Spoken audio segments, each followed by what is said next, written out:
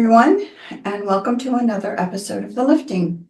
Today's recording is being recorded on 5/4/2025. However, you're not going to see this for a while. It will be probably August or so when this is actually let out.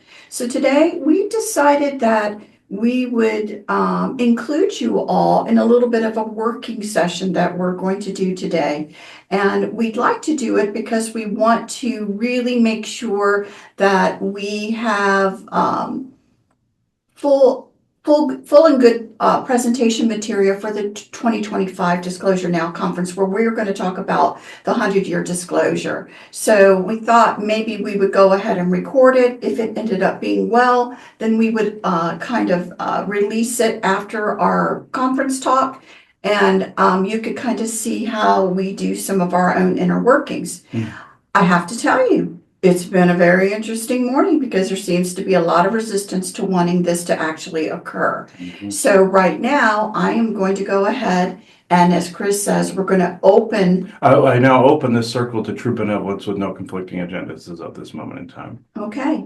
We are all one. And when one is harmed, all are harmed. When one is helped, all are helped. Therefore, in the name of who I am, and I am one with all there is, that only the highest good be done. We pray for ourselves, our friends, our family, our loved ones, to let healing energies in. Let them love us, let them nourish us, and let them bring us to our highest good. We pray for anyone listening, for your friends, your family, your loved ones, to also let healing energies in. Let them love you, let them nourish you, and let them bring you to your highest good.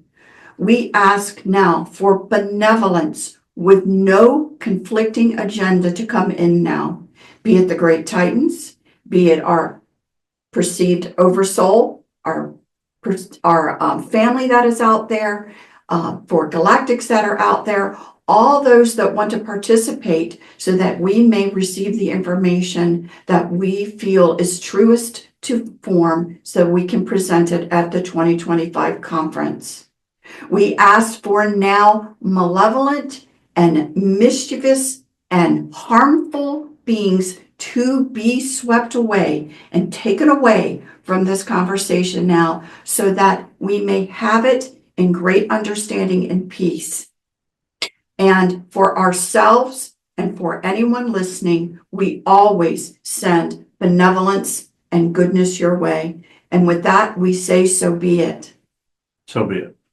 So if Pele would like to support this, she is the enforcer, basically, of the earth and the earth elementals, from what I can understand. I certainly ask for her assistance now, and also Chrome and other ones that are out there that can help pull away some of this, unfortunately, elemental resistance that is going on right now. We would be asking kindness that be done, so that we may have this conversation. So we'll give it a minute here. Okay. All right. It's clearing enough to do the work today. So, all right. So the first thing, we're going to include in this, and we'll just take a pause for a second. Were you going to potentially add to it the clip of the channeling from before? Yes. The clip that you're about to see is from Valiant Thor, talking about the 100 Years Disclosure narrative, and his involvement directly with the 100 Years Disclosure narrative, and why he feels he had to do what he did.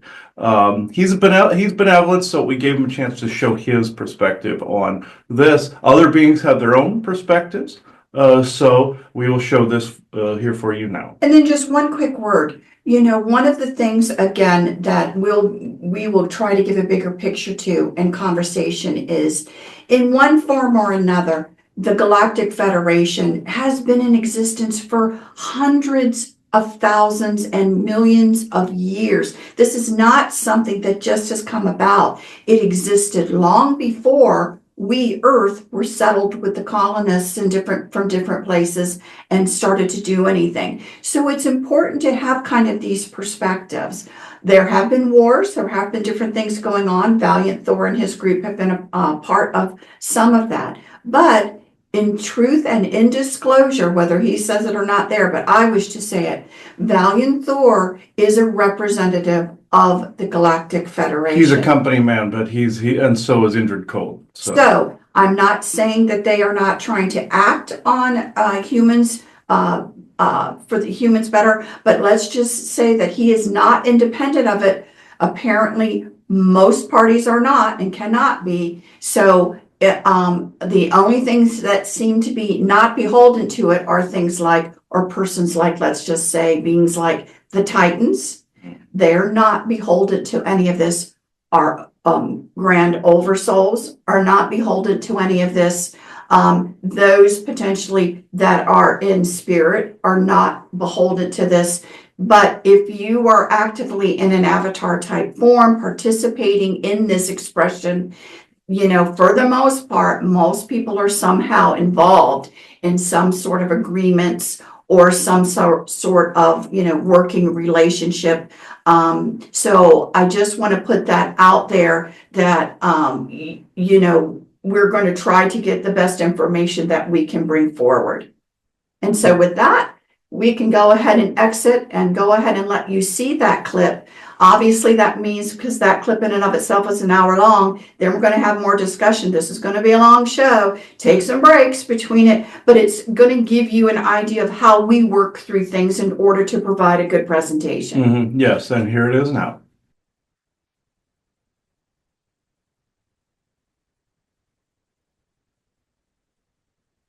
Yes, you wish to speak to us. I am Drorn Karna of the Council of Candifor.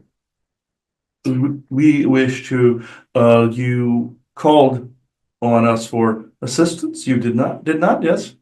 Yes. So basically, when we do the conference coming up here, we wanted to talk on the 100-year disclosure conversation, which has been obviously going on. We're in the midst of it, part of it.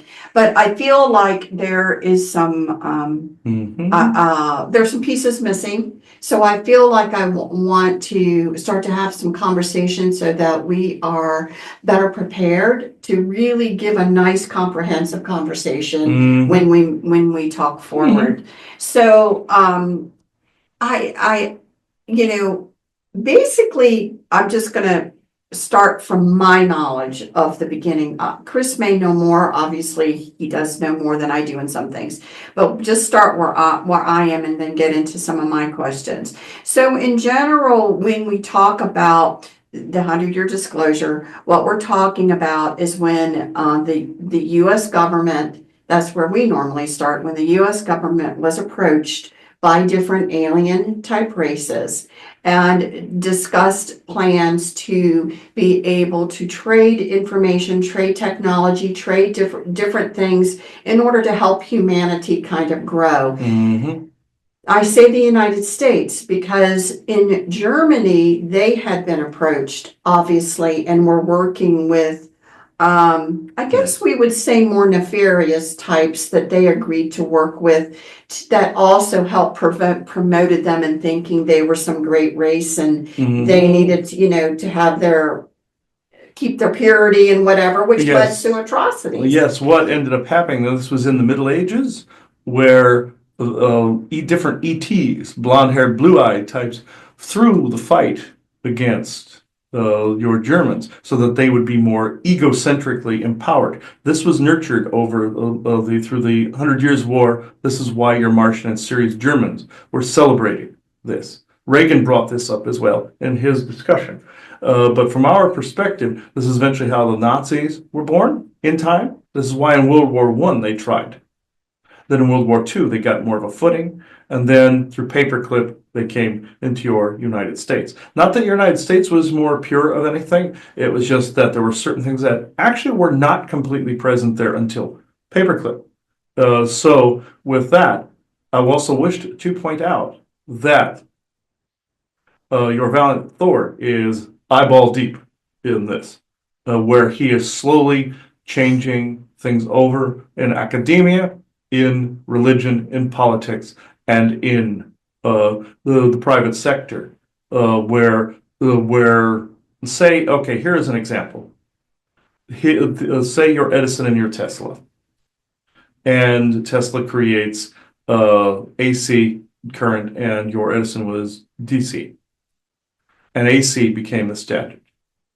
But yet Tesla did not get any. He got historical prominence, but he did not get financial prominence. Valiant Thor sometimes will do this, but this was also other aspects of the Venusian colonies that interfered previous to the 100 years was the disclosure narrative. Now, fast forward to now, where even things in computers are expanding, channeled, expanding, and basically claimed by a multitude of different corporations. This is Valiant Thor's doing through and through to expedite speeding headfirst into the great black, which is your 100 years disclosure narrative. But this started with your president, Dwight D. Eisenhower. When this occurred, he was concerned more for your economy, which is fine, but also at the same time, the aliens that traded the technology in exchange for abductions. The reason Valiant Thor did not interfere with that is because he integrated himself into that narrative, convincing Eisenhower that this could be slow dripped over a 100-year period, both good, bad, and ugly, and all in between, convincing that family lineage that they needed to be the stewards of this integration, that they needed to be watchers in this integration. Fast forward to now, this is still going on. This was also decided in your Laurel Canyon. You've talked about this, where creating the for and against. During this for and against conspiracy, this is your government's way of fulfilling that promise, or that re-upping of contracts. This is more of an Orion thing from ancient history. But with this specific thing, fast forward to right now, you have your controversies as to what political side do you take. You have your controversies as to the constant state of war on your planet, which, yes, there's looting going on and all of this. But say if you go from the 1950s to the 2050s, this is the 100 years disclosure narrative, where this information is slow dripped through various generations. This is where the yield takes place. Valiant Thor agreed to this, even though he's doing it his way in a much more sped up fashion. He is still a company man and doing it within the time brackets that were agreed upon in the original contract. Both sides came to an agreement, very much like your Galactic Federation and the Orions did. But in this instance, this is why Valiant Thor, and I do not approve of this methodology. This is why he holds people back in order to bring about a globalist view. In this, it's like in your Star Trek Enterprise, where the Vulcans were holding Archer's father back because they believed humanity was not ready for a particular stage of being out in space. This is that, where they would be more of a match to what is out there, regardless of how ahead of their time they came in. Like what you always say, people come in ahead of the curve. No, this is not regarded the same way by some of the Venusian clans. They will put watchers in place to make sure a certain company is steered towards either an ends or an expanded means. They will put this in place to honor the narrative of the 100 years disclosure narrative.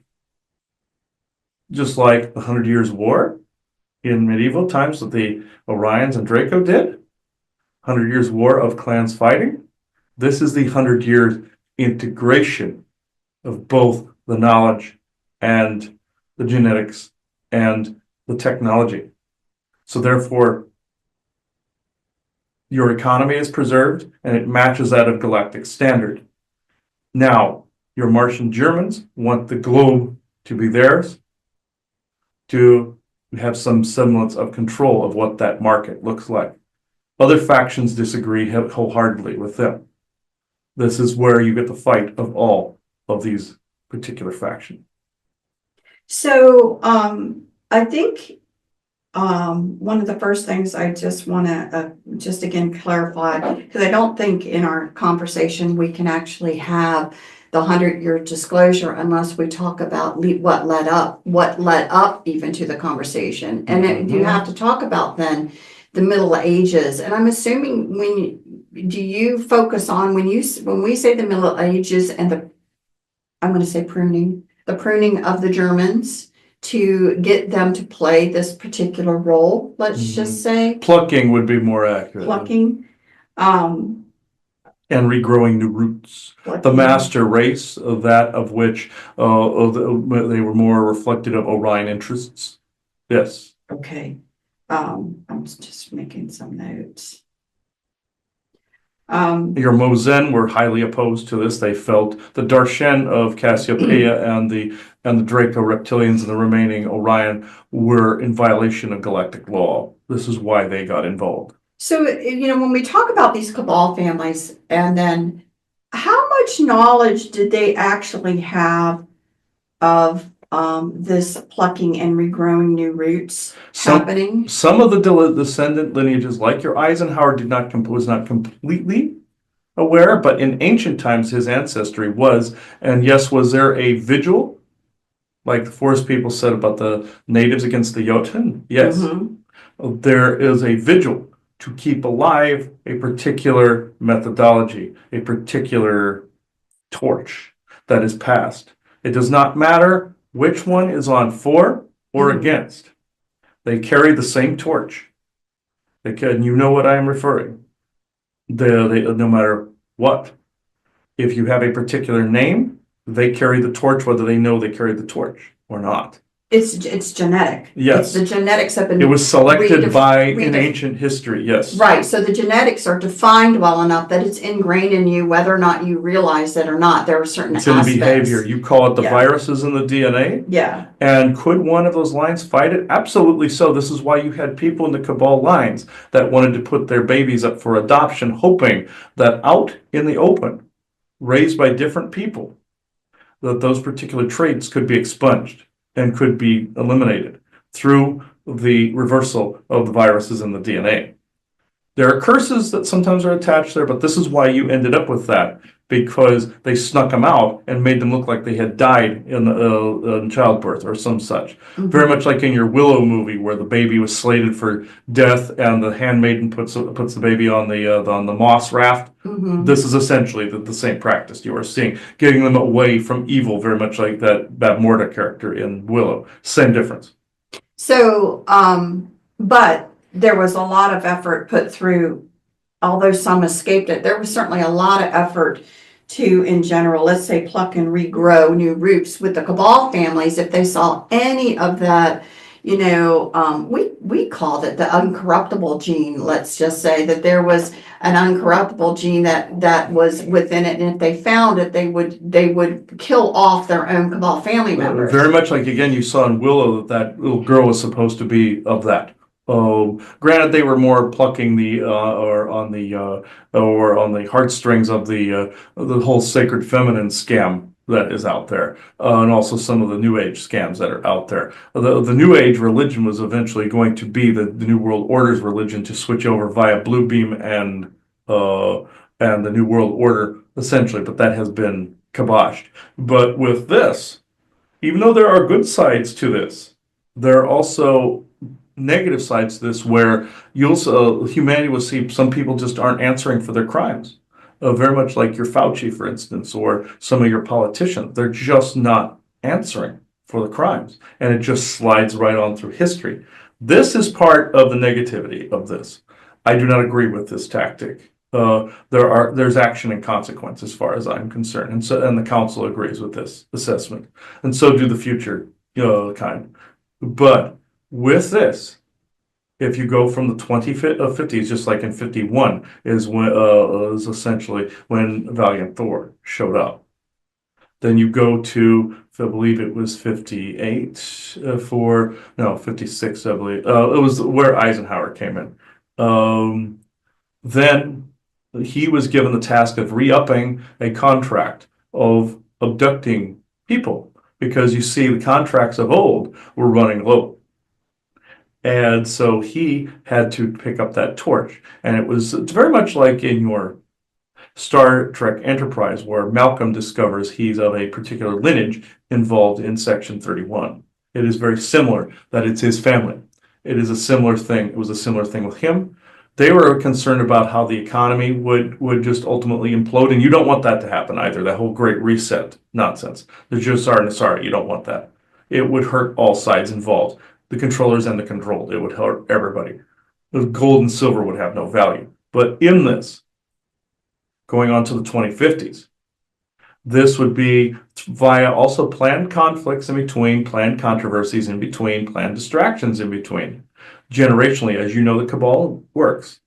This is how Valiant Thor felt he could get humanity out of the darkness, was through that. Now, can this be sped up, as the Force people said in your previous recording as well? Yes, if you do not want this to take that long, you need not only say so and co-create that differently.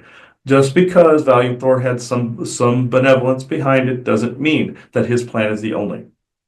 So I got to really get into some clarification here because, as you said, you were saying there was negotiations being done with Eisenhower during his presidency to re-up the abduction. Mm-hmm. So when I think of abductions, I think of tinkering with humanity's genetics, experimenting on them. Yes.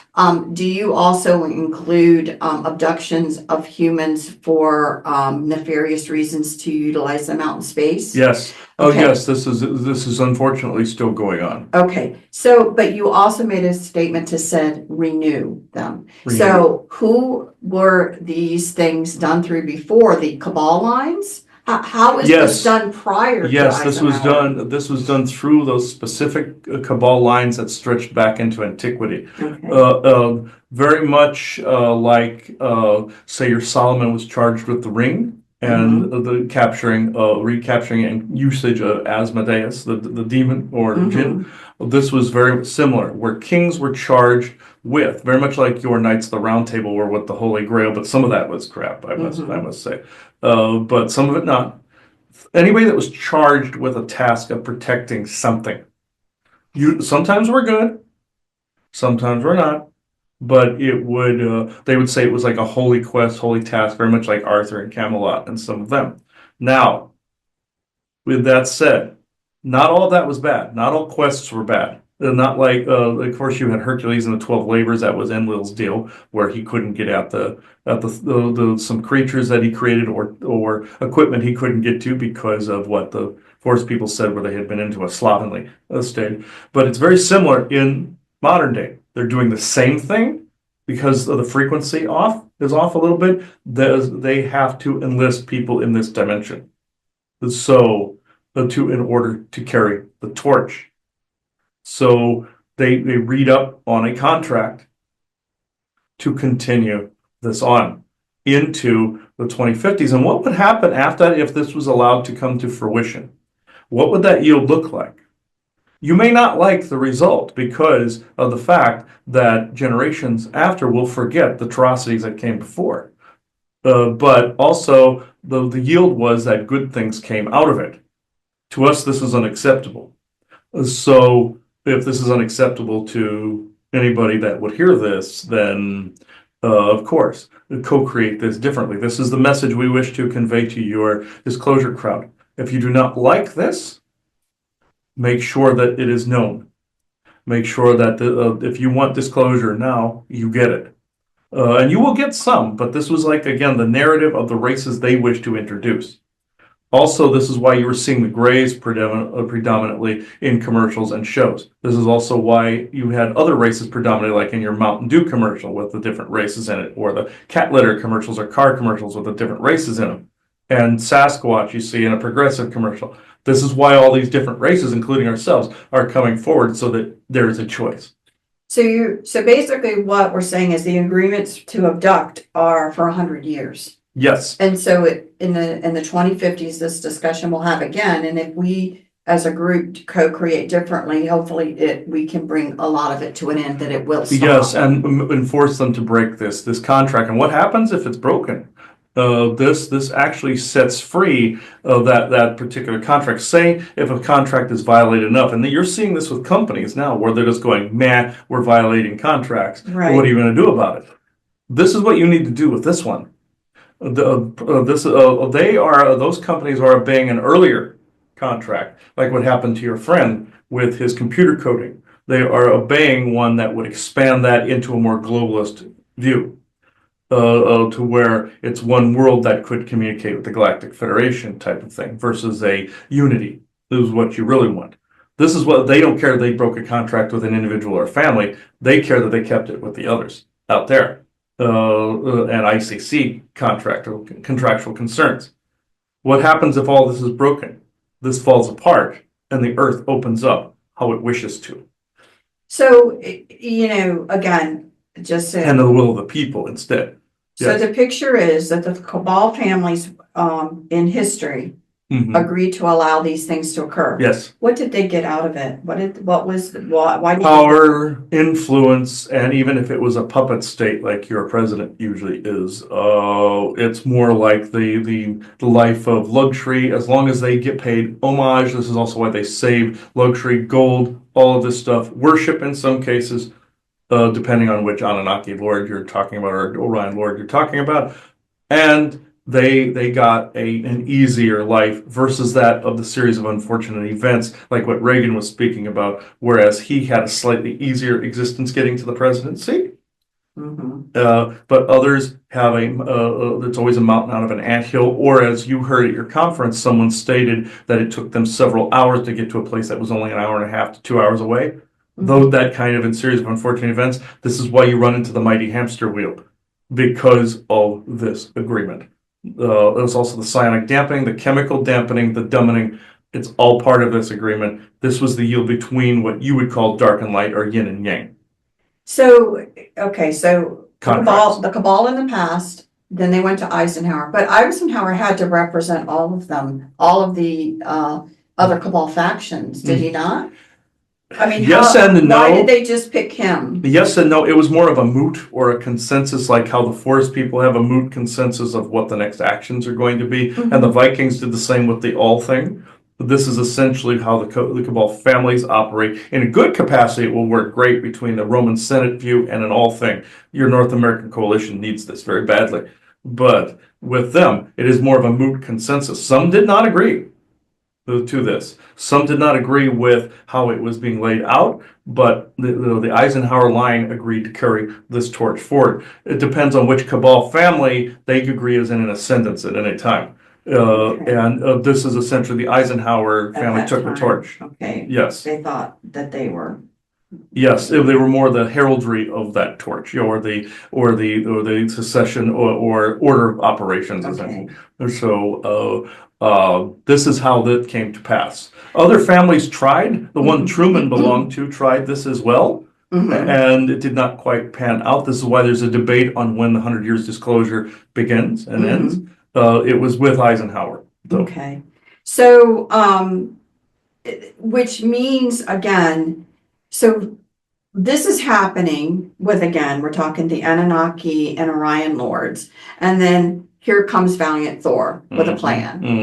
Doing it his way. Doing it his way. And so what it seems like to me is that Eisenhower made plans with both groups, is what you're saying. Yes, this is why he could not tell which side was made the deal with. It's both. This is the actual history. This is why Valiant Thor does what he does, even to your allies. This is why him and Bjorn were so angry with him, because of seeing these yield deals. This is you're going to be angry at this. This is the literal origin point of what you know of as the you. Okay. So he was not wrong with all the historical stuff that he stated. Valiant Thor, from what we understand, and his people are fairly benevolent.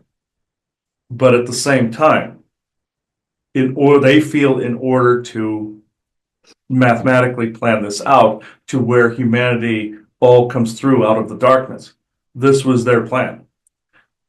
Again, we do not completely have consensus with them. We vaguely agree with certain things, not this. This was more of a handshake and a nod and a wink. But he would disagree with me on that, but that's how I view it. Well, he felt he had to negotiate with everyone. Just like how you see, like how Reagan said, he had to negotiate and bump shoulders with people he didn't care for. This is how Valiant Thor does it. He's more like how Reagan had to run the presidency in that way. So we don't begrudge his decisions and the position he has been put in, but there are certain things that he could cut corners on. But he has very strict calculations. No matter if he likes the people or not, he still obeys the calculation to the end. You could say to the last breath, but that would piss him off. But that's more the enemy, and also some of these family lines. It would make him. It makes him mad if we integrate him into that. But we always say if the shoe fits. Not that it matters because we're living in this reality. But for people to be looking at this saying that I don't agree. Would you guys have had a plan that would have been better? I mean, I'm not saying that for any other reason, but when you judge something, it's like it's revealing it at the time fully would have been disastrous for humanity. But integrating slowly, yes, this is where we agree with Valiant Thor, but not with the wink and the nod type and handshake. It is more or less he could have gotten rid of the Orion contracts altogether and integrated it slowly the other way. And by now you would have had flying cars and all this other stuff. So and also knowing he had to knit through the timeline changeovers as well. Again, we don't begrudge him, but there is a part of us that does indeed judge this situation, and we would have handled it a bit differently. Also, Time Corps is involved as well, and again, we would have handled this a little bit differently then. Do you feel that your knowledge level is greater than Valiant Thor, that he didn't see what you guys see as a different alternative? Not that we have a greater, we're not that we're better or anything like that. It's just that we had a more expanded viewpoint into the multiverse and into your reality and how to calculate that to where it could have been different. It's just like in your Infinity War and Endgame, where Doctor Strange calculates this out. And also it was discovered that Doctor Strange, the thing about it is Frank Strange's, this is where they got Doctor Strange the idea from. It was a merging of him and Valiant Thor as well, like with Gary Seven, like with your Star Trek Picard Season 2 with the Watchers and all of them. All of that. That's all Valiant Thor. So we hold him in the highest respect and the Venusians in the highest respect. But at the same time, it couldn't just have been thrust on humanity. Humanity had forgotten so much over the ages. Did it need to be slow dripped in? Yes. But as of right now, it can be revealed. It can be sped up a little. It can be revealed in this decade because of the fact that there can be some allowances. It doesn't have to go 25 more years. No, it can be revealed now. So again, I'm just going to ask this one different way another time. Do you feel that Valiant Thor did as well as he could do with the abilities that he had at the moment? Yes, he did. I mean, this is why we don't completely blame him. Well, that's where, and again, that's why I really want to ask that, because I do believe that there are groups and there are beings that have different perspective at a level greater that maybe could have seen an alternative way. But the question is, at the moment, with the beings that were dealing with it, even though unfortunately there was a yield put in place, did this person do what they thought was honestly the best at their time? Yes, they weren't intentionally trying to shortchange anything. No, they don't. The Venusians generally don't believe in shortchanging, but at the same time, they are thinking things like that scene in your Green Lantern where those beings were basically saying they had to think of things of on millions upon millions of years. That would be more like us. Right. That they were depicting there, not with the huge heads and everything like Orion's. No, that was a mix between Orion's and us. They were depicting in Green Lantern with that scene with Ryan Reynolds and the other guy, saying that he would be the one to save Earth. I know, bad pop culture reference, but we were being depicted there. But with Valiant Thor, he did the best he could with what he had. But over time, he's gotten to the point where he won't bend as much. Well, it's an interesting dynamic because again, it feels more right to me. And if I were saying this at conference, I would say that he did the best he could with the knowledge level that he currently had at that moment. But there are certainly other groups that had a broader perspective that maybe would have negotiated something out, but you weren't dealing with anybody trying to shortchange, at least from his perspective. Yes, he is transmitting currently that, think of it like your Spock character, the needs of the many outweigh the needs of the one or the few. Right. And this is agreed upon by us, the greater good, but at the same time, when good people become harmed, this is where we do not like this. No, I get it because I don't like it either. I get the whole, I get the whole thing, and the martyrdom type of thing. Yes, I can't stand it. Which I do. Or the cheese, as you guys put it. Yes. Right, and I do find it funny because, from my perspective, I always in my mind am joking with Valiant Thor that maybe we ought to throw a little kink in this, so he has to do some recalculations because he seems to love statistics and recalculating. But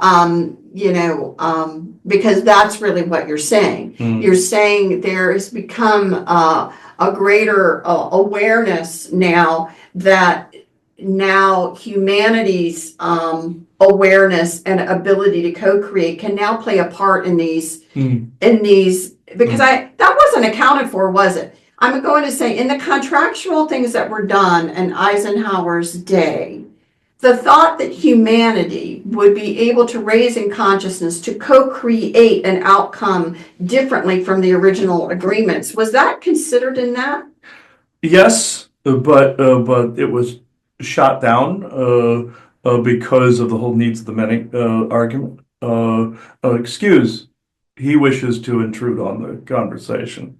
I will step aside currently.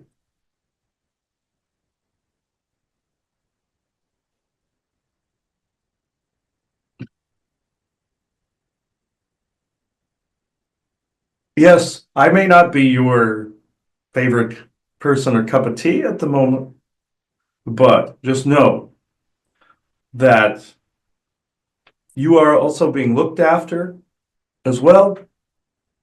But you must remember this, that you are one, they are many. We must ensure the plan's survival. Yes, there are allowances, but not many from our perspective. People like Drorn Karnal disagree, and all the groups did have their agreements and disagreements. I must say, they were in this. Challenge with us, but I must say that the plan coming to fruition makes it so there is no war, that it is a seamless transition as much as possible. Yes, there would be skirmishes, battles, and the like. National sovereignty type of thing, yes, and that will remain, and be retained. But at the same time, our plan aimed at complete world peace. You would say peace on earth, goodwill towards men. This is what we aimed at. So, I'm actually not having an issue with all of that because I actually on the individual level, you have been severely, what's the term, disenfranchised? Well, sure, and I understand how deeply Chris feels about it, but Yes, and Bjorn, yes, we have heard him multiple times. Yes, I know that, and I 1000% understand, and I have my own feelings, but I also recognize that this has been going on since humanity existed. This isn't something that just came about and it was renewed. Let's say certain things were renewed. And the goal is to slowly bring this stuff to an end. So I can respect the fact that the goal is to bring a lot of the stuff to the end. What my question is, because it seems to me that the energies are opening up in a way that we can actually have this conversation. Yes. So obviously, we're not going to be stifled in this. We're going to have this conversation. So, and again, I do want to believe that the co-creative abilities of human beings can, participate in either stifling abductions, however that energetically occurs or whatever. Let your agreements happen, but that humanity with their co-creative skills can on its own have an impact to not let certain things happen that we don't want to see happen to our fellow human beings. Are you telling me, because I really hope you're not, that somehow that would be stifled in humanity to, do things like that? No, this would not be. It only has that appearance because of the way that our group is operating. To be able to unfold this in a more organized manner upon the entire Earth. To be able to not only connect with your brothers and sisters out in space, but with yourselves easier. People want a Star Trek world. Integrating it this way is the only peaceful recourse. Yes, unfortunately, there were some disenfranchised along the way that may have had a piece of technology, but then it went to a more global scale versus that of proprietary or exclusive ownership. Yes, and this is very regretful on our part.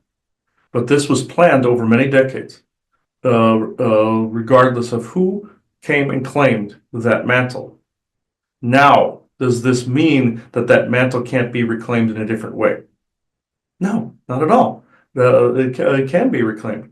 Does it not mean that? No, it does. It does mean that it can be. And I'm not a well-wisher or anything like that. I'm just saying what once was on the timeline of exclusivity became global.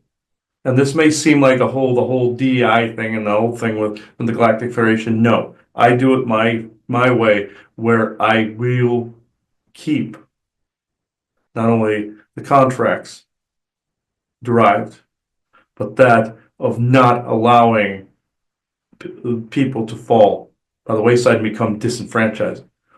That said, what once was in one form then can take another to make sure that you are not disenfranchised. Not only from franchises that you all hold, but that of what comes next.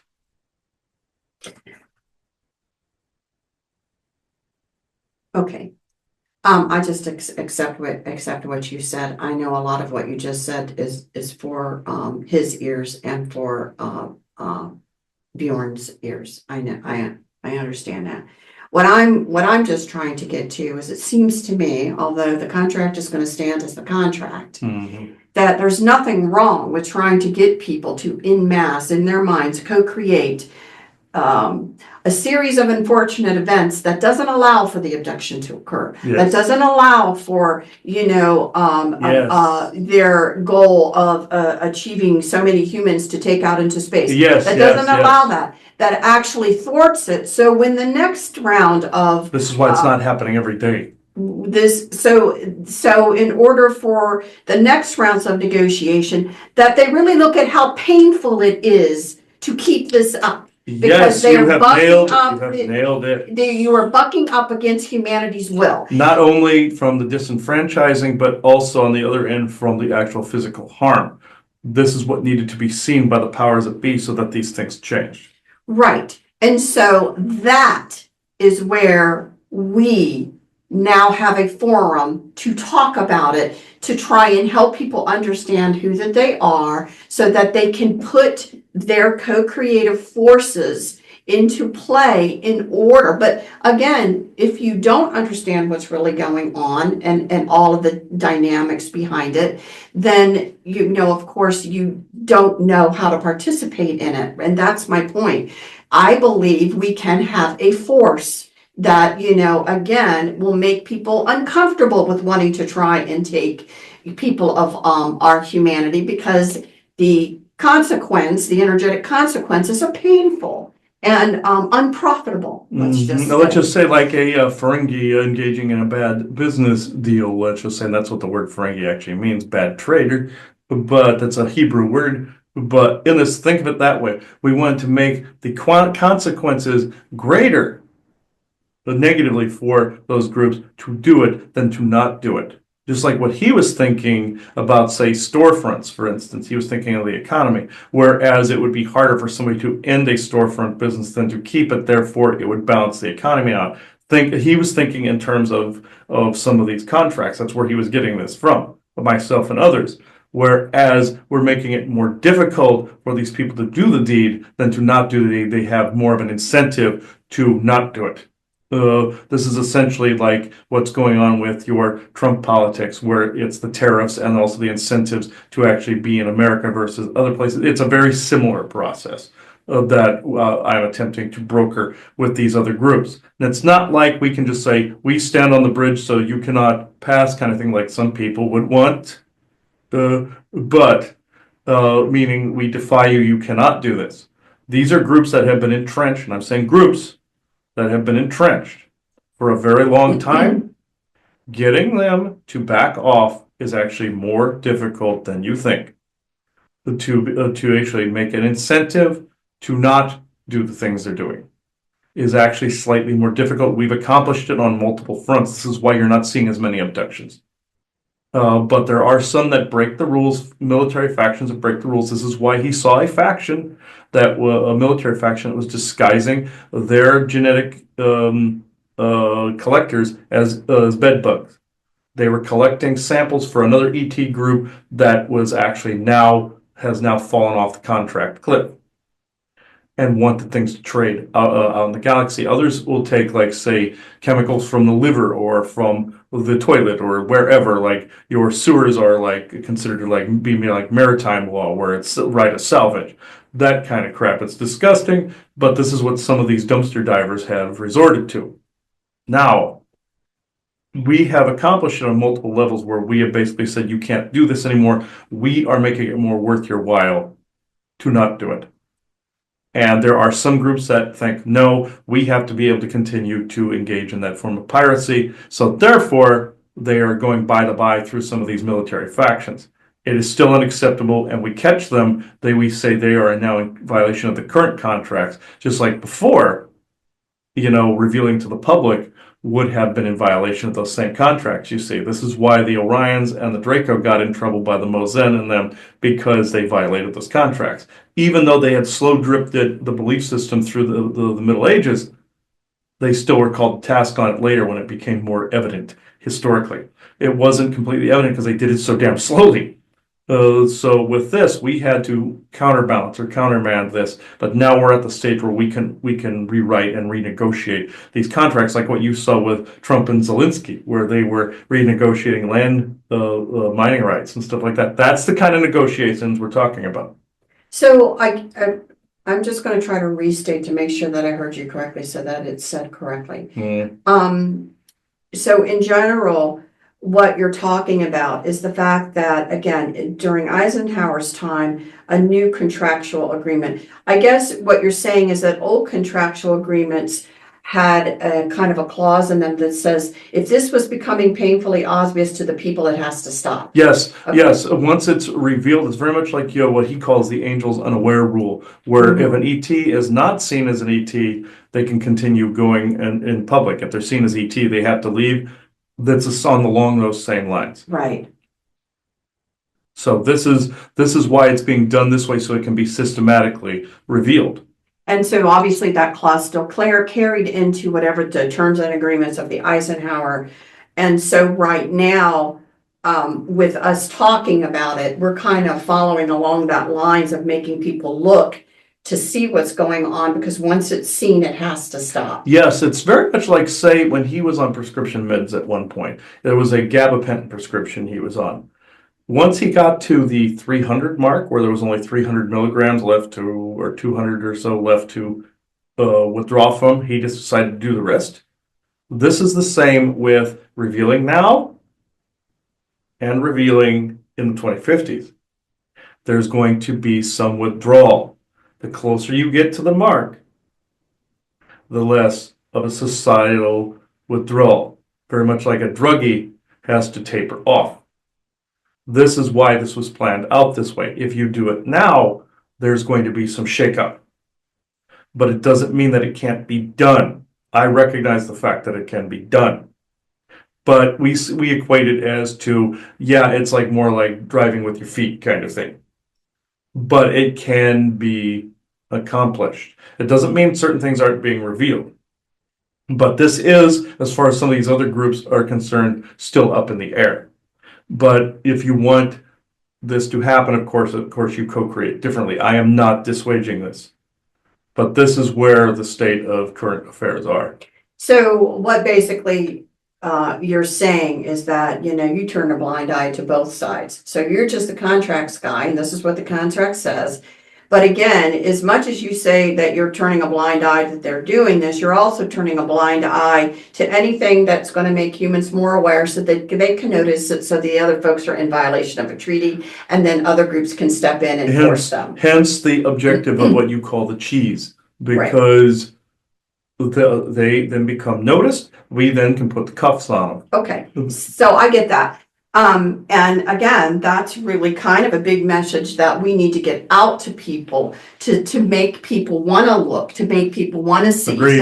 so that it can be stopped. And there are the again, other contractual agreements that have been made that are the enforcers of the contract. It's very much the breaking of it. But also think about for a minute, this is all more on a humorous level. Think about in your Middle Eastern nations when some of your progressive groups tried to go in there and shake things up. What happened? They got cuffed because that was that person's turf or that country. Whether you agree, disagree, or indifferent of those laws, that was those countries' laws. This is the kind of thing I'm dealing with these different races. Where they all have these different opinions of what reality is, right, and what their contracts reflect, what their own personal reality and or wants, needs, and all that in between is. right. And this is why this is so much more difficult. You're literally dealing with the Galactic United Nations, and they feel they have rights here, both ancient and newer, and have familial rights, both ancient and newer. Lanilos, for instance, they have a banking type of tasks, whereas they hold the like what your Fort Knox is for your planet for the planet is what they have a banking issue with galactic standard chips. They have the talent and the ability to manufacture them. They see on a particular spectrum and can see visually how these things work more efficiently. So they agreed to be the holder, very much like Australia charged England with holding their monies and gold. It's very similar. A prospect. Take them for an example. They have a very strict set of contracts with the Galactic Federation. This also says with who can be on their world. Even though they are within the dimensional space of Earth, they also have a physical manifestation in what you call the Ganymede galaxy and an aperture. They constructed a planet on that end of the tether or the port. That also shares the dimensional space. They wanted both. It's like basically saying having your brain and the eyeball, or a continent and a country. They wanted this. Then they constructed it. They needed it out in GF territory. These particular rules, yes, are slowly changing there, so people can come and go like it was in extreme antiquity. But say this audit of, like, say your Fort Knox, for instance, which there is a lot for show, I must say, but say a legitimate version. This kind of thing is what needs to happen for that. This is why also opening certain rules up at the moment to be seen then also changes those realities for those worlds as well. Okay. So not in a forced inclusivity, but more of an agreement sort of way. So when you're dealing with, again, not just the U.S. military, but the different militaries around the world. So we're talking about these contracts are worldwide. This is kind of a worldwide agreement. Yes. So what you have is you've got some, let's just say, military offshoots, factions, whatever you want to call them, Mhm. that have been made aware of these agreements, and they actually are now complicit, feeling like they're following orders to agreements that were made to get us out into the community, that are allowing for these abductions, and thus they participate in them. Mhm. I don't know how they can live with And themselves. yes, and also there are also some orders that are being followed that from antiquity, very much like in your Babylon 5, where Londo was explaining to Jakar why there was a captured Narn in a prison cell from a long time ago, and there was a guard that stood there from the previous regime, and he explained that there was a story of a little girl that ordered a princess that ordered a guard to guard a flower. And this guard guarded the flower, but that guard was still in the spot long after the flower had died. And he said because the order was never rescinded because that particular person died eventually. The princess died at a young age. So that guard always stood there. And he was wondering why that guard was in place. It's because that's how it always has been. Or the whole thing like what his mother said about the monkeys in the office. Eventually you badger somebody that wants to change the rules enough, they will go along with it. That's the whole that's why she was denied policy changing at the environmental quality department, because of the same reasons. This is the way it's always been done around here mentality. This is the stuffed shirts that you're up against in not only your government, which is being doged currently as we speak, but even in reality, certain things are happening. This is why positive changes are happening. It's not all an illusion. Doesn't mean that the cabal is suddenly going away and all of that nonsense, that propaganda that's out there. But you're dealing with stuffed shirts, as his mother likes to call them, that are slow to change. Slower than yourselves, I might add. You guys are willing to hit the ground running. You also have other ET groups that are data miners, like your Taigetans, that like to report on where people's belief systems are all the time to the Galactic Federation, but in the negative light. It's very much like in your American Dad, where there was an alien lord that was basically castrating everybody because of the people he captured, because of the fact that he was seeing through this octopi entity only negative thoughts. The reports that I use that goofy reference because it was true. For one, there was a Orion Gray that was actually the head of the spaceship, like the character of Roger in it. But it's because those are the reports that they're getting based on the opinion and the culture by which that opinion is expressed. And that we do not recommend this at this time. We do not recommend this at this time. They hear it in the Senate constantly. If you went there, you would be hearing a bunch of back and forth of we don't recommend, we don't recommend. Or in some cases, they light a little light up saying nay, nay, nay, like a bunch of horses going, hey, this is what it looks like. And a bunch of them arguing with each other, and it gets really loud in that chamber, and you go deaf, like what the forest people said. In this is exactly it. Your stuffed shirts that don't want things to change, that just want to go, they seem to enjoy just going in and just sitting there and being obstinate. This is what we're all up against currently. Because it's inbred, it's in their genes. Yeah, they're inbred, all right, That's several of them, right. but they can hear me. This is why they're monitoring this conversation quite heavily, and some of them are, and other ones are going, all right, and then other ones are going, This is essentially like what you're up against, like with your Congress, for instance. It's the same difference. So Or UN. So I have to ask this because people will just want to know, when you're dealing with these certain military factions that are involved in the abduction side, it takes a special kind of human to even wanting to be a willing participant in crap like that. Yes, Isaac showed him a representation of some of these military in a game he was playing called Cyberpunk 2077. These medical military came to collect somebody who was sick and injured. It was an ambulance, but it was a flying ambulance, which they do have those, by the way. It's like in Firefly or the game series or something, where they were more concerned with your character and one other being too close to them as they were trying to treat the person, and then they wouldn't go back for the other person that was dying in the other room. He was being shown the exact mentality of how these people operate. more of a heartless mentality. They're doing the job. Okay, we're going to stick this person. We're going to do this. We're going to extract this chemical we were told to extract for this group, et cetera, et cetera. If you were to be completely conscious while they were around, you would basically see somebody that was slightly more far removed from where you are, mentality-wise. Right. And again, is that because of something being spewed out and through the air that dominates and controls them, or literally their genetics are a little different? It's being spewed out. Yes, the genetics are being nurtured, like the Martian Germans want a heartless mentality, very much like he saw in someone's session where this person was seeing a dying alien, and the Nazis wanted this person to not care, but he was caring a lot. Therefore, they would whip this person. He was a guard during this time frame in his SSB history and saw it from his own memory banks, basically. But the being around these other people, this is what he's remembering as being around these particular guards. And some of them are genetic, very much like in that Y-Files episode. You saw some of those soldiers were genetically bred to not be as emotional.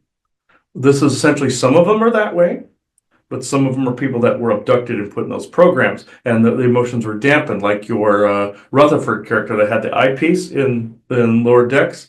It was blocking some of his emotions until he removed it, and then he couldn't handle some of the emotions coming in. Or like your Spock character that became all human and he was more like a teenager. It was like that, where if you removed some of these components, they would be just like everyday people, and they would have to readapt to that. So you are seeing a mix within those programs. Also, a movie reference by the name of Equilibrium, with your with a set of events where emotions were outlawed and everybody had to just go neutral. And but this is exactly where I'm at with this. If that movie reference, other people know, but it had to do with all the soldiers were completely heartless in that. And again, just to give counterbalance to that, there are also military factions that are fighting this. Yes. It's not just all one way. I don't want people to It's think. not all one way, but it's like Yeah. the resistance was in that movie against those soldiers. You have other factions like that as well. Right, because in general, regular humans are not this inhumane to other humans. And I think it's really important to understand that the ones that are really knee deep in it, Mhm. they've been altered somehow. They have been altered. It's exactly like what you saw in that movie. It was a chemical alteration. Yeah. In that movie, they'd have to time inject something into them in order to be able to remain that way. So and when it wore off, they were human again. Yeah, I think that's important for us to say as well, because again, a lot of people, like we've always said before, if you could remember your SSP memories and you can remember some of the things you were involved in, you'd want to kill yourself because you can't believe it. But there was alterations and different things that were done. I think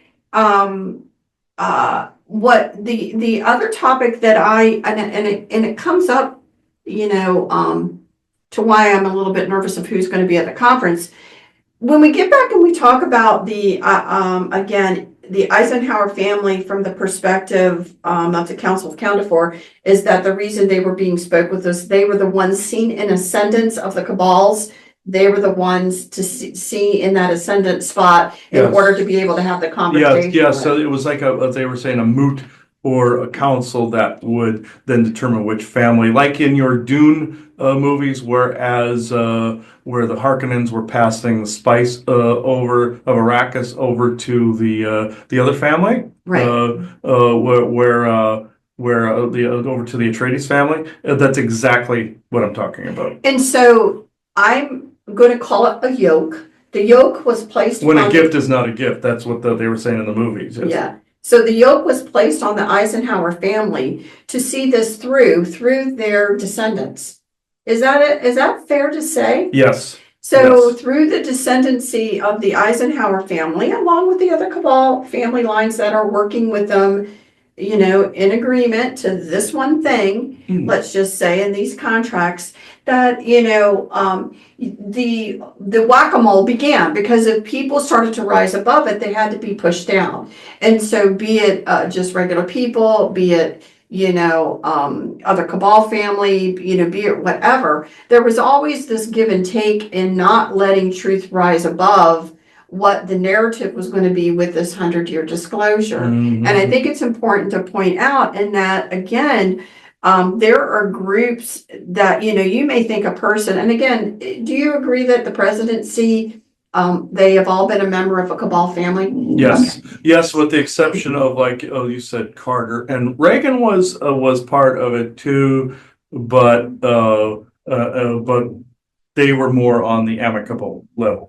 Right, but every single one of them came from some sort of cabal lineage, And whether were or chosen, not they yeah. were, actually as a hardened participant as some of them, that could be spoken about. But again, you're dealing with the fact that there was investment made by all of these families and people around the world. The one thing probably most of the cabal agreed upon, I'd say the majority of them agreed upon these contracts, that they were okay with it. Yes, And so what you're dealing very with, okay with it. yeah, so what you're dealing with is the fact that you have an infrastructure that's been in place, that's always been there, that no matter about World War I, no matter about World War II, this infrastructure existed. It's also like John Wick and the table with the different hotels as neutral spots, right? That's a real thing. Right. And they're all invested Mason, in yes. the big deal about these 100 years or these contracts and what has been decided that is going to drive the narrative of the conversation that they want to have,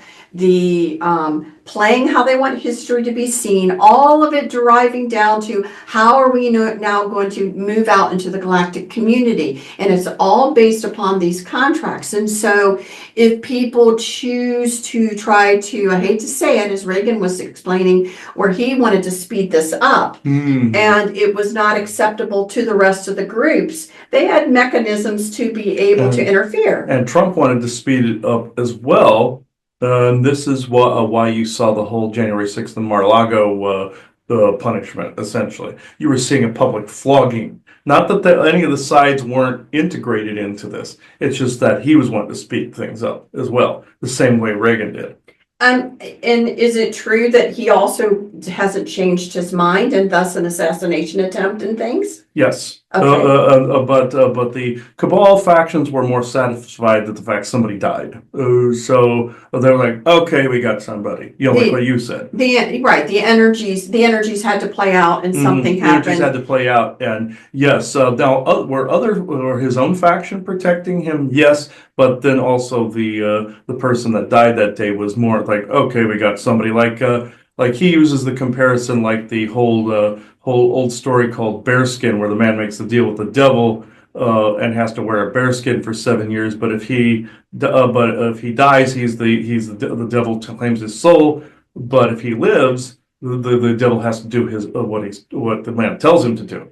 And this is essentially kind of the same type of pact. I guess for me, it seems even bigger picture than that. That's more of an example, yeah. They do believe in the forces of rolling the dice and whatever happens, and they all kind of believe in that a little bit. So with the Trump assassination, again, the energies did have someone who was assassanated. Yes. And so they accepted that as meant to happen, I think. Because what happened at the end of that story is the man meets a woman during the time where he couldn't bathe either. The devil wouldn't let him bathe. So he meets this woman, says, I will come back in a few years. He had already been like 5 or 6 years in, or about 5 years in or so. And the woman's two sisters, like the evil stepsisters, were there going, ooh, this person's gross. Well, he comes back, he cleans up, he beats the devil at his own game, makes the devil say the Lord's Prayer, the whole bit, goes back, meets the woman because he has a ring with him that she gave him. The two sisters die in that. The devil comes by and finds a way to make them have an accident. He goes, well, I don't really care because I got 2 for the price of 1. So I'm happy. That's how the Kabbalistic factions viewed this. So between that and the elections, there was a good person that died, so they're like, we're good, right? But again, and the elections and the outcome actually now put Trump's cabal in ascendance. Yes, And yes, you were thus, saying thus all of correctly. these worldly things that are going on where people are now changing their minds and Yes, doing because things, the moot agreed, you you see, know. the moot agreed, just like with Eisenhower's ascendance, the Trump family ascendance is now in power, like about with the Atreides and the Harkonnen. It's the same type of, the great families agreed. That's the same thing. And it was really interesting because, you know, that had actually kind of in a sense been decided. I think the assassination attempt was probably a last ditch effort to try and change the tides. Yes, But because it was already because the being, other factions didn't want it. right, because it was already being spoken at some of these world Like- forums like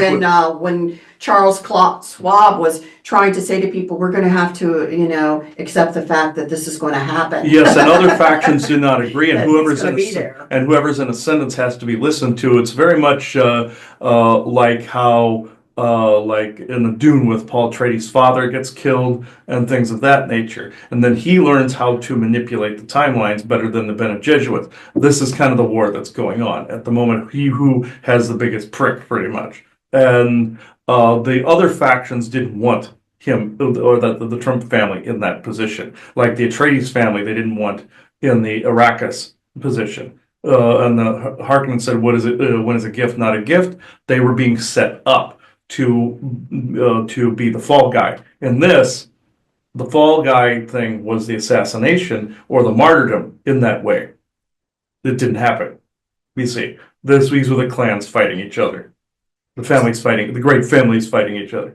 So in the agreements that were made, that again, that are still in existence, even though it would make sense, you're already trying to negotiate any new ones, I get it. Mm-hmm. But, you know, people look at how far along, Black Ops and different things, hundreds and hundreds of years, they're further along than the regular surface dwellers. Mm-hmm. You know, was there anything, there written about, things dealing to the health and wellness of humanity being released and not being able to be kept forever in a way? Yes, under certain specific stipulations, could all that be released? It was slightly more harsh then, but it's similar to now with the disenfranchisement, but a more advanced version of that. The extreme caste system of have and have not, poor and rich, or wealthy. Even though this is still going on now, that is starting to be frowned upon and being delegated differently. Again, me doing it my way, kind of thing. But at the same time, others, unfortunately, are getting disenfranchised. You see where this is going, but it was worse then, much worse. So People romanticize like the Middle Ages and like the ancient times. There were good things, a lot of good things that happened there. Many good things, many things that need to return, like the all thing. But there are also equally as bad things as well. Like your church was in more power then. It is not now. Do you see the difference? I understand what to many people feels like just inches and centimeters being given. Not enough, because now you're in a situation where so many people are deprived health care and have been, hate to say it, poisoned to need health care. This is why those other people are being put in key positions to change these things. True. My question is any of that in the contract? Yes, it is. So, if then within the contract then should be written when the healthcare of humanity and the well-being of humanity, it must be coming up in the next, you know, however many years, that healing technologies and things are going to be made. Even though that was some of that was carrot and a stick with the healing med beds and all this, so that's why they've been using it as a carrot and a stick to beat people over with since the 90s. Right. But there is truth to this where this is switching over. Over those past few decades, it has inchwormed its way towards what it is now. Things are getting recognized, being pushed out in the open, very much like your Daredevil character pushes criminals out in the open where they can be tried and arrested and tried. This is the same thing. It does not mean that you would get a set of tribunals like what you were saying. You might see a little bit of it, depending on what humanity co-creates. But the thing of it is, though, yes, the medical stuff is on a collision course with being opened up. So basically, we're at getting towards the end of this contract, where basically the next 20 years is the changeover. Yes. And that's the only way that I can see it. If it's in the contracts, of course, it would be waiting till the very end. Yes, unfortunately, the medical stuff was put at the very end because these other factions, like I said, with the withdrawal of chemicals, all this other stuff, that was the most exploited area. Therefore, it had to be the last to go. Very much like how you were told about Dreamtime, Mhm. how people would master that later. Mhm. This is the same thing. The medical thing is the last one to be changed, even though it should be the first. Okay. So you would be telling people that, again, there's a big fight, there's a big discussion going on is what, and I get it. Why wouldn't you say this is too good to be true, that this really isn't going to happen? They're going to be able to find a way to stop it. We're just, we're not seeing real things, but we really are seeing real things. We really are beginning to see a change that is going to occur, and that these changes in the structure of the United States and what's going on now is going to lead to positive change. Yes, but it's at a fork in the road where the timelines favor one or the other. You must co-create a non-new world order in favor of unity. Okay. Okay. Hmm.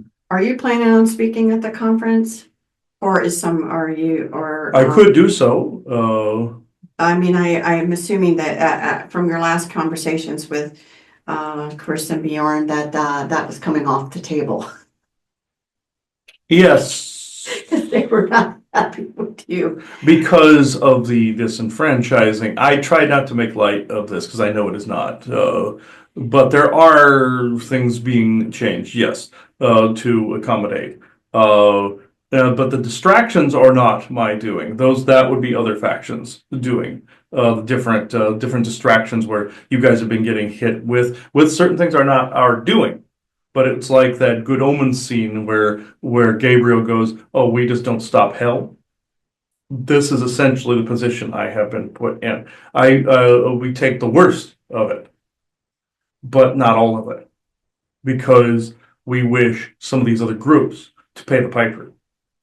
This, I know, is a harsh reality, but this is what we are up against. If we make them pay the piper, their contracts are null and void immediately, without having to negotiate with them. If they are caught doing something criminal, every contract they ever had is null and void. These are not just my rules, these are GF rules as well. So therefore, if they're criminalized, whatever deals they had are done. This is the easiest way to get rid of them. And this has happened hundreds of times over the past 8 to 9 years. Right. But we're I guess what I'm saying is I don't think that we're doing anything that we should be left homeless over. No, not at all. So the other groups may have a different opinion. This will not come to pass as far as I'm concerned. right, because we're really not doing anything, and it is time for this information to come out. It is time for these conversations to have so that these turnovers can occur, and people need to be aware of things. Mhm. So in my opinion, we're not in any off timing. We're exactly where we're supposed to be doing what we're supposed to be doing. So that's my opinion. I don't know if you agree, but It's not necessarily off timing. People like to say divine timing, but humanity has to co-create which timeline this is. right. So we're in the right place at the right time doing what we're supposed to be doing is Yes. my point. Yeah. You know what I mean? Which shouldn't leave us homeless. Yes. So but anyway, that's really my point. Yeah. I don't think I have any questions. Do you think there's something that I mean, obviously the conference isn't until July. Is there anything right now that you think that I need to know about that you want to make sure that is communicated or understood by us? This is essentially the gist of the 100 disclosure contracts, which is more accurate. The narrative is more 100 disclosure contract narrative, you could put it that way. But I'm slightly being more anal in the naming, but it's more accurate to say contract. But this is all that's needs to be said currently. This information more than likely won't change much by the time the conference comes about. I don't want to say timeless, that's the wrong choice of words, but some things will have changed that you will notice politically that will have popped up. I can honestly say we can chronovisor our way through this a little bit, very much like some of how your time travel groups do, but we can calculate through that. Not necessarily just that means we can see a little bit ahead, but more through mathematical calculation. My goal is that we are historically accurate in our conversation. And Yes. to that, I think we can agree that the information we've got pretty well down pat, that we can feel comfortable that part of it is okay. Yes, yes, you can be confident in that, yes. So I must detach now, I know I barged in as a third party, but it is what it is. So, thank you, and goodbye. Oh, and tell Bjorn that he doesn't have to send certain thoughts my way. I get the point. It is being honored as we speak, he says. So. All right, Harry. You're going to talk, you coming in through the public terminal over there? Okay. Okay, hang on. Make sure.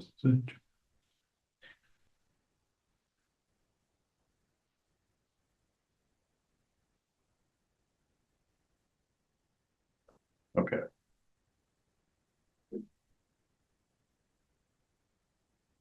Hang on, there's more interference. Hang on a second.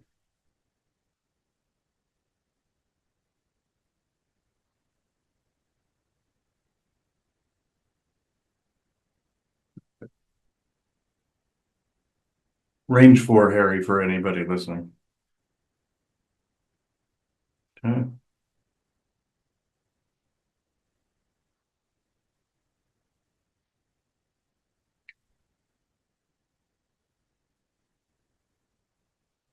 You have questions? Yes. So, as we understand that what we are going to be doing at the conference is going to be a condensed version of the material that we have. But I want to make sure as we're working out this material that we have a better understanding and present it correctly. So as I've been putting it together, and I'll go through some of it to make sure I got it right. But one of the first questions I want to make sure that we get back has to do with the ascendancy of the cabal. So my understanding is that in the Middle Age time is when you had kings and queens, you had individual, let's say, I don't even know what you want to say, because some of them can be earthly folks that went to them. Some of them could be ET races that went to them to actually make agreements with kings and queens. Maybe some of them were brought on as advisors and things like that, in history. But the point is that there was quite a few cabal lines, quite a few, let's just say kings and queens. They were fighting a lot. They were trying to, bring it down. And then at some point, there was I would think a realization by some of these kings and queens that this fighting and stuff like this needs to stop.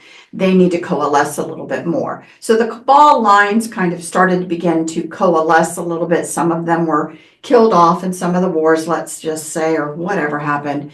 But I want to focus in on when did it occur that, as this happened, there was also a realization that there had to be a one leader that then began speaking for all. Did this come about because the races that they were dealing with wanted that to happen? And then when in time did that happen? The answer to your second question, yes. But to answer the third one, when? This is actually under dispute at the moment. One could argue it happened in the ideas of the original seeding. One could argue it happened during the Orion Wars. But within what you see as history, this happened roughly. This also is under a hot dispute, let's just say. Some would say also Atlantis, Lemuria. But then within the history that you all know, like in the Middle Ages and such, before that, it was some dispute Egypt with trying to start the one world religion, and it got conquered. Some say Rome, where Caesar took those ideas from the Library of Alexandria. And then the Vatican Library eventually spawned from this, and Christianity did as the one world religion. You had your New Age religion, which was supposed to be the New World Order. Then when that didn't work, they defaulted it back to Christianity. This is why other religions are going to this, as he would say. But the one that seems to have consensus would be essentially the just around the time of the formation of the Catholic Church. This seems to be the consensus. Other people may debate this answer, as I've said, just like you have some that debate what came first, nature or space kind of thing. This is a chicken and egg kind of thing. Which ones actually started it? Some would say view the totality of history, but if you were breaking it down, the most that I've spoken to see it as the formation of the Catholic Church as a major control mechanism. Granted, Enlil started world religions much, much earlier when he was anointed Lord High Commander of the Earth. But in your history that you all agree upon, this would be the formation of the Catholic Church. Okay, let me look something up. You would say also which way Christianity would go, like Council of Nicaea or Nicaea. Mm-hmm. And also Roman Empire would be the formation of Christianity itself. He says an actor played Jesus. Yeah, okay. But they also whole Christ conversation. You've heard that with the drugs and the child peddling, and they created the religion to hide this. But at that point, but it is actually essentially more the formation of the church, because they wish the Vatican Library to be the Earth Library. Now, the world leader type of thing, where some ETs wish a world leader could be consulted like how it is in the GF or Galactic Federation. It would be easier, but with Earth, that is simply not an option. At first, they wanted a more Atlantean style type of government. Again, the church, that's where they get the styles from. That is Atlantis through and through. They are literally following the rituals and descendant lineage of Atlantis. Then also the ascendancy of popes. This is Atlantis. There was a council then, but just like with Lemuria, it actually got broken up because of dark elves on that side. With Atlantis, it essentially was you had some of your transhumanistic things going on, but you also had a sense of world domination at that time. A black army swept across the land, some people would say, and tried to conquer places like Greece and conquer places that were of so-called lesser civilizations, but they were all recalled at the last second to basically seal their fate. Let's just put it that way. Got literally quantum entangled back to Atlantis within the temporal fracture that was created. And they say it sunk beneath the waves, but some version of it did, and a version of it didn't. There is a concept he calls within his Elder Scrolls called a dragon break, where the character of Talos or Tiber Septim took a Numidium cube and fractured time. Atlantis did something similar. You saw it in the movie the Aquaman, where something fractured, but this was a temporal fracture. So one sank and one stayed. Within the Elder Scrolls lore, it's like one character named Manny Marco, King of Worms, was a human, then a god. Talos was a human, or Tiber Septim was a human, Talos was a god. This is the same thing, where you have an is and is not. The situation, it's a quantum fracture, where you have an is and is not. Is means stays, is not means sunk and broke apart like Antarctica. This is why it's confusing as to what happened there, because it's both. So this is the problem with temporal fractures. You have an is and is not. Same thing with Lemuria, is and is not. So that's why he was having trouble with the story of Anta of Lemuria, and he was asking those questions with your GIC, because he was confused as to why there was an is and is not. Temporal fracturing, temporal nuclear weaponry, the temporal breaks and fractures, Bermuda Triangle, Dragon's Triangle, etc., etc., Nevada Triangle, etc., etc. So this is why it's under dispute, because one could say both. So again, back to a one world government. There would be a council, yes, if the NWO were a thing. You have your North American coalition, which can go good or not so good. It can be a unity, a world unity, which would be under one currency, but at the same time, each nation would have their own. But the Vatican Library, one could argue, the communication point, like what was shown in your Futurama with the antenna from the Vatican or the religious order looking for God in space kind of thing. This is, they were making fun of it, but this is exactly what that observatory does. So one could argue the formation of the church because they wanted a one world religion, a one world order within that, and it was the more successful of them. This is why the consensus is the beginnings of the Catholic Church. So, again, to try and then give, because, humans are going to want the best, understanding of a timeline. So we have to say that when the papal status really took hold is maybe when more people would recognize an ascendancy kind of taking more hold. Because that was in the 600, when was that? That was in 590 when Pope Gregory took over. Yes. So is that, because again, you have Constantine who approved the Christianity to occur. That was several hundred years before that. But the Pope and that legacy really began in a linear time frame around the 590, although it was being developed before that. Like I said, developed Roman Empire. Yes, right. They formed a world unity. One, again, this is where the debate is. One could argue Caesar. Right. Well, then one could argue the Catholic Church too. The reason I'm clarifying that is because, during that time frame, those are the time frames that we refer to as the Middle Ages. And right, isn't that the time frame we refer to that? Yes. Because there was a lot of fighting going on amongst kings, queens, territories, things like that. Yes, that was later in time. That was the Dark Ages were post Roman Empire, and then you had the Middle Ages. Yes. I'm gonna look something up. Because in the 600s, that would still been the essentially the Holy Roman Empire. Essentially, yes.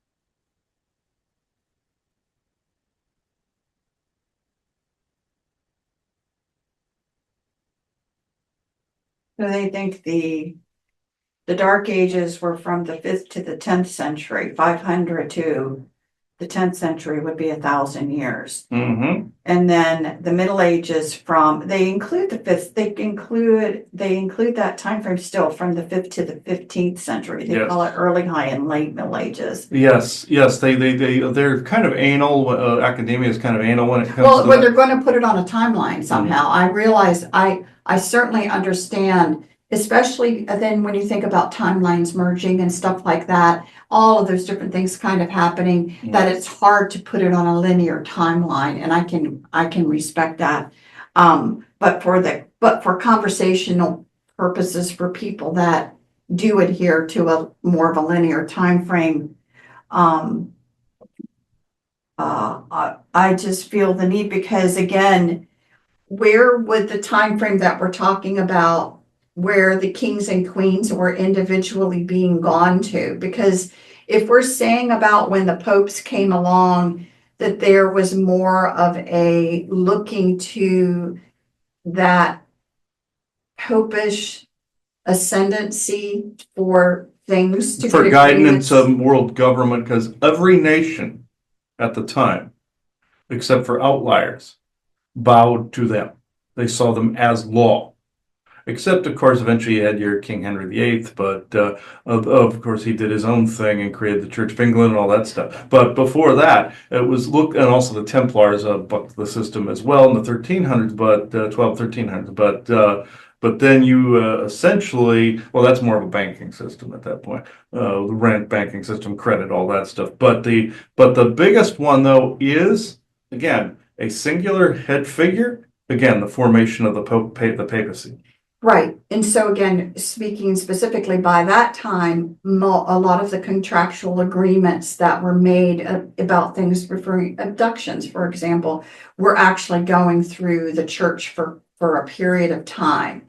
Now, once, Yes. so I am saying then it must have been before that with individual kings and queens and clansmen that you had aliens and or again races that lived on this earth but would be considered alien, let's call it, were making deals with other individuals. Well, yeah, making deals, and also you had the immortals of history that some were popes, like that were around kings and queens, and then later on it started to break up a little bit more again and have around Henry VIII's time frame. You saw it start to fracture again, and then you had other handlers for them trying to kind of steer it back to center again. That's essentially what their job was. And so when did it? So again, in the contract that was prior to the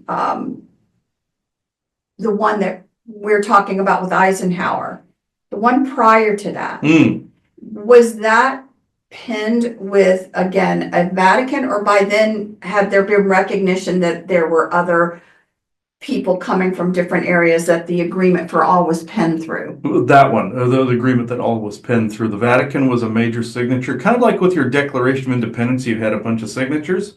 This was the same with the previous incarnation of that contract, 100 years previous. So the very first time that it has been signed outside of when the Vatican took over was current present amendment with Eisenhower, you're saying? Yes. And so he did not completely want it. He was not necessarily the boogeyman history makes him out to be. He was more of a scapegoat. So we felt actually rather sorry for him at that point because there are scapegoats. They do that so people focus on a singular figure. Even though the GF wants to focus on a singular figure or organization, this was more like an underhanded sweep under the rug, let's put him out front. Kind of thing. And many people think, oh, he deserved it because people got abducted, etc., etc.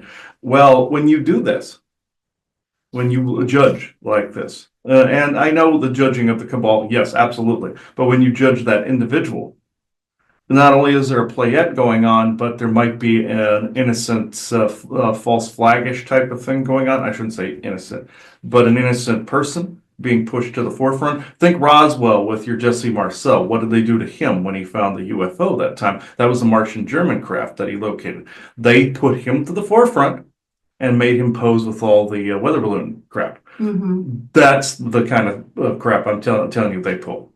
But you're saying that, as far as the signatories, Eisenhower's name was on there because it represented the United States. So Eisenhower was there. Obviously, Valiant Thor was representing the Galactic Federation. Yes.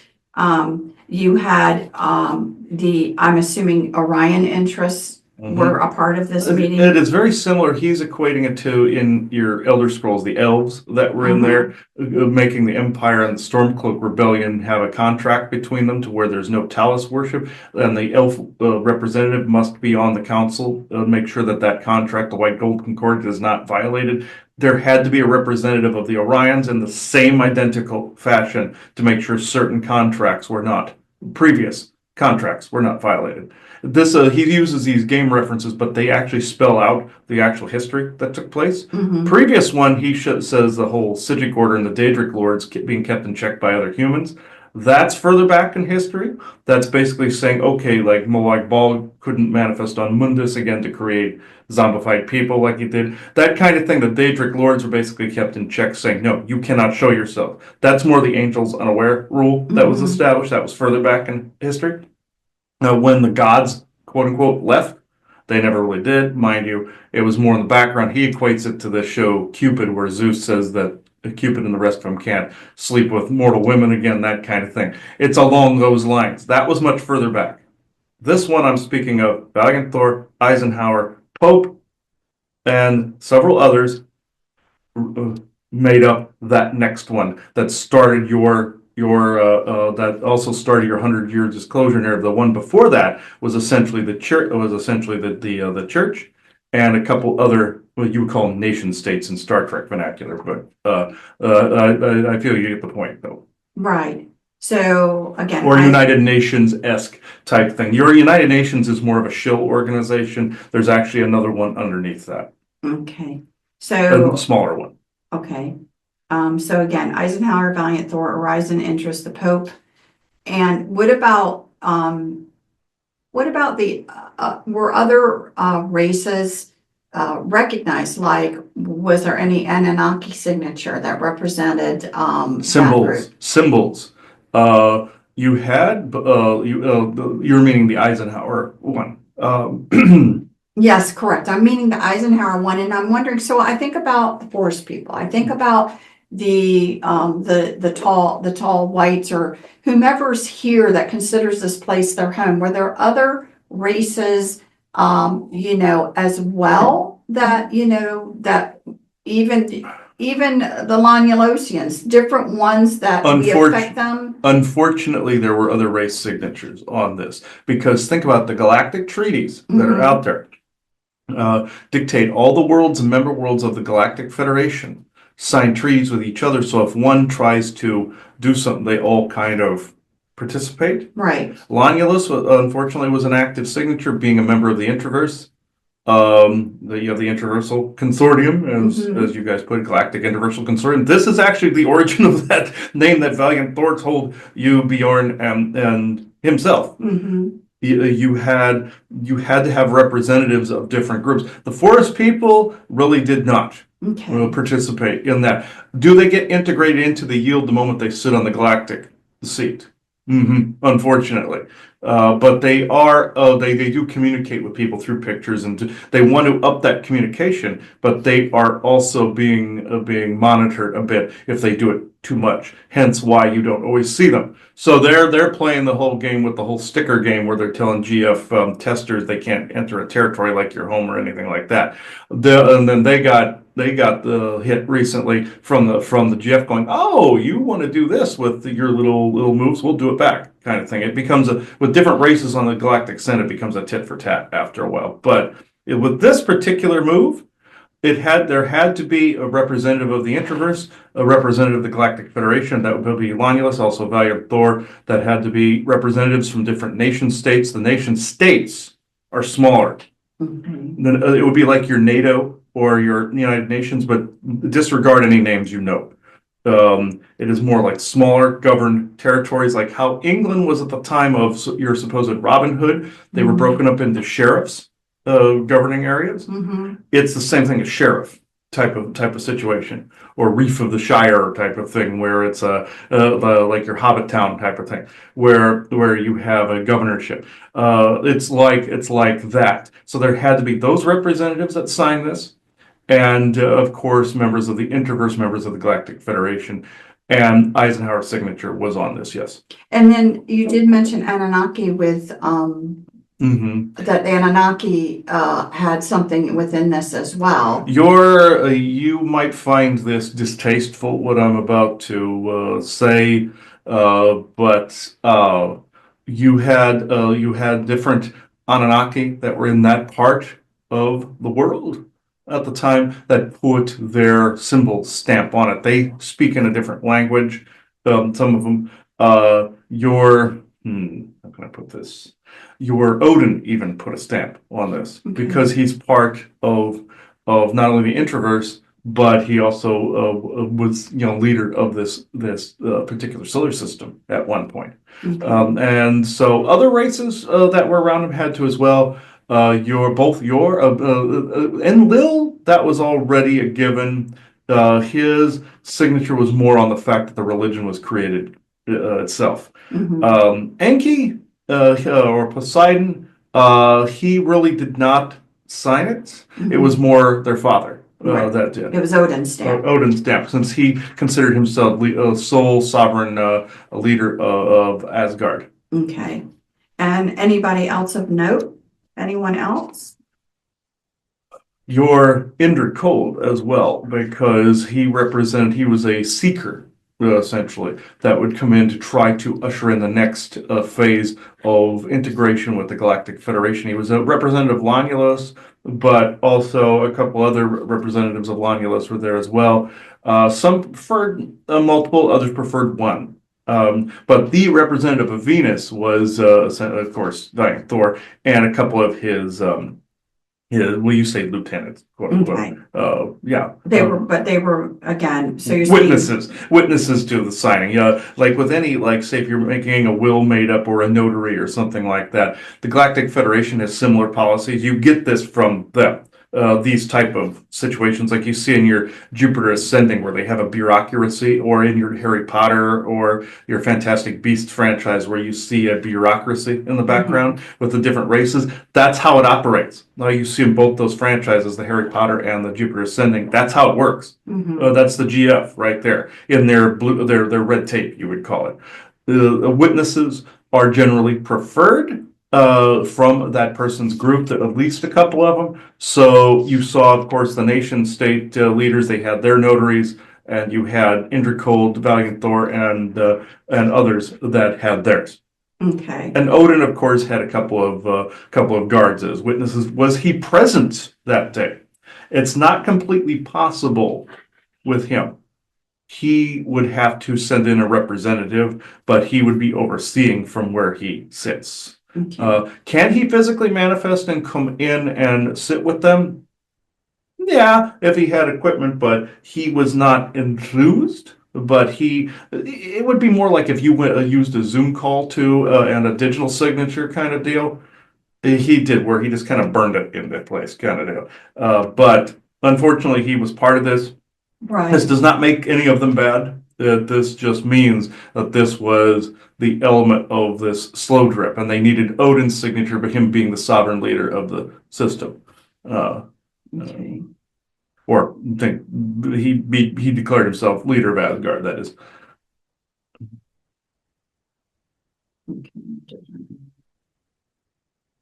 Some people have even blamed him for being a satanic leader for this reason, and that's unjustified. And some people blamed both Indrid Cold and Valiant Thor for this as well. And just like with Eisenhower. That was another question that I had, because they blamed our people too. A lot of people feel that all Kabbalah lines. Well, and the other group I wanted to ask you, what about the Martian Germans? Did they sign this? Yes, unfortunately. I personally don't approve of their ways of doing things. Everyone has a right to have a breakaway civilization, but they don't have the right to cull down populations. They don't have the right to basically say they're the masters of the universe. No, our people could have said that 1,000 times over. We chose not to. I don't approve of what they did during World War II. I don't approve of their ideology spreading to the current cult that exists now. They're not really called Nazis anymore. Your Miles Johnston was actually correct when he said the Nazis themselves went away. They changed their names as they went along. You call them German, Martian Nazis or Martian Germans. It's more of a New Schwabenländer. Well, that's kind of what we were doing. Yeah. So we really. When we say, okay, so. New Schwabia is like the name of their place, right. and New Schwabenland is also the name of it. New Schwabenländer is kind of what they go by.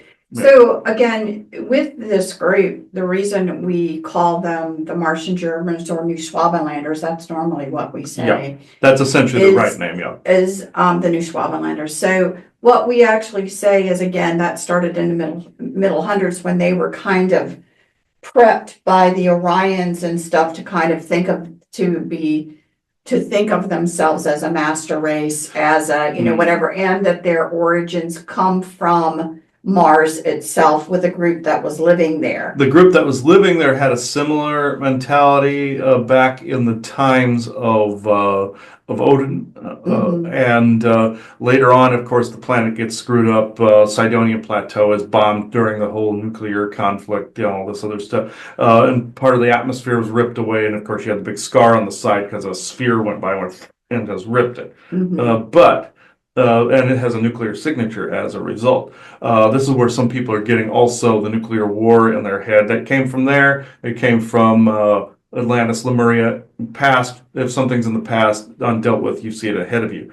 The Orions, they got buttressed later on by the Mozen and a couple other groups. The Orions also hired on some wizarding type groups. You know them as Darshenian, but and also people from Cassiopeia, but there was more to it than that story.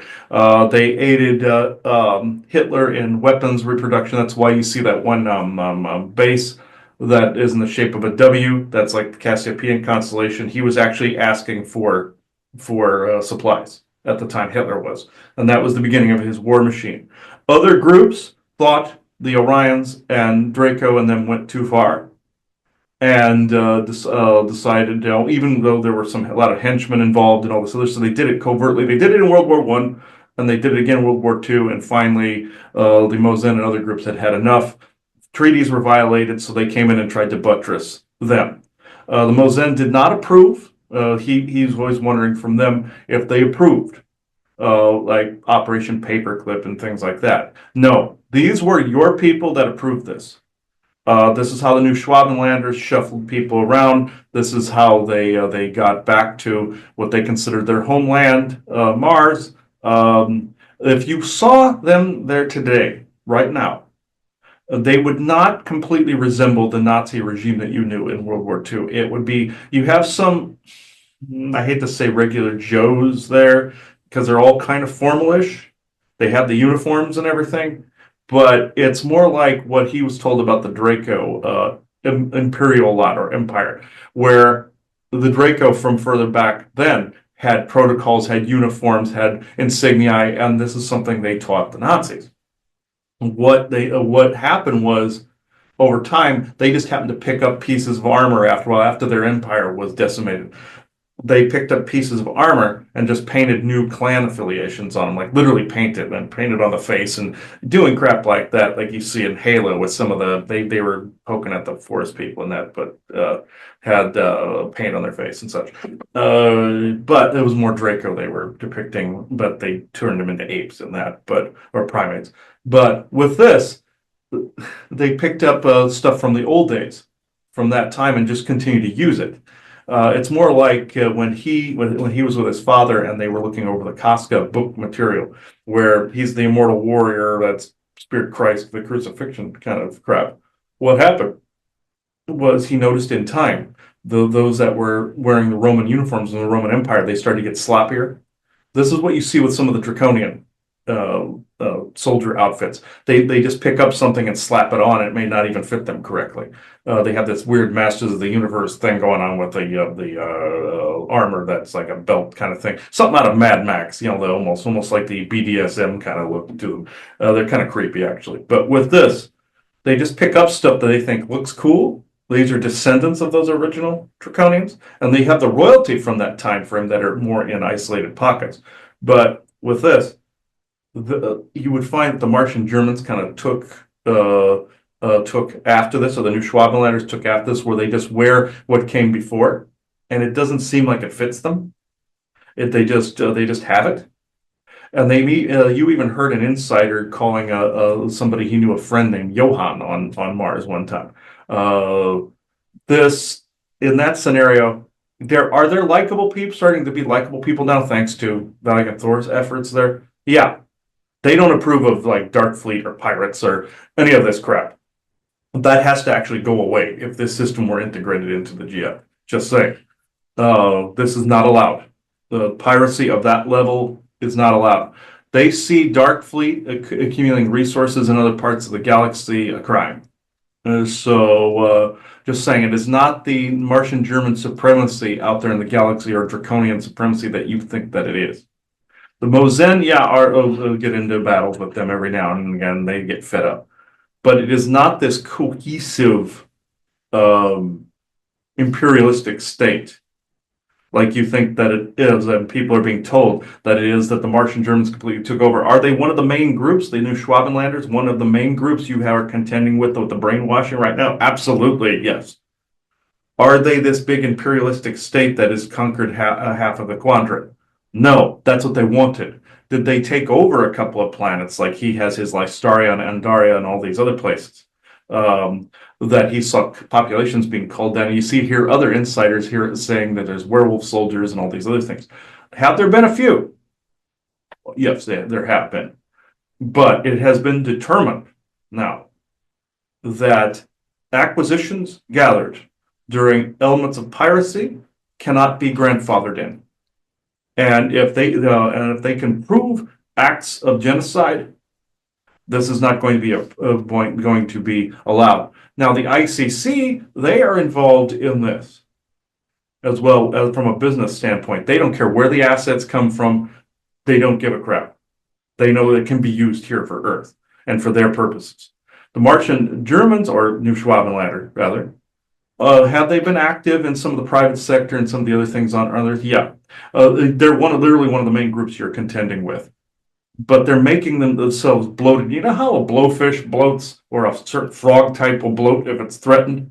This is essentially, they are bloated. They are essentially, they think they're the master race, but yet in the time of disease, like on Lystaria, when they made a deal with the Draco, and the Draco took the bodies, and the Martian Germans unleashed a disease on the population. He saw him and a friend of his cleaning up bodies and putting them in acid and such. The Martian Germans, or the New Schwabenlanders, while watching in this mountain scenario, were behind a blast door with a little viewmaster thing, looking out. A little slit in the door, one of those old time speakeasy type things. They're so cowardly they hide behind thick doors. They're so enamored with genetics and genetic frequencies that they only allow some of their people to mate with people and be with people if they are a close match for those particular frequencies. They are literally an isolated cult. They are some people in the Galactic Federation consider them to be weirdos for this reason. They're like, that kind of thing. It is not being the accepted thing that you believe, that you're being made or led to believe that it is. I just wanted to point this out. But you're saying as far as, so this is what I really want to tease out now.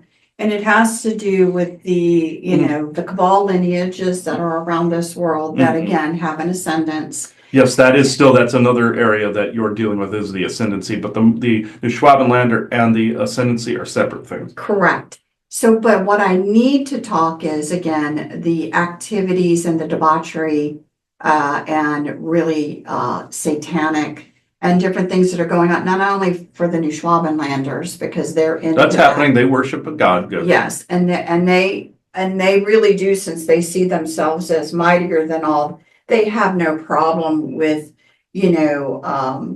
certain trades, first of all, first of all, let's just say slavery to bring people in to work on their projects. They have no issue with the secret space program, but your own government, even the U.S. and some of the more benevolent ones, even China does it as well. They have their separate SSP, secret space programs.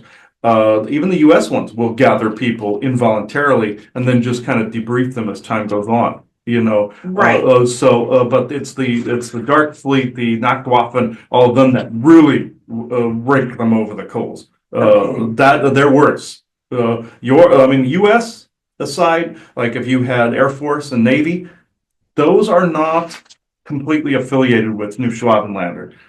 They still have to dance around the razor's edge with them, though. It's just like in your Expanse show where you had the people of Mars and you had the people of Earth, and they had to kind of dance around politically around each other. This is what's going on. Right. So we just put it to you this way. The bigger psychopaths, let's just say, who just really don't care about people and get a kick out of the torture, the energy looshing, that's Kabbalistic satanic right there.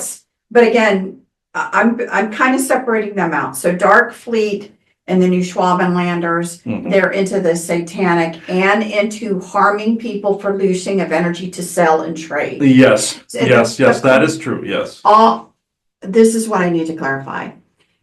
It doesn't seem that all of the Cabal families all honor that. No, some do, some do not. You have your adrenochromers, which are a couple of them.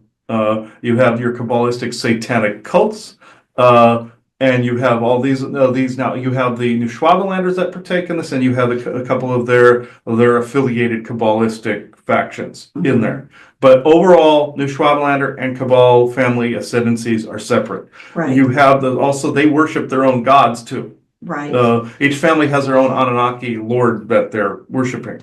Like you have Moloch, Baal, you have Mithras, you have Baphomet, all of those. but this is where I'm really trying to tease this out.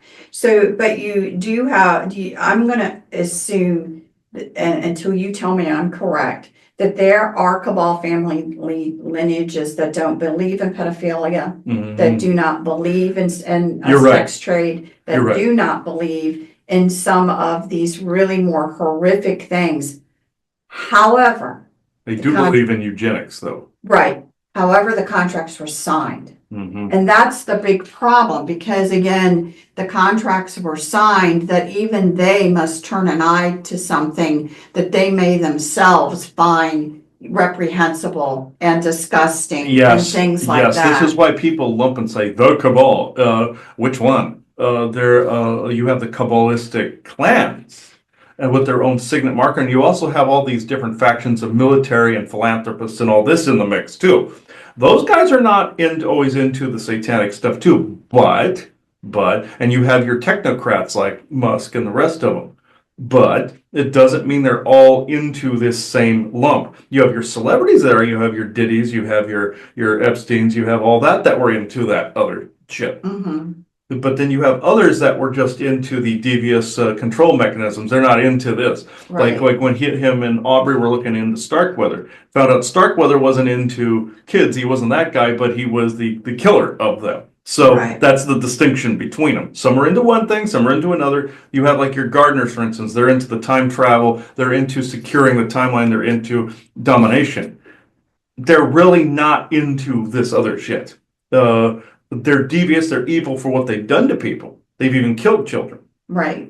but they haven't done some of this other stuff. And so when you think about That's too fucked up even for them. That's the thing. right, and again, so I guess this is how I'm gonna put it. It would make sense that when you talk about, there will be different Cabal families that make ascendancy during 100-year contract. Mm-hmm. And during their ascendancy, God forbid they're terror-based ones, Mm-hmm. because they're going to kind of reign supreme in what they're doing. Just like you have politics, you have your red and blue. Your country looks and acts and feels vastly different depending on which president is in power. Right. It's the same identical thing. Whichever one's in ascendancy, you see a very different planet. Exactly. And so I'm going to say timing-wise, with some of so they work together. I will say they will work together. This is what confused Bjorn here. I'll answer this. Why do they sit buddy next to each other? It's because the respect of the ascendancy or the ascendant. Right. And so you may have photographs of all kinds of people being together. It doesn't mean they agree with Some of them hate each other's guts. Process. But they, just like with the different galactics, they respect those treaties in place, right. even if they don't agree right. with them. This is the same with the Cabal clans. Right. And so I think one of the big things as well is that I'm assuming, and again, with the contractual agreements, when we talk about bringing society as a whole, what I called it a pre-galactic society, there was an expectation that society as a whole for the next 100 years needs to be brought up to a certain level, because we are going to be a part of a bigger community, bringing society forward. But my point of that is, so let me get the whole thing out and then you can talk, please. But what I'm trying to say is that it would make sense that in order to push that societal forward with the proper advancements of technology being on the surface, Mhm. with the proper advancement to medical being on the surface, with the proper advance to education being on the surface, with, potentially the decrease in some of the debauchery. Again, you're even talking dark fleet and people have to be dealt with. That the ascendant who would usher in the last 20 or 30 years would actually need to be someone who was not into the hardcore satanic debauchery. Even though this individual has bumped shoulders with it, they all must. It's like you had the debate in your Elder Scrolls with the dragons, the main one that's in it. Was he good or bad because he bumped shoulders with the bad guy? Right. It's the same thing. It's Right. the same debate they added into the game vernacular and into real life. Who bumps shoulders with whom? Also, why do you think technology is advancing so quick? Like you're getting a cell phone out every 6 months or so. It's because they're trying to race against the clock to bring to drip it into society. Why they switched from say VHS to DVD or DVD to streaming, because they're gaining momentum, bringing it up to galactic standard. You see, but they're doing it in the way that is still within all of the contracts, within Right. the 100 years disclosure contract. That is part of it. Your technology, your cell phone, the computers you're working on now are all part of that. Why do you think you have updates that come out all the time? And Microsoft would disagree with this.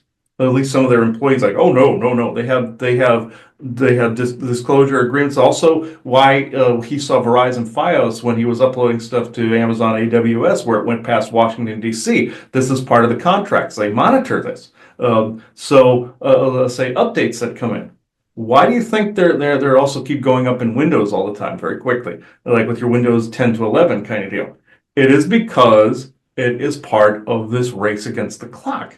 And the updates are part of this. They also put in bugs to distract people too. It's just like in your James Bond, where you had an actor basically say, oh, we'll put bugs in this software, and so they have to keep getting updates for years and years and years. That's part of the contract. They were actually disclosing it in that James Bond movie. Thought this was actually thought that was actually interesting, the way they displayed it. Because part of those contracts is they have to display it through disclosure in the media. They have to say, well, we told them, because the contract also says they must say it in some fashion. They have to talk about it in some way. And it can't really necessarily be hidden, but they can't really, how can I put this to where it's not confusing? They can disclose it through the media. They can actually speed things up in that area, integrated into the stories. But if something is put out too early, they will chastise that particular director, that particular producer.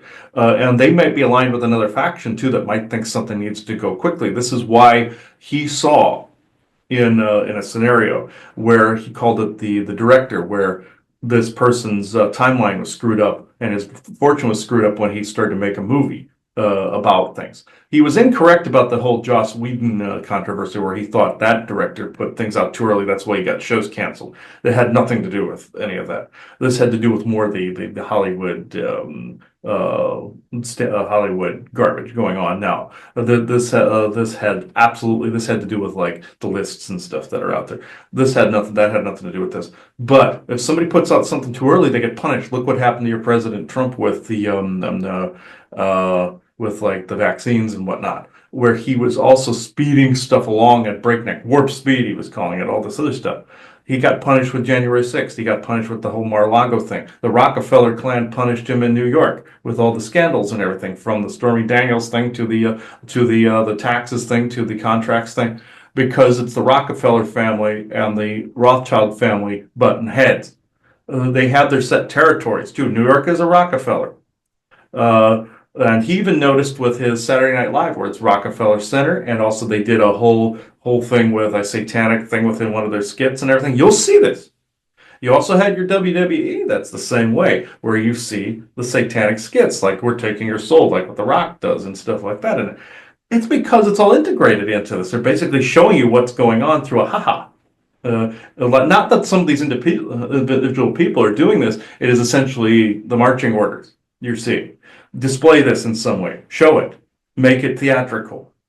This is what's going on. This is not frowned upon. It's frowned upon if, say, how can I put this? Okay, in his own SSP history, he saw that there was this ghoul-like life form that somebody had been uploaded to a ghoul body. And they do have a physical body. It's just more of this weird, shaky plasma-like thing that was once a hardened physical form. What happened was a Neanderthalic form. What happened was they took one of these creatures, put a human consciousness in it, and they had a fake couple in a house that was actually watching over a neighborhood. This ghoul was supposed to haunt them, but he was their watcher. He revealed himself as to what he was, and he broke ranks, or he broke part or role. Like you will see in some of those historic towns where they won't break theater or break role. Like you saw at Monticello or Williamsburg, or even more laughably, the South Park episode where they had been a historic park had been taken over by terrorists and they wouldn't break any of the parts for any reason or other. They were making fun of that. This is essentially the same thing. This person was not supposed to break role, and did. This is what happens with some of these theatrical things. They won't break role. And this is what you're seeing displayed right now. But there is let's just say, again, it's not a white knight thing. But people need to not think that. No white hat, black hat. You are actually seeing a mixed bag of things that either favor you or do not. Right. That's essentially and what they that is. do have overarching agreements within these families, like you're saying, the control of society and things like that. That is agreed upon by everyone. So they have some things, but we just want to put out there that not everybody is actually a part of the worst of the satanic abuse and things like that. It's not a true statement, but they're bound by these contracts. They're bound by these contracts, yes. Right. Some people would judge them guilt by association at that point. True, and I can get that, except for one thing. It's been going on forever. Yes. And so right now, centuries and centuries. Yeah. yes. So from my perspective, we're getting to the point of that becoming less and less, not more and more. You know what I mean? That being aware of it gives us an opportunity to have, not that contracts aren't going to be written between Earth and the Galactic Federation and other interests. They're always going to be there. Yeah, you want your own federation, but you want to do dealings with them. They might think differently, but you're on a collision course with the Galactic Well, right, Federation. but I'm just saying, in life, there are agreements. There are contractual things between entities. These things are actually real. And are not going, it's not going to go to laissez-faire land. These things are going to be, but again, you want to be able to be a seat at the table and a part, the energies of what people want need to be a part of that conversation, which they have not been to this point. Yes, you're. So, You'll see that more and more change more and more. Right, and that's really part of what we're trying to do, is to make people aware of these so that people can understand where they do need to focus part of their attention to.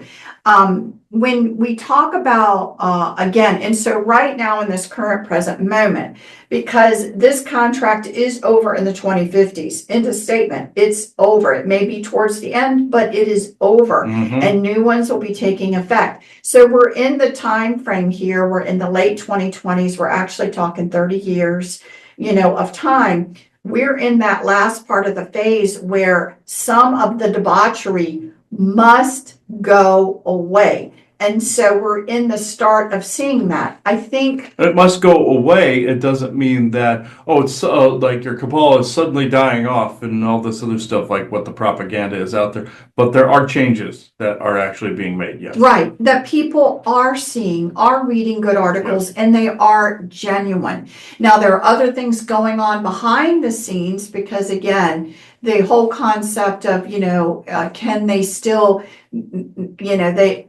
the under one roof type of new world order isn't going to happen. But the conversation of, how many areas can we coalesce, what I mean, to be seen as one, like the North America Coalition, like, the coalition that they have going on in Europe now. That way you still have multiple players, you know, but not nearly as many as every single place having it. So they're still working out things like that. And again, you know, we have to be on watch because we don't want to see cultures ruined, you know, and everything. We want things to be maintained, but this is actually a part of the dynamics that everyone's seeing right now.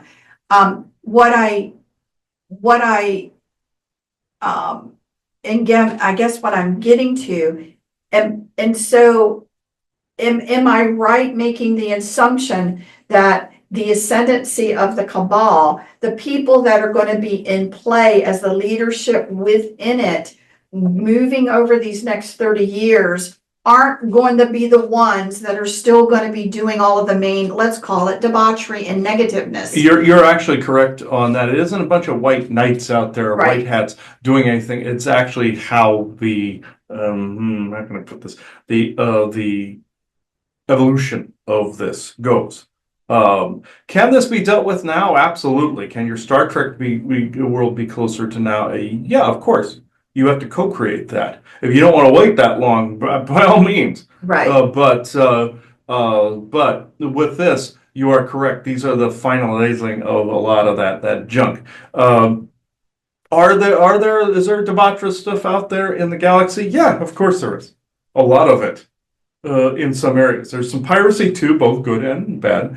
He would say the cool kind, like Jack Sparrow, and then you had the bad kind, like your Somali pirates. You know, kind of the difference there. Like you have your theatrical type, and then you have the I'm your captain now kind of thing. You don't want that.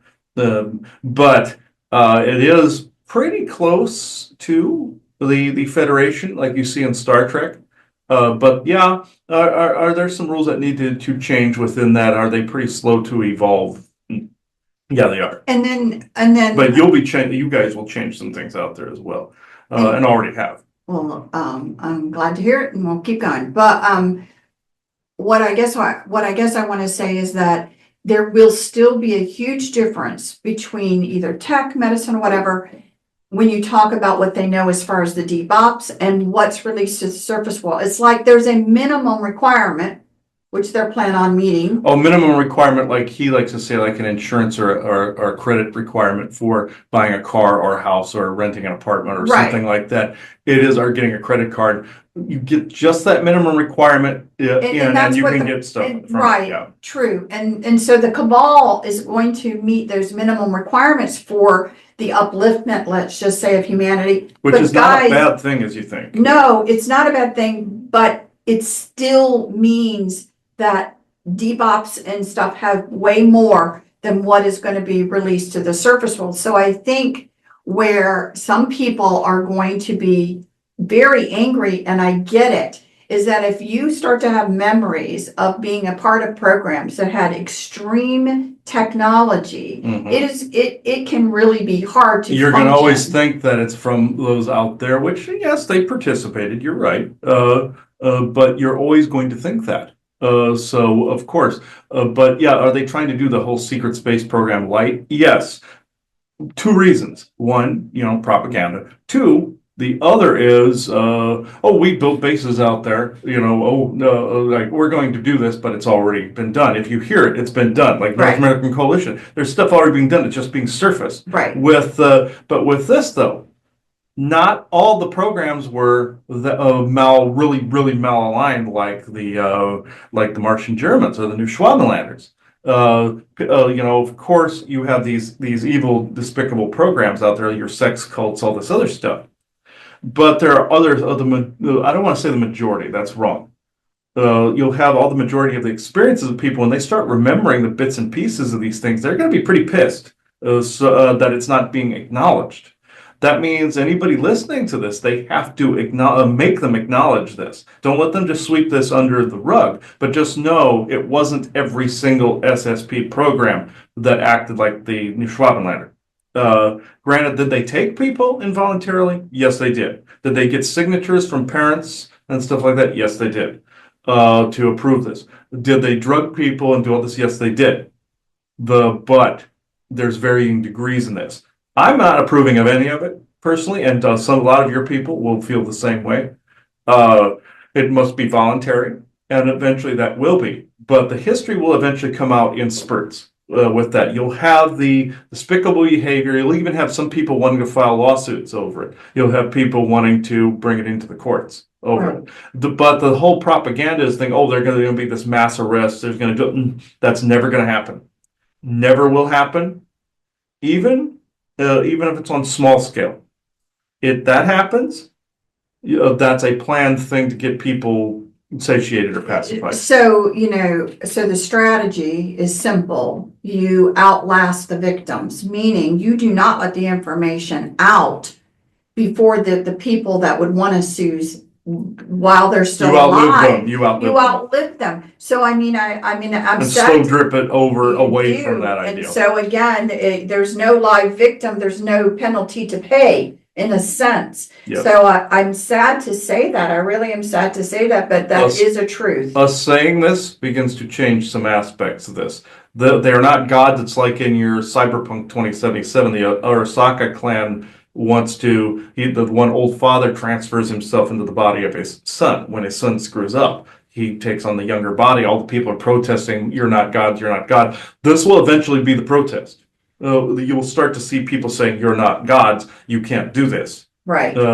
And this will get balanced out in time. The So, more people notice it. so the one thing That's important. I also wanted to bring up, and it may have been going on before this contractual signing, but I really think in earnest, it came together afterwards, was again, you have the surface world, you have the governments of the surface world, you have the wars, you have all these things that are playing out on the surface world that are organized to distract, to do whatever.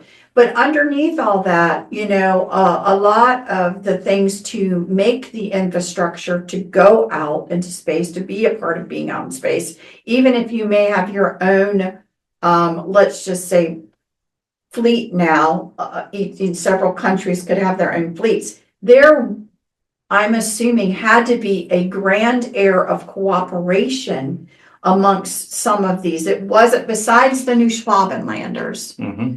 that when you talk about the United States, China, Russia, and people, there really had to be some sort of behind the scenes getting along to push these programs along. Yes, it's essentially you're dealing with like WWE, friends out in the public, or enemies out in public, friends behind, just like you had your Triple H and Edge eating at a McDonald's together. They were spotted together.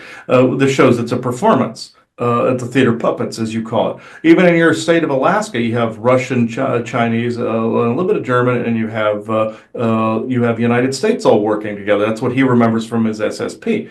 You're going to see they're all working together in the background, and anything on the surface is for show. Eventually, that theater puppets will collapse, and you'll start to see what the frenemy situation actually is underneath. I know that's more of a schoolgirl term, but this is the one that actually fits. And it sounds so retarded, it makes their performances look stupid, and that's what you want, like with the Hans and Franz thing with the Martian Right. Germans. So you want to do that. You want to make it look ridiculous. Right. But you don't want them making you look ridiculous in return, which is what they've been doing to the people, the SSP and disclosure groups, making it look stupid, like with the artifacts and Giorgio ridiculing it, making it look dumb outright. It's a game that volleys back and forth. You make them look dumb, they make you look dumb. Right. It does get old, but eventually that will come to an end too. Right. So it's just important for people to know, because I think everyone focuses a lot of energy on the secret space program, and I'm not saying anything bad about that. Because I understand it. But I needed to, what people need to know is that personnel, let's just say, there was cooperation and all kinds of projects going on. Some of them never left this earth, that you may have been a part of them. Some of them, maybe you did leave this earth to be a part of them. But, wherever your, let's just put a air quote, talents were, you were utilized potentially and or like slaves, sold off, or bargains made, that you would now go work over here, or you would now go work over here, or you would now go work over there. And in a multitude of different projects, from let's just say folks that were more into just again, providing energy for a trade system where you were treated horribly and tortured or with that other, and then you could have gone and worked for someone else and you thought you were in heaven because, you know, what they were up to and what you were part of at that time was something way more palatable, let's just say. Even your own military, like your Navy's war with the Myrmidon, for instance. Some of them are even collecting some of the Mer people, unfortunately, for the Kabbalists, you know, like he was talking about them eating them and stuff like that. So they are kind of working together. Like he has an SSP memory where they had him testing a suit of armor against the Myrmidon in a deep trench, even off of the Newport News here. And he refused to shoot it, get them to shoot at him, not follow the orders. And the one commander goes, "Why do you have to be a rogue?" Because he's saying it was right and wrong. You know, I'm not going to do it, no matter what you do to me, kind of thing. You can't do this anymore. It's because he knew the contract with the other factions, you see. At that time. So yeah, also the thing they don't want are also other factions forming as well, because that means they have to form a contract with them. You know, they don't want this. Once you get to a certain level, you have some guy showing up with literally like a piece of paper or something with a thumbprint or something like that, or like a piece of tech, or you have ETs or military coming into your room to basically say, okay, you got into this level, now this. Right. And it would behoove you to do this. If you don't, we're going to wipe you out, and we can't do it. That Right. kind of thing. And they choose not to be wiped out. Right. That's why you have all of them playing these games in the background. False flag against false flag. You know, the white hat against against black hat false flag, and you have them playing all these games in the background. And it's like, why don't you just come forward? Because they would be annihilated if any of the factions came forward. But he always insists, well, the deed would be done. It's not that simple. A lot of them would have to break it, just like a lot of them would have to break the galactic treaties too. Right. So yeah, those have been around a while. So in order to change that, you have to start changing these things from within and get actual legislation. It's just like with your Trump with the executive orders. There's still things that Congress has to approve. It's kind of that same deal, even though there's a show going on there. I'm not disputing theater puppets. I'm saying it's a similar thing. Right. Yes, is there a bit of performing going on out there and drama going out there in the Galactic Senate? Yes. A lot of it's like your parliament where they're always shouting at each other in that big room and you go deaf, as they would say, as others have said. But I personally have not been out there at that particular spot where they have the Capitol. It's like your Capitol building, but it's also like that scene in Star Wars in the prequel trilogy with the floating pulpits and stuff like that, where they go out to the middle and make their point and all this stuff. Yeah, it's like those floating seats. It's like that. Lucas depicted that accurately in Star Wars, Phantom Menace and all that, but and Revenge of the Sith, Clone Wars, all that stuff. But yeah, I personally have not been in that building. But I watched, they have people record stuff in there too. And I would prefer not to be in there. It's like with your Washington DC. Some people it's their cup of tea, some it's not.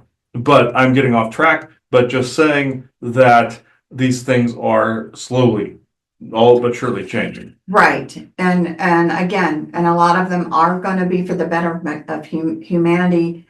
In a lot of areas, although for me, I'm frustrated because they're just going to meet minimum requirements unless we really push the energy forward to make it more than that. And that is what we have a say in. If we can unify the importance of the unification with the same goals in mind and expectations and focus, you know, the goal is that, you know, how far can we push this to go above and beyond certain minimal, let's just say, expectations and the growth of humanity. Yes, yes. And that's where we actually have a say. I think that's all for right now. Is there anything in particular that you want to say right now? Yes, even though this is my first time talking this way, Charles and I talk this way quite often. He might be surprised I jumped ship over to, I don't want to say jump ship, but gone to a different camp to talk. Just like when he's in Vegas, him and I converse regularly. So, and when, you know, the way Isaac and him talk, it's the same way. even though my name is not Harry, I'm not going to divulge my actual name. And Isaac, he of course he has his elfish like name and everything. If you saw what I looked like, I looked like well, basically a blonde-haired, blue-eyed person, but tall, roughly 15 feet tall. Long blondish white hair, bluish greenish eyes actually, and paler skin, and you would see me in like a tan, the one he calls them onesies. Isaac likes to call them onesies, but he wears a white one, by the way, like a big diaper. But anyway, yeah, okay. Him and I banter back and forth. We're not related or anything, and no, we don't all look alike, Isaac. Thank you. But I have a tan ish color onesie, kind of like you see Odo in DS9 with that color, that brownish tan earth tone, the Bajoran look. That's where I'm at with that. If people are curious how I look, and of course that myth of me as was that whole horse thing going on and stuff like that. With the whole Harry myth and all this other stuff. Yeah, that was humans that made that part up. I can see how with the energy fluctuations they would see the glowing and all this other stuff. That was tech that was doing that. With the Shining Ones thing, of course, with the paler skin and the sunlight, you'd see a bit of a sparkle. And no, Isaac, not like the vampires in Twilight thing. No. Even he would tell you it was tech that did some of this. Also, energy frequency that of Lanulos and places like that. Yes, we can phase fairly easily into your frequency. We tend to get a little psionically sensitive, and there have been some butthurtedness in the past with people, especially with Charles when he said he'd shred this garbage and throw it out into the desert, type of thing. And a younger one of us went, "Oh my God!" Kind of like you have either a DEI person or a BLM person going, "Oh my God, that person used the N-word too many times." That's kind of like the misunderstanding right there, and that got straightened out. It was a younger person that did that. I was actually there at the time.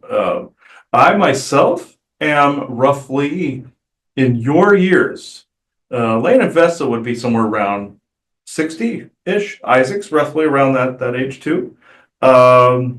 So with because of temporal delays and things of that nature, I roughly in your years would be a little older than that, roughly 75. Indrid Cold is roughly around that age too. So even though I look slightly different than him, I look like I'm in my 20s, 30ish, somewhere in there. He might look a little older. And have a little bit more hardened exterior, but some have more of the smoother exterior, and some are shorter. But that's where I'm at. If people are curious what I actually appear like, not challenging. So, okay, I'm now done babbling. So I will be around more often now than not. So thank you for having me talk. Thank you. Mm-hmm. Yes, and that's range for Harry in the Charles J. Hall and the Tall Whites lore. All right, we're gonna get started here in just a minute. We're pretty prompt and we have a whole lot of information we're gonna try to give out. So just a couple more minutes.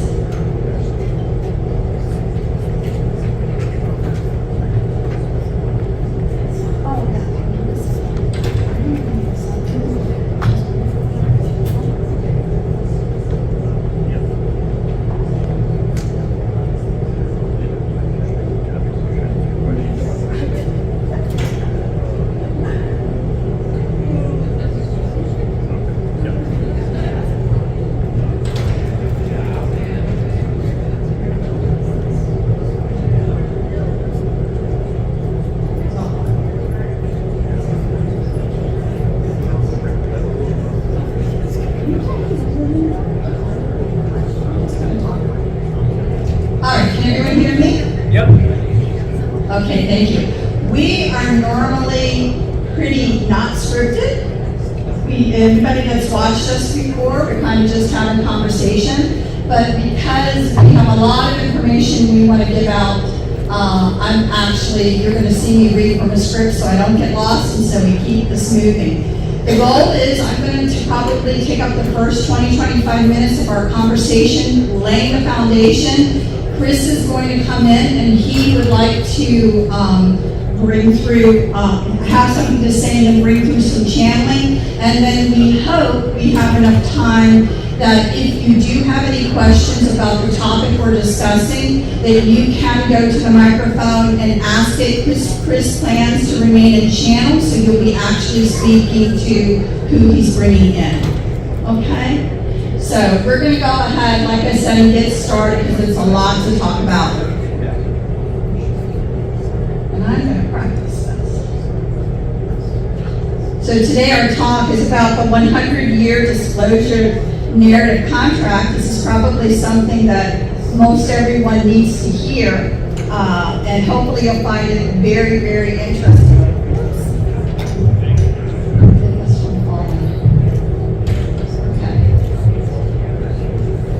One of our pieces of information that people need to be okay with themselves, that the truth is the truth until the new truth comes along. As you're growing and expanding, you're going to find, of course, that your thoughts are going to change as you expand, and that is the way it really works. And again, our belief that galactic history and understanding our true past really will give you guys and give everyone the context to prepare us for what's going on right now and how to deal with it all. So to have a true perspective of events within the 100-year disclosure narrative contract, we must go back a minute to remind everyone of past relevant conversations that we at the Lifting have had. Last year we were here presenting, and what we presented was galactic history. We thought it was very important for everyone to truly understand, our galactic history and the information with that, and to understand that it actually affects you every day of your life right now. We're going to move that conversation forward, and we're going to talk about some contractual agreements that have been around forever. They get re-upped, and we're going to talk about the one that we're currently in right now. So again, just to bring a few highlights, extraterrestrials as well as intraversal and other dimensional races have been a part of humanity since humanity existed. They've always been here. This is nothing new. Other extraterrestrial races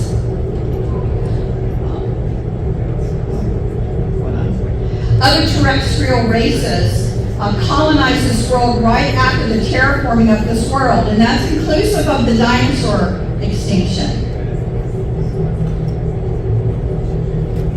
They even brought their own lands, plants, and animals to add to what we already had here. I know a lot of people talk about the octopus, right?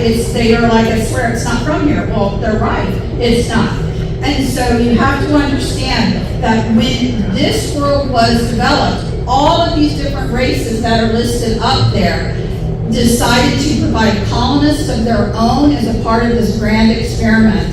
And they all were here. Everyone wants to think that we all changed and look different because of the fact that, there's some sort of evolutionary human event. It's actually not true. Most of us sitting in this room are descendant lineages of these colonists. It's important for everyone to know that.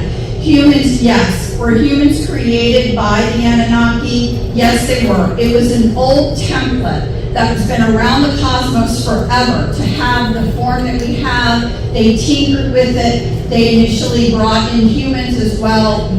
And then eventually, with these other colonists and colonies that expanded, there was intermingling done. And a lot of us, again, are descendants from these other races and being human as well, just to make sure you know about that.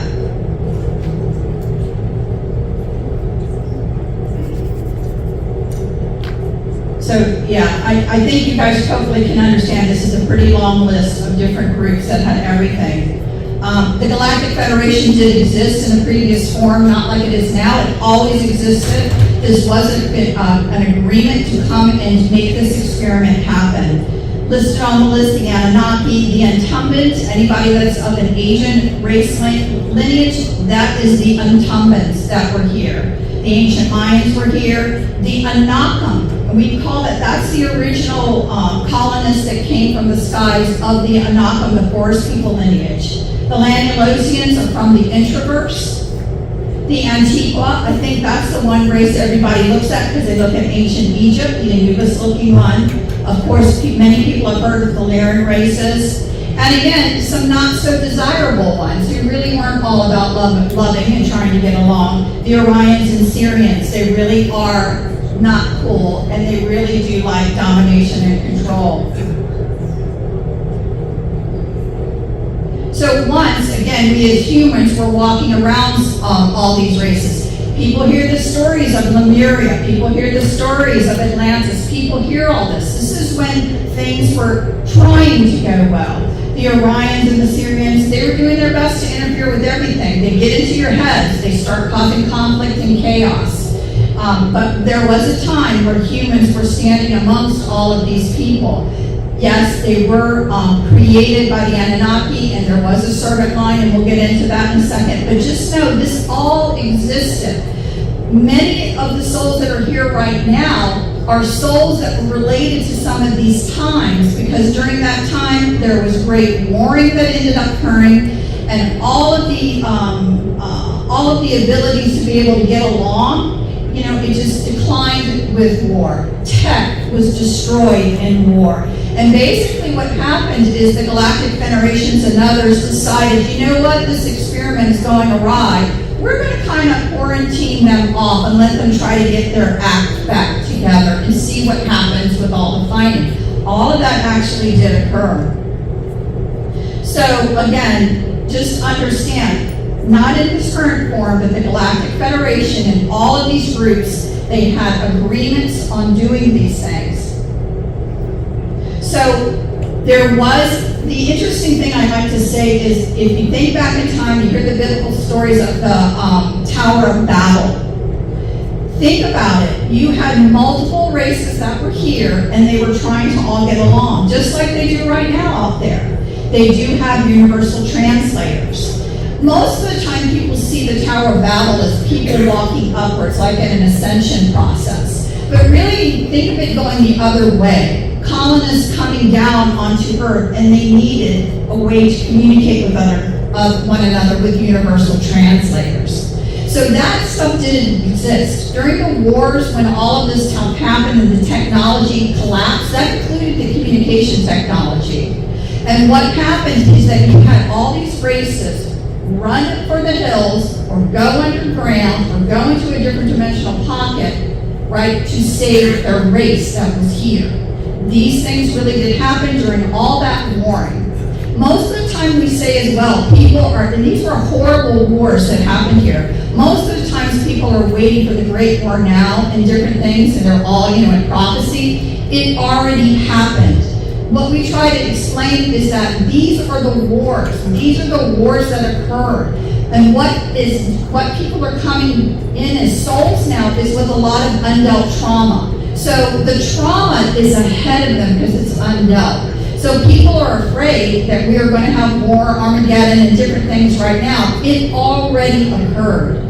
But you have undealt trauma, which is why a lot of people now who were living during these times in one form or another are here now. Because that was the Great Fall. That Tower of Babel fell, the Great Fall of the experiment fell, and many people are here now. That's why you think about the past. But it's the past. It is not our future. But people, again, are dealing with undealt traumas that they need to hopefully help heal while they're here now. So it looks like it's ahead, but it's the past and not dealt with. So again, like I said, the Anunnakis are the ones that really developed the human race. And what happened with that is they actually, again, tinkered with DNA. They wanted servants as well, besides to hear about mining gold or doing whatever, but they also wanted servants to themselves. And so some of these Anunnaki themselves, they may have had benevolence, prior to this, and then they kind of all felt a little crazy themselves. They were tinkering, and they actually brought in humans. They tinkered with their genetics. They actually were looking for certain qualities, one of them being the loyalty to them, okay? They wanted that genetically inbred. and they had certain characteristics because they felt they would be the future leaders of humanity, and those particular servant races looked to them as their gods.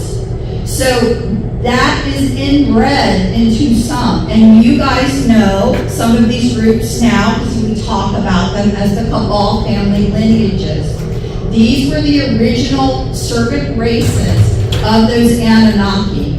Now, some Anunnaki got a little nicer, started caring about humanity, and have tried to make things better. But believe me, they were all a bit nuts for a while and a bit nasty too. So some of them are still nasty and doing their thing. Some of them are a little bit more nice. The servant races, the Cabal lineages, that's their gods. Whether they call it something else or not, that's exactly who they are praying to right now, who they're doing, unfortunately, some nasty things on the side that people talk about. But they are those servant races. And it was planned for those servant races throughout time to actually take charge. Not just in one place, but every place that humans actually were. So I would love to say that you could come to the free state of Florida and there would be no Cabal family members right here running things. That would be a bold-faced lie. It's kinder and gentler. You feel a little bit more free, but believe me, they're just still there and present because it's everywhere around the world. So, again, moving forward and after the Tower of Babel and different things, the one big thing that I want you to understand now, when they were all here getting along, they made contractual agreements, right? You have a bunch of people getting together, we need to make some rules. This happened, okay? So they're making rules on what's acceptable, what's not acceptable. You have to also remember, they are not here, they're coming from the skies. Intergalactic trade existed at that time. Do you guys get my point? So these were colonists coming in to try and do this, but all of this other Star Trek world already existed, okay? Just not, of course, with humanity as humans on Earth now. So it all existed. Trade was always occurring. So what are they going to trade? What are they going to do? And things like that. All of that stuff has existed all throughout time. One of the things we'll talk about in a minute is, again, abductions. Abductions were an agreement to do it, okay? So it's horrible, yes. Slave trade out there exists, yes, it's horrible. Energetics, looshing for energy, for trade, all that exists, okay? And has existed since the time this all began. It is not anything new. So I say this so you shouldn't be afraid of it. It's been here. Many of you have had many different lives. And you've experienced before, you're here, there's no world right now that's going to be destroyed or anything. Just know that, take that in. It's not new, you're just finding out about it, and so it can be scary. And so we want to take some of the scary away, okay? Again, and out there, why this was so important, this experiment, was that in other worlds, they normally had one race on a world. One. There were a few we've heard now that maybe had a couple, but really one. So you look at us around the world and all the diversity, and then understand that the Sasquatch exists. Interdimensionally, other ones exist, right? These other players that have hidden and we don't see anymore. They're all here, and they all exist, and they all want to say in what happens here. So understand, nothing new, and we'll take questions at the end. But nothing new, but just understand all this existed and it has during a very long time. Now, we like to talk about the Orions and we jokingly call them, again, we don't think they're great at all. We like to call them the princes of the universe because that's what they think they are. God's gift to humanity. They may even look like Fabio. You think they're gorgeous, but they're nasty as all get out. And they will mind manipulate you before you ever know it. So there are some bad players out there that they get their jollies out of domination and control, and that's what they want to do. You need to be aware of that. They're going to make you like they did the Cabal family line. They'll make you feel special. They'll make you feel you're the only one. They'll make you do all of this stuff because they don't really give a crap. They just want to use and abuse you. They don't care if you feel like you're great because they know they've got your number. So just keep that in mind too. So one of the important times in history now moving forward is kind of back in the Middle Ages with the kings and queens. Again, they are descendants of the servants, okay? But back again, and during those times of the kings and queens when they were fighting each other and trying to get territories and different things, these ET races were going to them to make agreements, okay? And they're like, we would like to abduct people to see genetically how they're doing, to maybe do some experiments on them, to maybe even take a few and use them for slave trade or whatever. We'd like to do that. And the kings or queens are like, well, what are we going to get in return? And they're like, well, we'll make sure you stay in power, that you have influence. We'll even get some people to worship you. An easier life, of course, and no hamster wheel. And as time progressed, maybe even start giving you a little tech, a little more innovation. They were fine with that because as we know in the times of those times of years where people, again, the regular people really thought of, no. So again, you need to know that these agreements have been being made behind the average person's back. And so if they're looking at them as the leader, and they give the okay for things like abductions or whatever, they got the okay. You'll hear many, many people talk about their abduction story, and one of the things they're going to say is that, it's okay. It's okay to do this, right? It's okay. People have said that. No, it's not okay, but they don't see you as a sovereign individual. They say your leader said it was okay. And they actually mean that statement because that was some of the agreements. So that, just to clear up some of the confusion when you hear abduction stories and they're saying, you're fine, it's okay, we're just going to do this or whatever. No, it's not okay and it's not fine, but you're not considered sovereign individuals. They are always going to an appointed leader. So, again, back in those days, there became a point in humanity where a ruling structure arose, and that ruling structure was then recognized and then signed on behalf of all humanity, the larger agreements with extraterrestrials and intraversal races. These agreements, again, discuss trade, modification of human genetics, and monitoring of human spiritual development. And what is, again, given in return? Slow drip of tech, power, influence, etc. We've said it before. And again, it was acceptable to have human abduction, harvesting of genetic contact, harvesting of soul energy. They were all part of these agreements. As far as this ruling structure goes, its formal shape came to be after the Council of Nicaea was held in 325 AD in Nicaea, Turkey, convened by Emperor Constantine I. This council was pivotal in shaping early Christian doctrine and unity within the church. So as it was spreading, it was now being developed into the speaker for the world and humanity. So my point is that every worldwide agreement since that time was signed by what people refer to as the Great Hope. Okay? We also want to point out one separate and very important agreement that happened between the extraterrestrials and the kings and queens of what we now know as Germany. These agreements were of Orion interest. Orion interests, again, are more aligned with domination and control and other nefarious debauchery. They are bad folks. We would put them on an evil side, if you haven't figured that out yet. This was the Middle Ages, the times the kings and queens, again, more interested in their self and not really for the betterment of humanity or the people, just what power they could get. And again, same thing. What did they get in return? Slow drip tech, right? Power, influence, money, whatever they wanted. And one other little tidbit of a lie, that they somehow were genetically superior to the other humans on this earth. Okay? This may now be sounding familiar. This started in the Middle Ages, that they started talking to them to convince them that they somehow were genetically superior. I'd love to say it's because they were, but it's because they wanted their own race to come out and help them and do things and whatever, so they figured they'd let them feel like they were the big cheese, and that's actually what happened. This led to the 100-Year War, and World War I and World War II.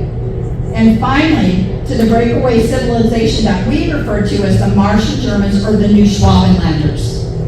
The Martian Germans would like to be the leaders of this world, but that is not going to be allowed to happen by all the other factions. And to this day, they still want to be the leaders of this world. And yes, they are the German breakaway society that many of you guys have studied and read about in other conversations. So again, you still had problems during those Middle Ages with all the kings and queens and them and the cabal groups now really getting into alliance and fighting. But there became a point where they realized we have to stop this, and we have to ourselves, as the cabal family lineages, come to some sort of agreement.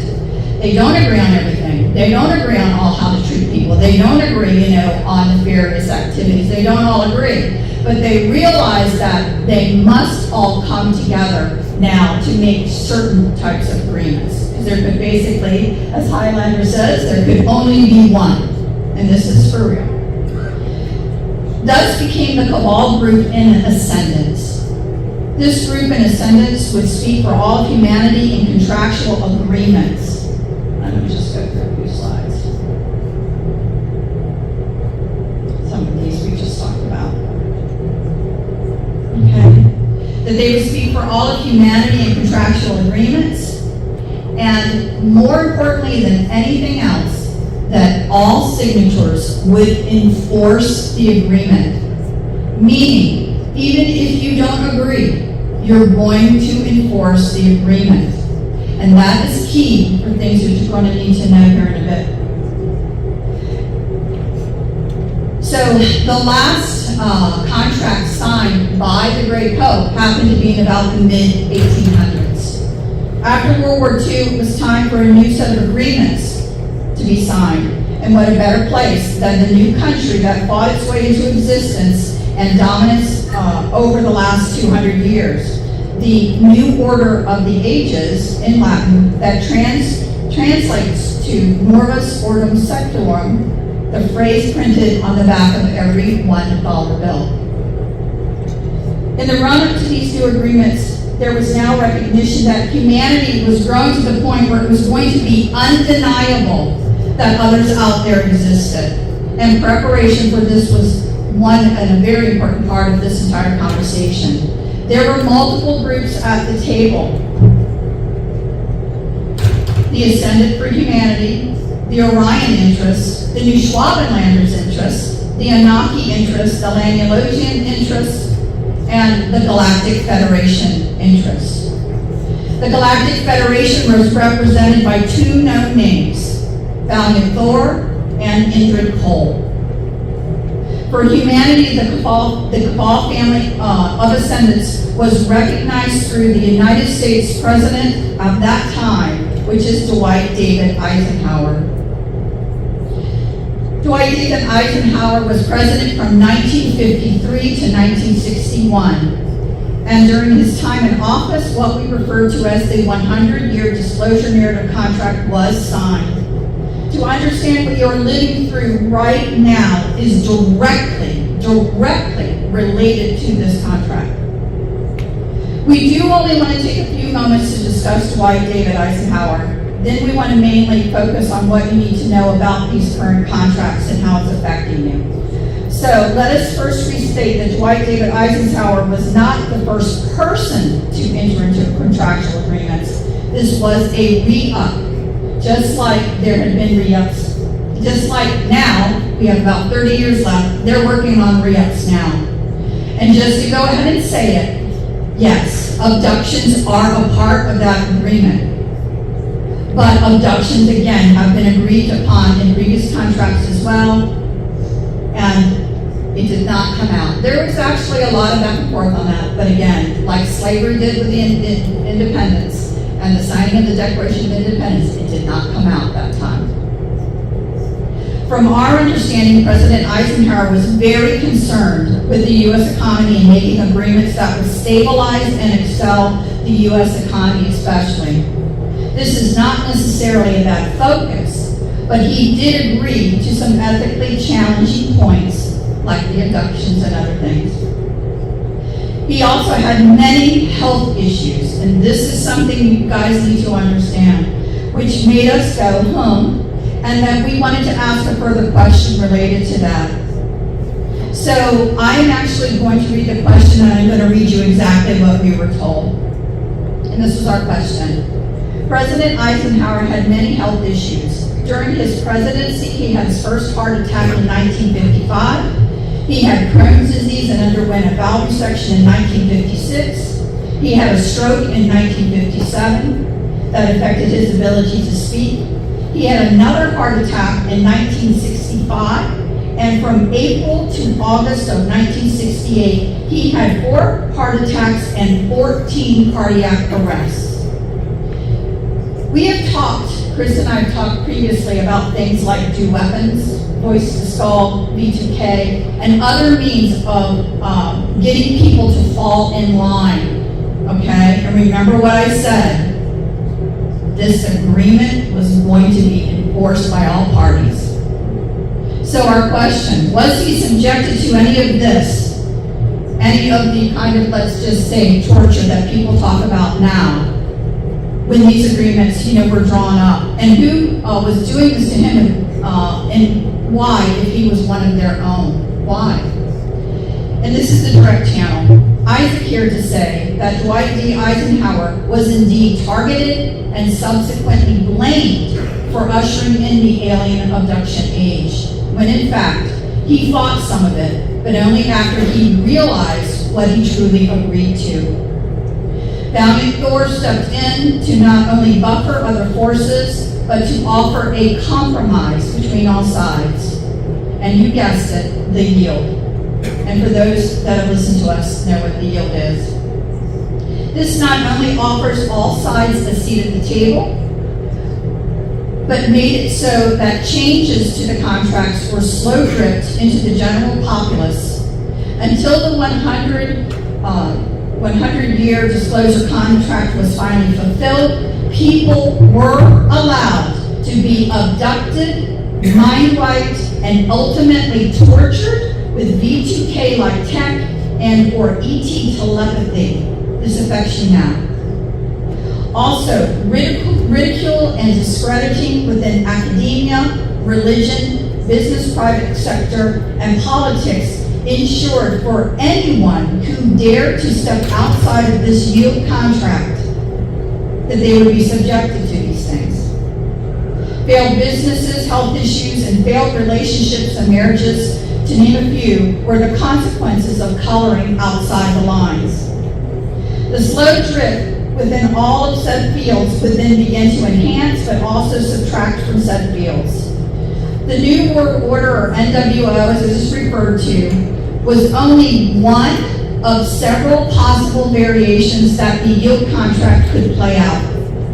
Though Dwight D. Eisenhower felt at first that this was a fair and balanced compromise to what he perceived as a total and complete destruction of the economy, he began to change his mind when he discovered the truth about the cabal line ascendancy issue. This is why he had so many health issues, loose ends and all. This is all that I can tell you, but suffice to say, this is why, and he was speaking to Chris, because Chris has some family lineage issues and people that were in the military. This is why your grandfather had so many heart attacks and why your grandmother got such horrible vascular dementia and then Alzheimer's disease later. The genetic targeting made it possible to affect her heart valve as well. Misfortune, meaning family, familial, money curses also became a factor. Remember, head high, head low, know which to interchange with which. This is all I can share with you, but I think you get the point.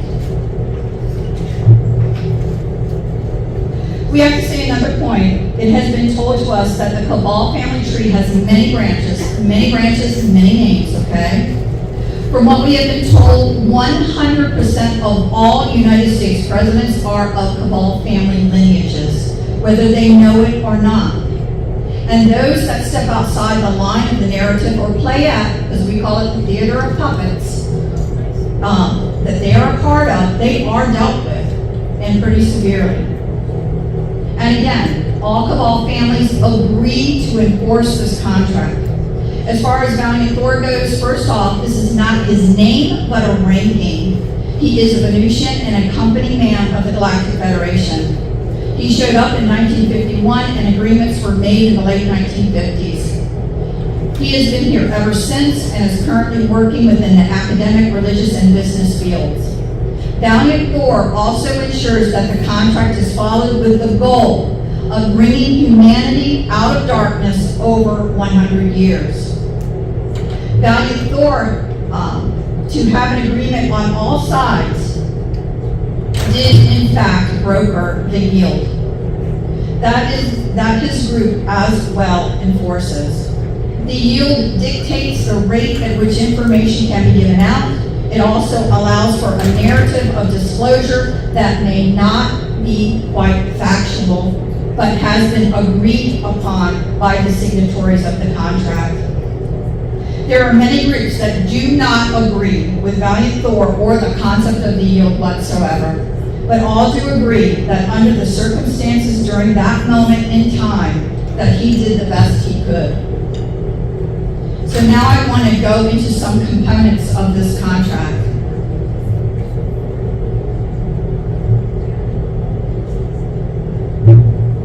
Number one, trade of technology for abductions. Again, allowing abductions was not a new agreement. Abductions occur for experiments and for the slave trade, and it still continues to this moment and will continue unless our voice is heard. Expectation that society will be brought up to the speed of a pre-galactic society in all areas, including academia, medical, technological, religious ideology. Human-on-human issues will not be contained unless there is implementation of an event that would be catastrophic to the human population. Smaller depopulation events such as small wars, small planned pandemics, can anyone think of one recently? Implementation of chronic disease leading to uncomfortable illness and early death, and implementation of disease or genetic changes that can lead to infertility are all allowed. What the contract will not allow, an event for the purpose of uniting these survivors where 2/3 or more of the population will die. That's when they step in. You would hope it'd be a lot sooner than that, right? To control the entire conversation of most subjects, the Cabal came to the consensus that pretty much all information needed to be controlled. So how do you control events and regulate the yield?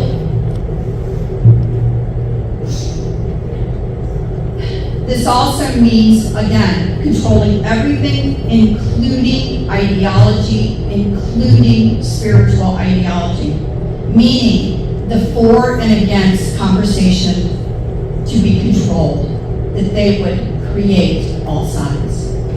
Three-letter N agencies develop the thoughts to control them, and then they had their own play on both sides of the conversations. Most started, again, this was signed in the 50s, and they were jolly on the spot starting in the 1960s. If you have not read this book and are interested in anything I'm talking about, this is an excellent book, and I'm going to just read one paragraph from it. We actually, not too long ago, this author died very quickly of an illness, just okay, after this book was published. But Chris Channels, we've actually channeled him, and we're going to follow up with that and put that out there. Very interesting person to speak to. So I'm just going to read this paragraph, because again, I did not know that it actually was confirming what we said, but I'll read this one paragraph. Here we will, as you may have already ascertained, take a decidedly different approach. The question that we will be tackling is a more deeply troubling one. And this has to do with, again, with the hippie movement, with all of those, people that of the Byrds, Janis Joplin during that time frame, and all of this musical genius and all of these hippie groups that came into existence in the 60s. And this is what we're talking about. The question that we must tackle is a more deeply troubling one. What if the musicians themselves and various other leaders and founders of the movement, meaning the hippie movement, were every bit as much a part of the intelligence community as the people who were supposedly harassing them? What if, in other words, the entire youth culture of the 1960s was created not as a grassroots challenge to the status quo, but as a cynical exercise in discrediting and marginalizing the budding anti-war movement and creating a fake opposition that could be easily controlled and led astray? And what if the harassment these folks were subjected to was largely a stage-managed show designed to give the leaders of the counterculture some much-needed street cred? What if, in reality, they were pretty much all playing on the same team? If you want to know what we're talking about, it's done over and over again. This book explains it out. It's just a great read. Your mind will be blown when you read it. One thing that we have to say is that information that are coming in from different people to try and set aside what is now control versus what is real. Information evolves. So if you're dealing with certain types of thought processes that haven't evolved over the last 30 years at all, with new information, new ideas, new thoughts, and expansion, you're probably dealing with a psyops.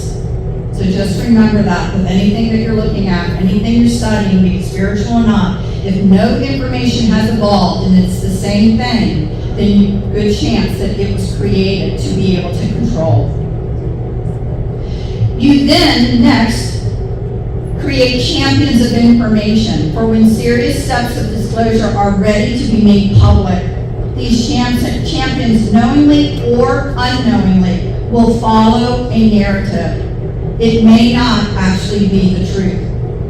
And then you will create chaos and conflicting information that can be used as a carrot and a stick, as well as keep people occupied digging to find truths.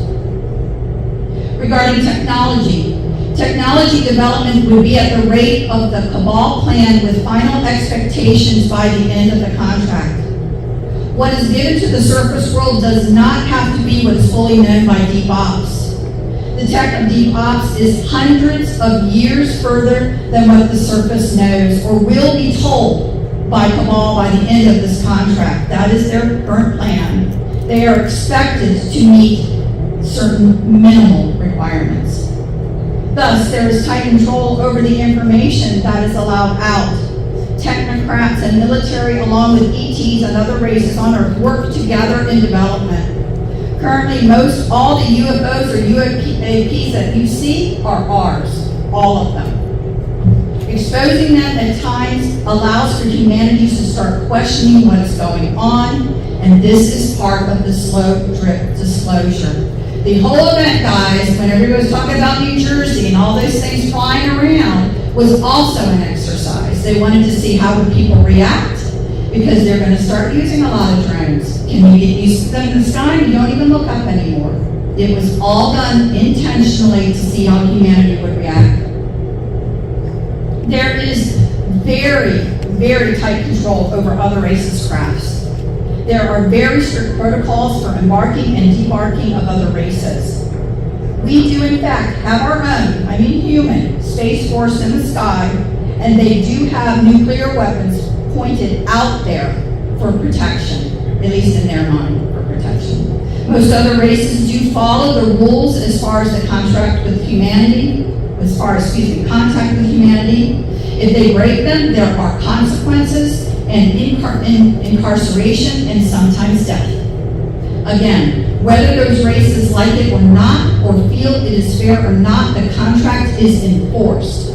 There are those that do take their chances in order to provide information to humanity, and they all are aware of the consequences of being caught. Because humanity is growing in spirituality and psionic abilities, and this was expected, the Cabal and ETs also try to control and corral this aspect as well. There is other intelligent life, aliens, interversal races, interdimensional races, and other humans on different timelines, trying to communicate with humanity to provide information. Abilities like remote viewing, telepathy, and channeling were expected to be developed. To counteract this growth and the potential variances of wanted information to be disclosed, there is a very active attempt to put out information in the ethers for those who can hear, see, and perceive it to tell the approved narrative. This is done with direct telepathy and V2K. Humans and aliens take shifts to speak with those wishing to have contact. For those who have psionics that are not well developed yet, it can be quite easy to have a conversation and even see what they or the channeler wants to see. If you want to see an angel, they can certainly make it happen. So understand what they're doing. You must discern better. Watchers are in all areas. There is also tech that can help to identify those who are vibrating in frequencies known to have psionic capabilities. This does make it easier for them to target those individuals and help provide them with the approved narrative to give out to others. There is an angel's unaware rule regarding human contact. Bottom line, physical contact, meaning seeing an alien standing before you, is not allowed. If a human accidentally sees someone as their ET self, and it has happened, they must go. And I mean, a lot of times they are kicked off Earth, must go.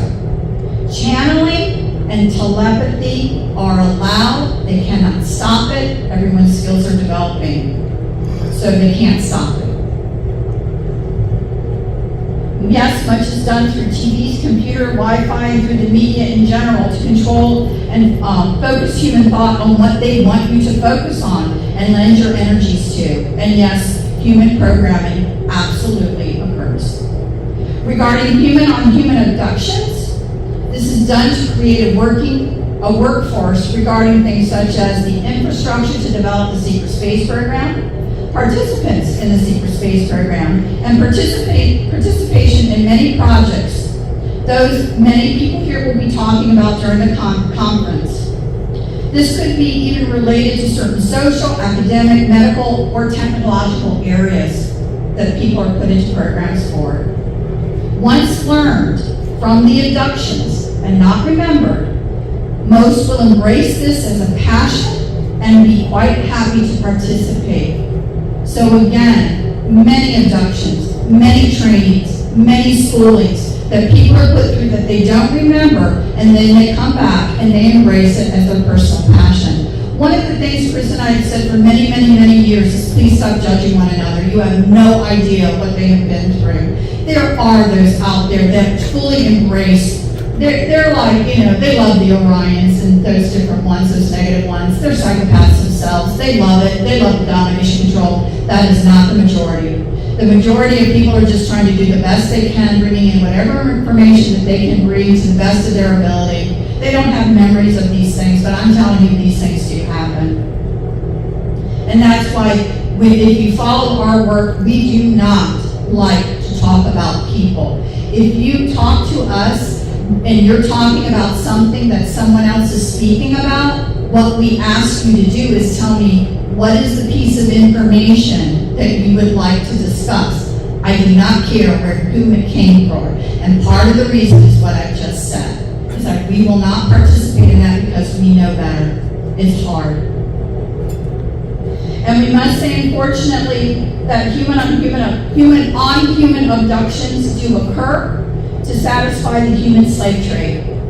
Most humans involved with this are programmed to do so, although, as I just said, there are some psychopaths involved who are more than happy to do this. And as we've said with a lot of people, with ourselves as well, who have memories and secret space program, if if you really understood what you did over there and some of the things you did, you'd want to put a gun to your own head, because it's not actually who you are, that they turn people into something else to do their bidding, and it's not pretty. Experiments are occurring on humans also through human-on-human abductions. So I know some people have said that they've had a case where they're like, I know I was abducted by a little green guy, but I swear there was a human there with it. And I'm like, there could have been. Again, most of these humans are truly programmed. They literally are zoned out like people of the secret space program. Most of them, they want to put a gun to their own head if they could remember what they were a part of. So there has to be, honestly, some understanding and grace that many people have done many things that they would want to kill themselves for if they really knew. So sometimes for Chris and I, if you don't have memories of the secret space program, good for you. We are not people that say you should go out and get a reading, because if those memories start to come back and you really participated in some of this stuff, you're not going to know how to rectify it in your soul. It's going to be very difficult, and it is a lot of the challenges that some of these people face. During the 100-year disclosure contract, the parties could allow for addendums to be agreed upon. These are referred to as bracket treaties, and Chris is going to speak on this in just a minute. But with everything I have just talked about, we want to state again that in these last years of this contract, the goal is to bring humanity to the required minimal requirements of a pre-galactic society. This contract expects humanity to be more united. Thus, certain warring will have to end, and you're starting to see that process now. The contract expects a certain minimal level of care to be met for all humans in the areas of nutrition, health, academia, and spiritual endeavors. Isn't that a coincidence of all of these areas being shown in your face how bad they've gotten, so now it can be started to be retracted? Are you guys getting this? This is current present moment. This is exactly what's supposed to be happening. For some, especially after so many years of suffering and improvement, will be so welcome that they will accept the false history that will be laid out before them and be grateful for the minimal standards. We feel we should strive for more than a minimal requirement. We should not have to wait 30 more years for healing tech. And again, they can hear most everything. What are we even going to end up with? Right? So we have to unite, and we have to bring this stuff out in the open. We should not embrace the historic narrative and should push for the historical truths. We need to unify. For those of you that were present this morning, we talked about it then. We need to unify and have a collective consciousness of humanity drive the demand for the historical truth and way more than just a minimal treatment for humankind. We need to have, as a collective energy, a seat at that table. I hope everyone will start with no more abductions. I would like to see that, just like it took how long, 100 years from the signing of the Declaration of Independence to end slavery. We're now going to be at a 100-year mark, and it needs to end. And we need to all, at least if you cannot unify on anything else, unify on that. You need to envision its ending. You need to envision what the world will look like, how safe people will feel, the traumas ending. You need to start envisioning that, and that collective energy of everyone envisioning the same thing will have a seat at that table. They cannot ignore the energies. This is why all the distraction is going on, watching the news or whatever, because if they can keep you enthralled in the drama, you will not concentrate on co-creating what you want. So we must bring this out so that we can all do that. And so with that, and again, I want to bring Chris up so he can basically talk about bracket treaties.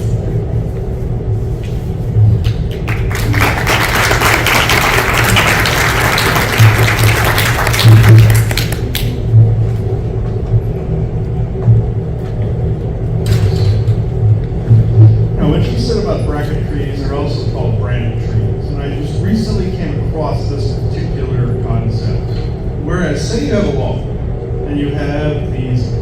subheadings like A, B, C, D, and G.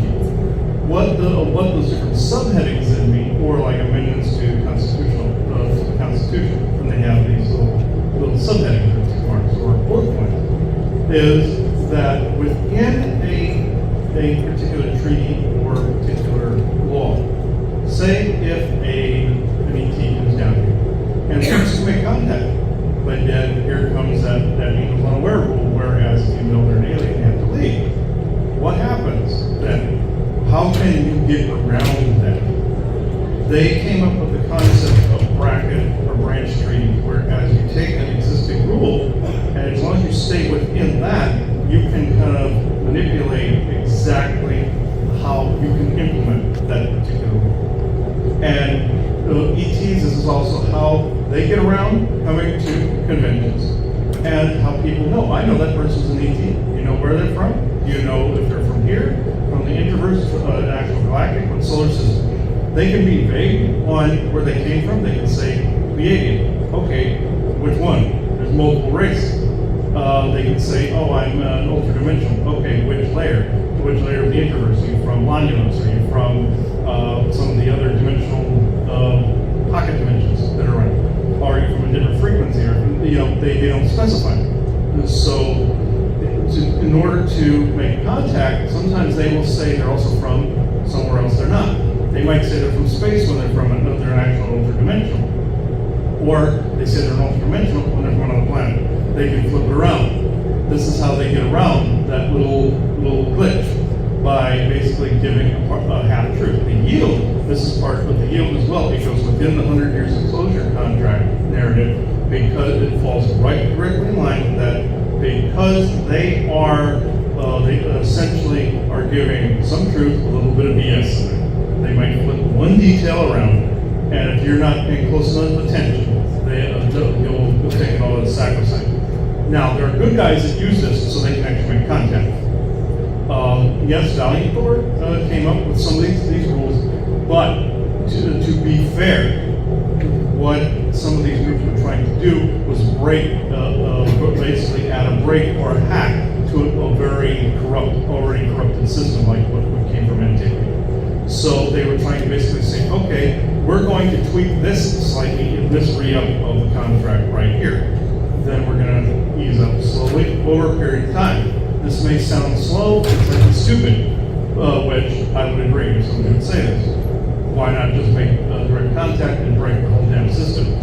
So this is where I'm at. I'm the Band-Aid drip type of person. I'm not like, okay, let's slow drip this. Valiant Thor would argue that the branch treaty thing works because then you don't have any casualties from like religious wars, from people going crazy over seeing aliens, things of this nature. Him and I disagree on tactics quite heavily all the time. He is more the nerd pocket protector that's in the background going, okay, this calculation, this equation, he's that guy. He's like the computer tech guy on some cop show somewhere. He's that guy.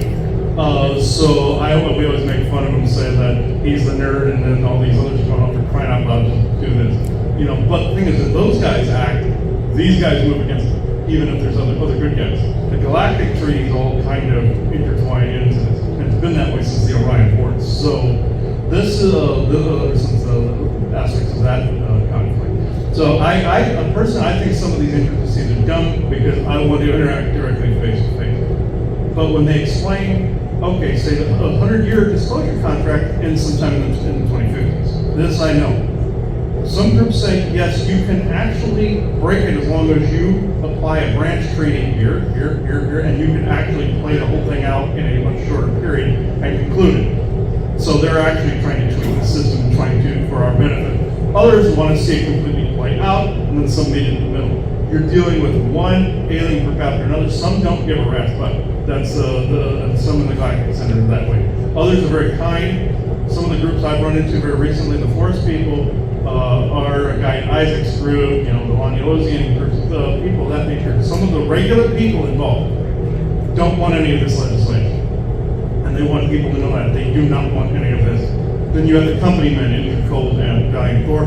They don't want to have to take this route either. They feel doing this will make it seamless and take thousands and hundreds of thousands of years of oppression and take it down into a small 100-year period, and then it's done and over with, we're opened up to the galaxy. That's how they see it. And I agree with why they're doing it, I don't agree with how they're doing it. Because these other nasty groups, like these cabal groups, have basically tortured people, they do all of this. I don't agree with the allowance of that side of the union. So, I understand why they felt they needed to do it too short, and that's down to 100 years, and to get rid of all of those tendencies within that short period of time. But I don't agree with the how. So that is essentially bracket treaties in a nutshell, right there.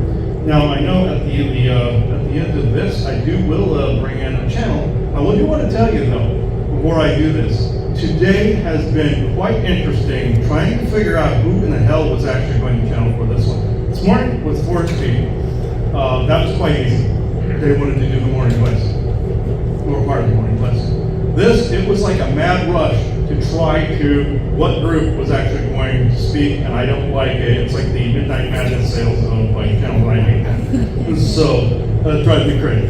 So the way I word this to actually refine it down with who I need to channel is, I now bring in true benevolence with no conflicting agendas as of this moment in time. I do that, all these other groups fall away, the noise falls away. For the past several hours, all I've heard is this group one, and I got this to say, I got this to say, I got this to say, and they're all over the place in this hotel right now. They're everywhere. They're even in this room with you. You've seen empty seats. There's not one empty seat in this room. So, that I can tell you right now. So, but Valiant Thor was one of them that wanted to talk. Isaac was another one, and they were basically arm wrestling as to who was actually going to get the mic. So I said, nope, there can be only one today. So I now am at the point where I know who is Jen. Okay. This would be Valiant Thor. You're probably just going to hear a bunch of boring 3D details, but it'll be the one that actually talks. So Isaac would be the one that made everybody laugh and do a bit of a stand-up routine, but apparently he hasn't done one that. So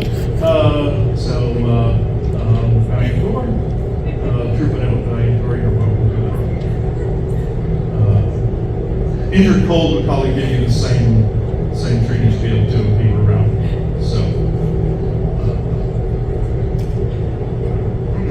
Just to be clear, Valiant Thor is strength of the Pentagon, Injured Cold is visitors from Monuments. That's the two sets of carrier lines. So. Okay, Valiant Thor.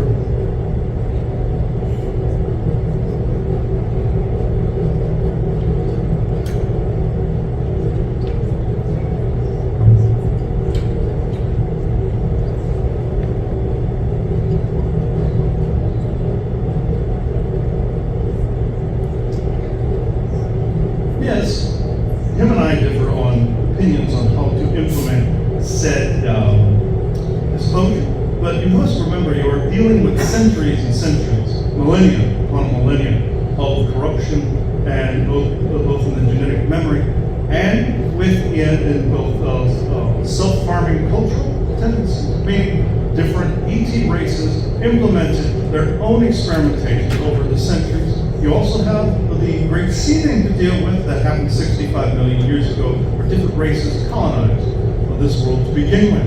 This was actually a very happy time within galactic history.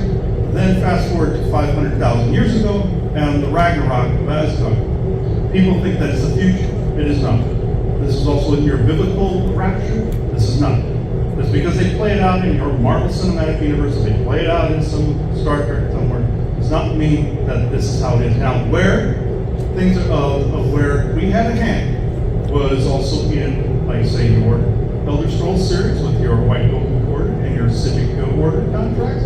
These are actual galactic laws that were put into the games themselves to show exactly how this worked. But other groups were also architects of putting this in. Now, I myself knew that there was negativity that was taking place.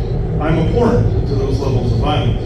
But at the same moment in time, in Eisenhower's time frame, when I mean Dwight D., he had a rough time with this. He was more like himself, Eric, that wanted to bulldoze this, but at the same time he wanted to preserve the world economy at the time. A of which I did defend, but at the same time, knowing full well, when that contract was re-upped, it had to be a lesser version of what was out there. It had to basically appease those that would try to enforce things on this world that you would not have wanted. Other groups that wanted to claim mining rights, other groups that wanted to claim ancestral homelands from long, long ago, from the times of the Great Seeding, et cetera, et cetera. It'd be like if you won the lottery and your cousin showed up and said, hey, I've been your family member forever, and you have no idea what the hell did. This is exactly the kind of crap that would have happened had we sped this up. Now, being 25 years out from the end of the contract, is it possible to branch treaty your way out of this? Absolutely it is. Just know the further away from the mark you get, the less seamless it becomes. And the more than likely case that you will have some cousin of yours from somewhere in the cosmos saying, hey, I heard you just won the lottery.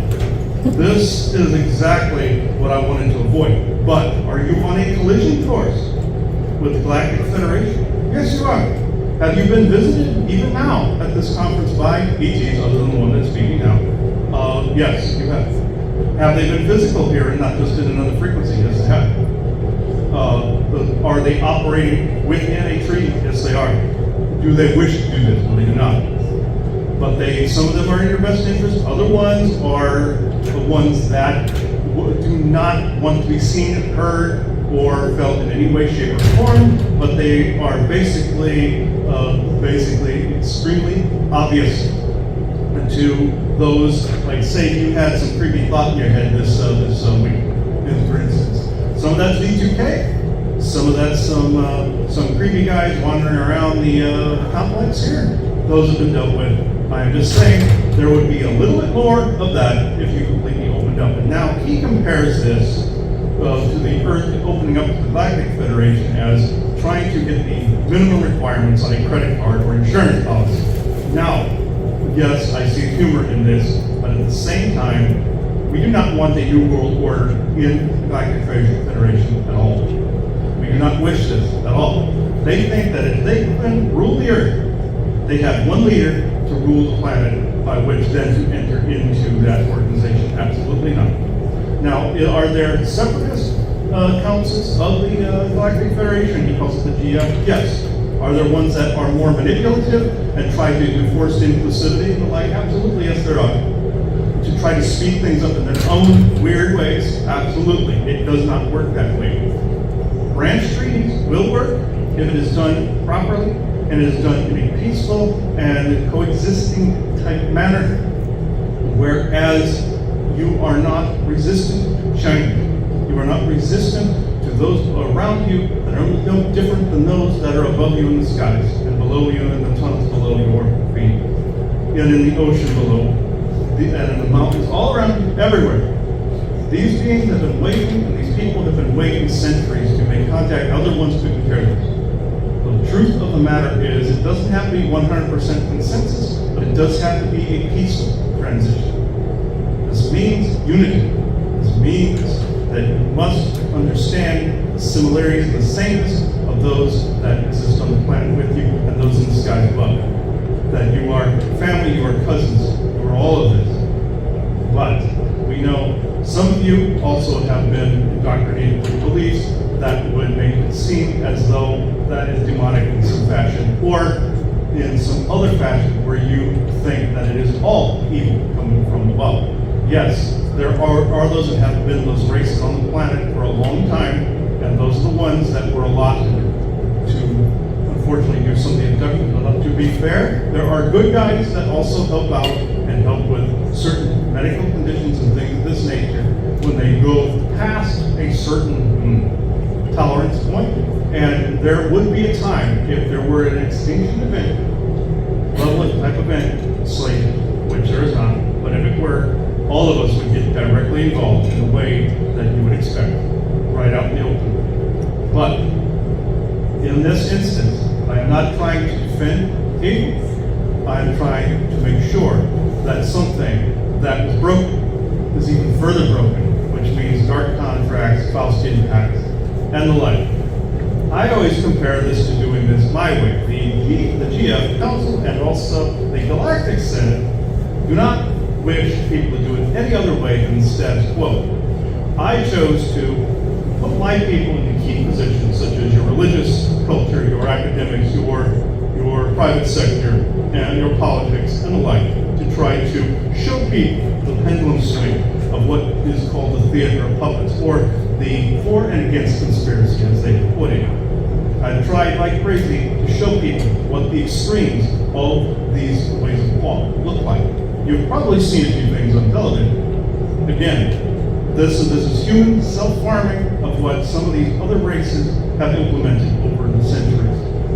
Now, in this instance, I will also say that, there is a bit of interference, excuse a moment. In this, say you have V2K technology, say you have psionic hammering, say you have telepathic ET races trying to take advantage. It is very much like in your Harry Potter mythos and lore, where you have the muggles and you have the magical lineage, which is BS, by the way, because there are no muggles and magical lineages. There are people that some have remembered, some have forgotten. In this instance, some of it has been suppressed within the genome, while in other cases it has been embraced for centuries, and therefore you have a divide. You have a dimensional divide. You have those that are in the Cartoon Network that are in a divide. You have the regular humans going about their day, that there's a divide from all that is spiritual, all that is energetic, all that is frequency. This is what you're up against, like your Wakanda, basically, your Marvel Cinematic Universe. A culture that became far more advanced, but we're also human. You have all of these things warm. So therefore, a delicate hand has to be used in this instance to basically rid your minds, basically, of this said technology, to rid your environment of said activity, and to actually branch treating our way into an already fractured system. Yes, this may sound convoluted and dumb by some standards, and people may call me nerdy for basically calculating my way through this. But also, like in your Star Trek lore with your Period 7, that was based on myself and my group, the Watcher type of group. Also within your, he says in your Picard Season 2 with the Watchers as well. That was based on myself, Stranger at the Pentagon. That was based on how we operate in the background to basically get people to the brink of something they do not wish to have. Then they learn from that mistake before it becomes an even worse mistake. Very much like the character wanted to scare people out of an arms race. This is exactly what we have had to do. This is also we had to combat our three-letter agencies in this respect. We are your closest neighbors in the solar system, Venusian colonies. People have questions for me, or is this that kind of Yeah, please, I'm going to ask one to get started, and then if you have a question, go to the mic. Basically, the question that really we haven't talked about that I think they would find interesting, again, to know what's going to happen. In which order are the improvements going to be made? In the academic field, in the medical field, in the technology field? What's the order over these next few years right now that the Cabal plan tends to operate by? Political being your first one, as you can see currently, it's in its biggest pendulum swing that it ever had. Then it'll be followed by academic. Then it will be, the last one on the list will be religious, because that is the one that is the most, how can I put this kind of, the most entrenched, because that is based on old belief systems, not only from your Roman Empire, but from further back into Atlantis. These were other factions that existed then when that time fractured back then. That will be, unfortunately, the last one. Your very first one is your political theater. This is why you're seeing it most pronounced, even though your cabal actually feels they are actually manipulating the public through your politics and the pendulum swing and your theater puppets. It's actually being allowed to an extent so you see the theater puppets. Then, as I said, then there'll be academic and then religious being the next. And Joanne, you were talking earlier about like how the Cabal will like plan certain events just to see how people would react to things. You know, the Phoenix Lights in March of '97, was that planned by the Cabal just to see how we would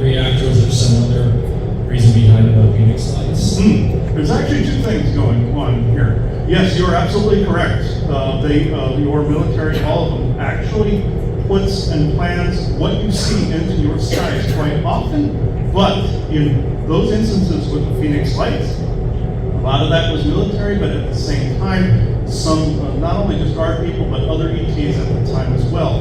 And if any ET race tries to intercede with an event such as this, so false flags like that aren't completely successful, we're shoot off. You see, we're chased off, get back into the outer reaches of the system. But I can honestly say that there were ETs there, but it was mostly a military false flag to get people interested, I shouldn't say interested, but getting people compelled to look up into the skies. It's not all bad, it's just that it is incredibly manipulative. Hello, thank you so much for bringing your information. I don't really have a question, but I just want to add to what you were saying. For one, I absolutely love that jacket, the bee, because the bee represents the organic blueprints, sounds of this creation, the buzzing of the bee. And when it pollinates plant to plant, it brings it back and alchemizes it to honey.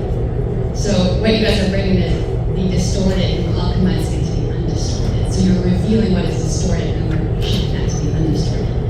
And what you're bringing through with Valiant Thor and the Orion system, I just want to point out a few things on that. So what the Dark did, they dropped the L and they put the R. So it's actually Orléans. The oldest language on this planet is Haitian Creole, which is French Creole. So Orléans means the gold lion. And that's where our kingdom is. That's what we're going back to, that's Judea. So the gold lion, not all beings from the gold lion are negative. We freed actually a whole bunch of them on the west coast of Canada recently. And these beings are, so we have multi-dimensions. So just because the dark hijacked a certain dimension doesn't mean that whole system is of the dark. And our true indigenous people are of the gold lion. And we actually have two of them in our room right now. I need to interrupt you. We need questions. We can't do this. We have a limited time. Please let the next person ask a question. Sure. Yeah, thank you, I do though. wish to comment at this time. This is actually, you are correct, that not everyone within a group is bad. But there are some untruths as to how certain beings are displayed and what they are being seen as. None of the beings that even myself are bearers of complete and utter flawless esoteric wisdom. We are like yourselves. Those beings, the cat beings, all of them are like yourselves. They just are tapped into greater swaths of information that you may be unaware of. But yes, we can move on. You mentioned that the 2050 when the disclosure was supposed to happen. I've been talking to the ETs and they said that in next year they're going to be showing up to the star seeds. Can you verify that or anything about that? Even though it is not always good to say specific years, even though it's about the 100 years disclosure contract, there'll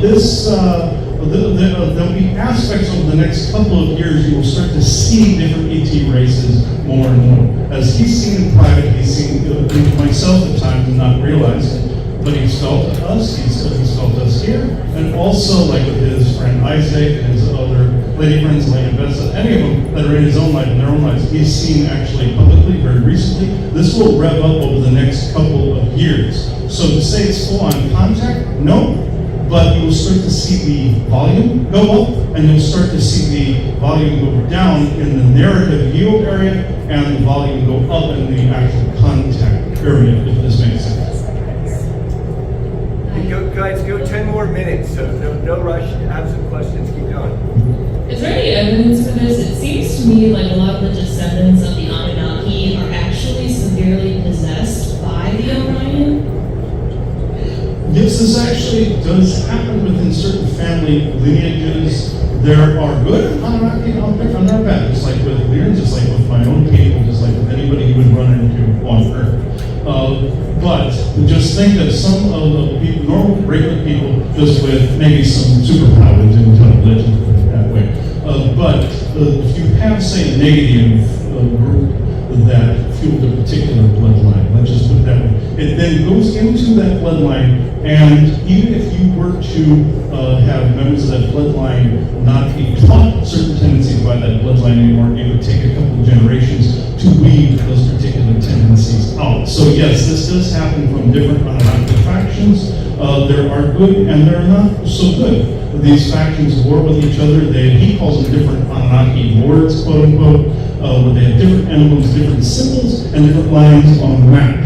If this makes sense. Yes, thank you so much. Sorry, I missed a few minutes of the messaging, but I'd just like to ask, do you see much in relation to unlimited energy sources, big advances, and how that might affect our futures to come? Yes, you will actually, part of the 100 Years Disclosure narrative is actually speeding up your technological advancement. This would be why you see a new cell phone come out all the time. It is because not only marketing, it is actually trying to get you to a technological base that is also the minimum required technological base to be able to present that level of Star Trek-ish type technology to you. It can't be too far off center, if this makes sense. So, yes, there eventually will be free energy, there will be medical technology, but some of what we've been hearing since the late 90s or mid to late 90s is a bit of a psyops, but I will say that, yes, you are heading onto a collision course with a free energy source. You're going to start to see things speed up a little bit more over the course of several years, but you are heading towards a time where electric bill and power bills, gas bills, things of that nature will be an historical footnote. And just let me add to that, this is something, again, if everybody in this room agrees that that's what you want to see, then you've got to start co-creating it into existence, pushing it to come quicker. What does that look like? What does that taste like? What does that smell like? What does that mean for you and your families being able to get together? What does that mean for you to be able to travel because of it? This is how you co-create and say to the universe, basically in general, this is now the experience I want. So a lot of distraction now to get us to look at what we don't want, right? And then we watch the news, and the news people are saying, looks like there's going to be a war. Well, after a while, don't you guys say, well, it looks like there's going to be a war. You just consented to a war. You're using your energies to say, okay, let's have another war experience. Yes, walk the manifestation that you wish to see. You become that manifestation. You are that manifestation. Do not accept the manifestations and consent to the manifestation that others try to drum into your mind. This, if anything, I would give advice on. We are one. I am, and we can. Thank you. Yes. Yes, this is somewhat similar to the last question I asked. 9/11, no doubt that Cabal were behind it, but what was their end game in the 9/11 false flag operation? To get not only people to focus on one war narrative after another, one major event that they could beat people over the head over consecutive decades, which they haven't. But at the same time, there was a false flag going to be a false flag ET invasion type event at that time, which was basically disclosed in your Independence Day with the date of essentially September 11, 2001, printed on Jeff Goldblum's computer. They were showing you what they were going to do. This was not acceptable to any of us. So this had no purpose other than to rush through, cull down a population, and then force feed all of the technological wonders of the universe. No, this is unacceptable to ourselves. This level of violence is unacceptable. So in this respect, the majority of the whole reason behind it was not only were there little wars going on in the background, like you see in your Jupiter Ascending, where the buildings were all ravaged and stuff, and a little alien conflict. That was part of it. The other part was a false flag, and another part was to basically get people to focus on the Arab terrorists within that versus the truth in this, so that people could focus on not only a bad guy, a boogeyman, but at the same time focus on a very tragic event, and even if it was well-intentioned, focus on a tragic event so people would constantly remember the tragedy instead of the good things that exist in in your environment. Hello. So I know you guys are talking about the 100-year disclosure contract. Is there an annual or a yearly review about their contract and what they want to be established or want people to focus on for that specific year or to help with the 100-year disclosure or anything like that? Yes, this falls under some bracket treaties, this falls under additions and addendums and bullet points to said treaties and said agreements, so therefore it can be unwoven in a more diplomatic way. So yes, there are additions every day, every hour that are being made to this set, meetings that are being had that people do not know about. People call that cloak and dagger, but I disagree in this way. It's more of a consensus and essentially trying to undo many centuries of, let's just say, doom and gloom narrative to that of something more unified. So to answer your question is yes. Okay, so Any final words for this conversation? Actually, no, this is where I'm at, other than the fact is that if you wish for this to be sooner, you must co-create this. With paying attention to the calamities in your puppet show, you should see it as nothing more than, he likes to say, WWE wrestling. See it as theater, because that is what it is, a theater puppet. See your world and see your planet, and there is a difference there, interpersonal world and planet, continent, country, dimensional space, and physicality in this way, or non-physical or physical dimension. In this particular reality, you are on an access point called Midgard. You heard this in your Viking lore. Whereas what you co-create here has the biggest waves throughout the dimensions. You must not get enthralled with your news narrative. You must actually then co-create and walk the manifestation that best not only serves your immediate situation, but globally. Some people might accuse me of being a globalist. This is not necessarily the case. I'm actually more of a humanist in this particular way. I care deeply for what happens here. In this instance, I do not wish some of the negativity to turn on those on planet Earth, nor do I wish to see those on planet Earth fighting one another over stupid reasons. So you must actually see calm as your force people would say, or Ken they would say. Calm space, calm, always. Now, I'm not saying to accept crap from other people. You have to stand up for what you believe. But at the same time, don't allow yourself to get triggered. Don't allow yourself to get into narrative. Only allow yourself to be in this particular moment in time. But think ahead to the future as to what you want your world to look like. As you would say, go to the end, bring it here, and manifest it in this particular dimensional space. At this particular moment in time, you jump timelines all the time. But make sure that you're on the correct one. So, this is all I have. I thank you. One second, Chris, put on the channel. Oh, we lost the mic? Okay. Okay. We're actually, it's okay. Okay. Now, this is kind of just more of an explanation here. So, knowledge is power. We are on a collision course with the Galactic Federation.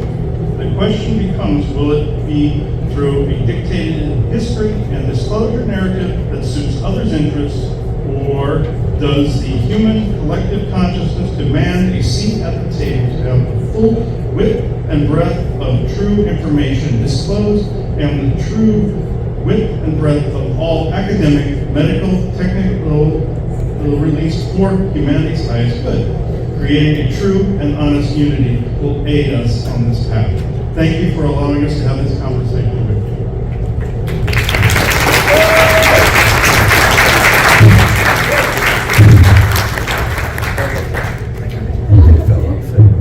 All right, thank you everyone. We're going to take just a couple of minutes break before coming back for our Secret Space Program panel, which I'm very excited about. And then after that, we're going to be eating dinner. Our special event dinner is in the white dinner tent down there on the beach patio.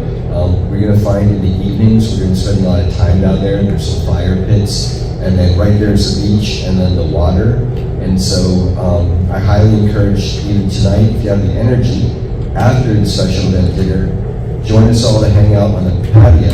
And if the weather, assuming there's no lightning, think about going swimming, because it's really amazing. It's warm enough for me to go swimming at night. The only time I get cold is when when I get out and you need a towel at night with the wind blowing after you got out of the ocean, which is wild for me. So, we've just got a couple of minutes, and then we'll be back for the Secret Space Program panel. Hopefully, you liked that segment that we put in there. I know it was an hour and 15 minutes, somewhere in there, but that was between Drarn Karna of the Council of Candifor and also Valiant Thor when you saw him barge in at the very end of this. So by the time you are seeing this, we have reviewed this information and also are now adding to this information. Just know we struggled with getting this information. We struggled with not only attacks coming from this, but you heard Valiant Thor say the whole cheese concept, where those groups are apprehended.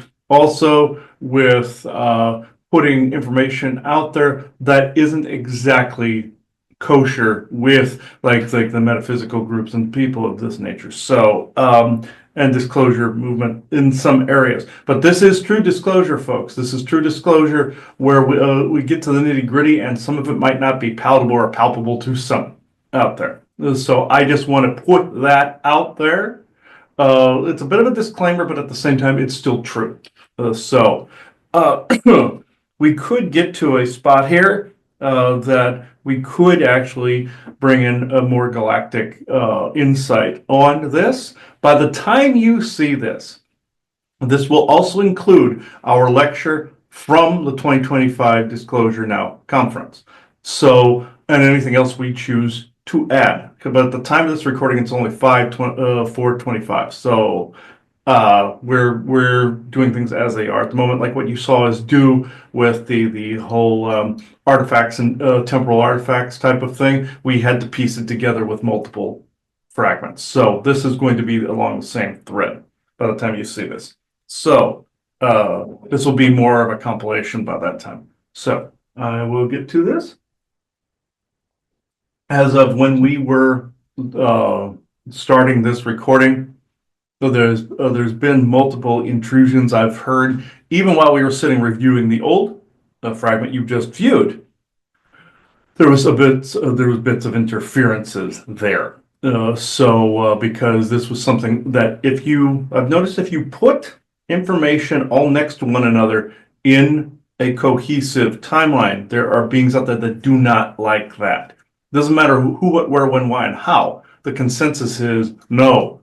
So therefore, we must pounce on that, or cause forgetfulness, or V2K pulling thoughts out of the head. You know the routine by now with the mind control stuff. So I am being reminded to do this.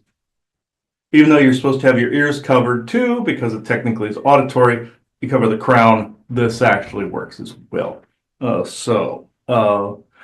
The question remains, though, who is actually going to talk at the moment? Who is actually going to speak at the end of this portion? Because I'm getting a bit of heaviness here.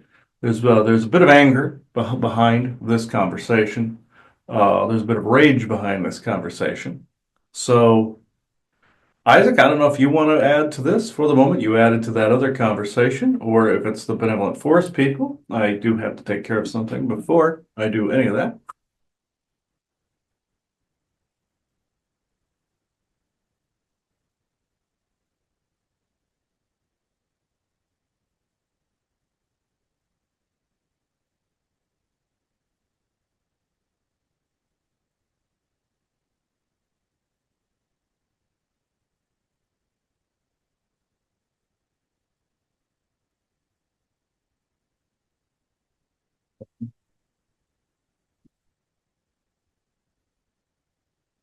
There we go.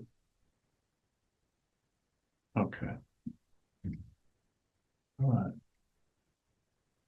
right. Okay. Not Isaac this time. Okay. Hold on. Crumb, can you please clear the remaining infiltrators or interlopers here, please?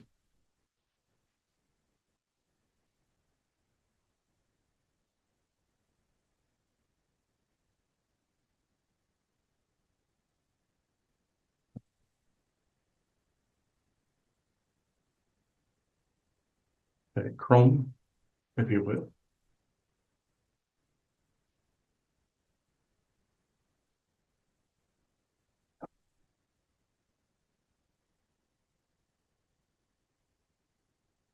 I do apologize. This must be brief.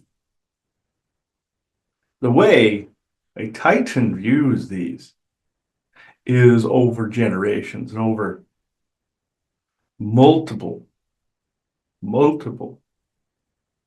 millennia, even hundreds of thousands, not millions of years, as the world turns, let's just say. What you have seen, yes, is a re-up, as you call it. What you have felt is the what Valiant Thor was saying in that segment, the cheese segment, where then they could or disenfranchise, let's just say, those that take the bait. I do not approve, like Duran Karna said in this, I do not approve of these tactics. But those, let me make a blunt point to anyone listening to this. Anyone experiencing these things, either the Oversoul has agreed to some of it, or you are on some kind of mission, soul or SSP or otherwise, that accounts for this. This is nearly always true, with the exception of few exceptions. Everyone on your planet has been taken to some degree.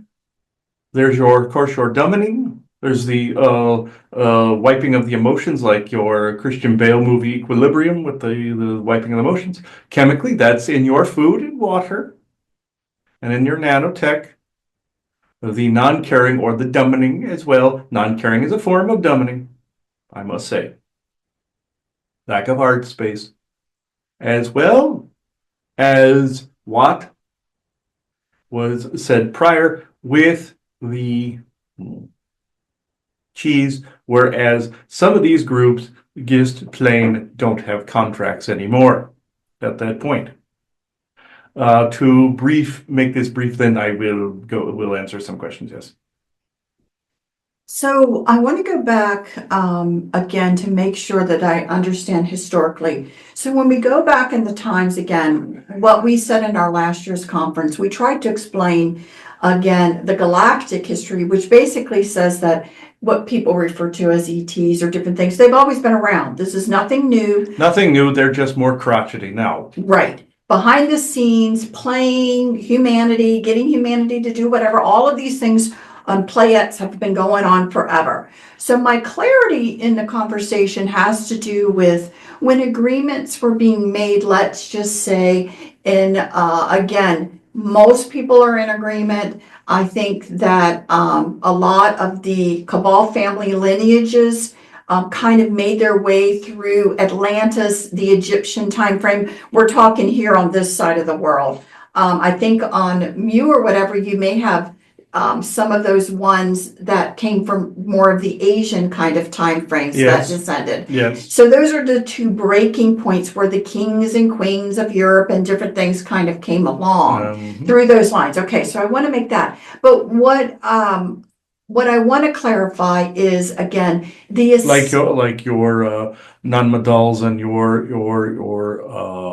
Ankar Watts and your Jai Farman type of lineages, things of that nature. Yes. From the southeastern, side of the world. Yes, yes. So, but they all, again, had an originating place. And the God King, yes, yes. Yes. And so what I want to clarify, because what we really stressed, of course, when we were talking about Eisenhower and being in ascendance where everyone agreed through them, that was more of a worldwide kind of, event. Back in the times where there were just kings and queens, I want to try to clarify. It didn't feel like, but I don't know this, you tell me, that there was such an ascendance kind of things going on, that agreements seemed to be made with kings and queens. Yes, kings and queens, that some of them were part of these lineages. Some were not. There was like during your, not only your Middle Ages, but 100 Years War time frame. Yes, there were contracts that were made during that time, very much like with your presidents and your politicians and everything. Very similar. It was slightly more chaotic at that point during that re-up period. But then it was more unified.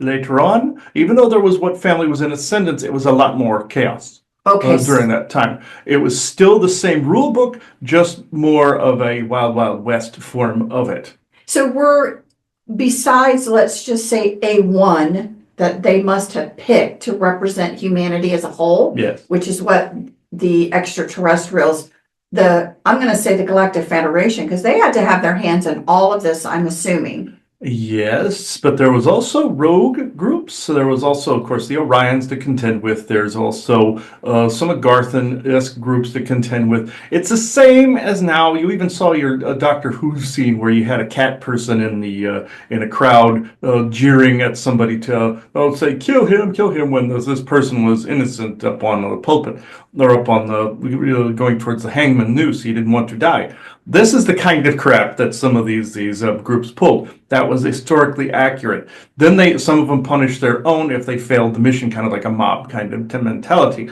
This is how this operated, like you saw in that scene in Doctor Who with this character named Jonathan Swift. He was going to die.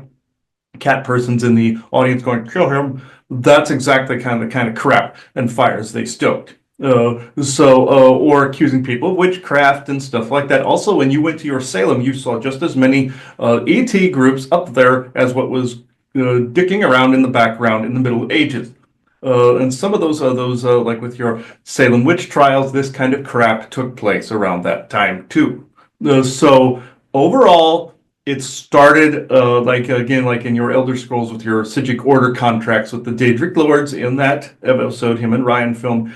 Some of them were called to task more and made it so that they could not manifest as much. In the game series, it was more manifest on Mundus, or that would be like Earth. After your Molag Bal zombified a village, this got the human Psijic Order involved, and they basically went, stop. This is the same rule book that is being presented in the games. Other groups came in and went, knock it off. We cannot have this big upheaval right now. You're too far off the mark. We have to integrate better. This is also why you saw the accusations of witchcraft ending. It happened in Europe first and then went over to the United States, or what was to be the United States. But there's still, of course, the Gardner family and Time Corps to contend with. This was also smoothed out a little bit more. Not as much as I would like, but there's a danger to what they were doing if temporal manipulations were done incorrectly, but it was still being misused and used to this day. Off that topic, when it was starting to be smoothed out, yes, you have your Eisenhower family that was in ascendance at that time because of dealings that had happened in antiquity. Again, not all of them are bad, not all of them are good. Yes, the Laurel Canyon incident took place, where they were present at that, but so were other factions, like your great houses in Dune. Similar thing, where there is a moot consensus as to what took place with these narratives taking place. I'm not saying Eisenhower is guilt or innocence. He did what he thought was necessary for the U.S. at the time. He didn't completely know some of these things. Went along with, because he didn't know some of the ancient history. He was defending the U.S. economy and all that at the time. Not declaring innocence or guilt, but I will say the overall narrative. This is where some of the guilt lies. And with Valiant Thor and his propensity to calculate down to the last decimal point. Yes, but he even said it could be sped up, but it was like withdrawing from a drug. He was actually 100% correct with that. Yes, and Dron Karna said, yes, is slow drip preferable? Yes, but you are at a crossroads where you must determine what you want right now. If you want this Star Trek world, you must create it. You must demand this information come out. It's when people are in a larger consensus, like your disclosure movement wants, is where this comes to fruition. Well, thank you. And so I guess what I want people to get into their mind is that The one thing as well that we've not said, because we are referring to people whose names are known, because there is also, again, there is also those whose names are not known that are actually more, I guess the word is puppeteering those who we know their names. Faceless ones, yeah. The faceless ones. But in truth, in this instance, for because I think some of the contractual things in history happened maybe through the faceless ones. Hooded ones in dark corners, yes. Right, but this one that happened that Eisenhower represented was one that was more of a face one. That it was it was delegated down to somebody who had a face, which I find it interesting. Like your Trumps and your Bidens, they all have faces. Well, my question is, was that then a requirement of, was that a requirement of the contract that it be done through a faced one, let's just say? This was Valiant Thor's idea. That some of the new re-up of the contract where he said it altered slightly, they all had to be more out in the open and have a public face. Okay. This was Valiant Thor's doing. To integrate this as time went on. This is one of his anal retentive calculations right here, where they had to have faces. Yes, there's still faceless ones in the background, but the figureheads that were anointed, let's say, known or unknown to them. Even your Trump does not know some of this. Your Reagan definitely did not completely, but he did and didn't. Jimmy Carter definitely didn't. They had to have a face. People had to latch onto a face to gain to accept an ideal, to accept a path. This is how humanity's storybooks went, where you must have a figure, a demigod, a hero, like your gods, titans, and heroes, and demigods, all in between.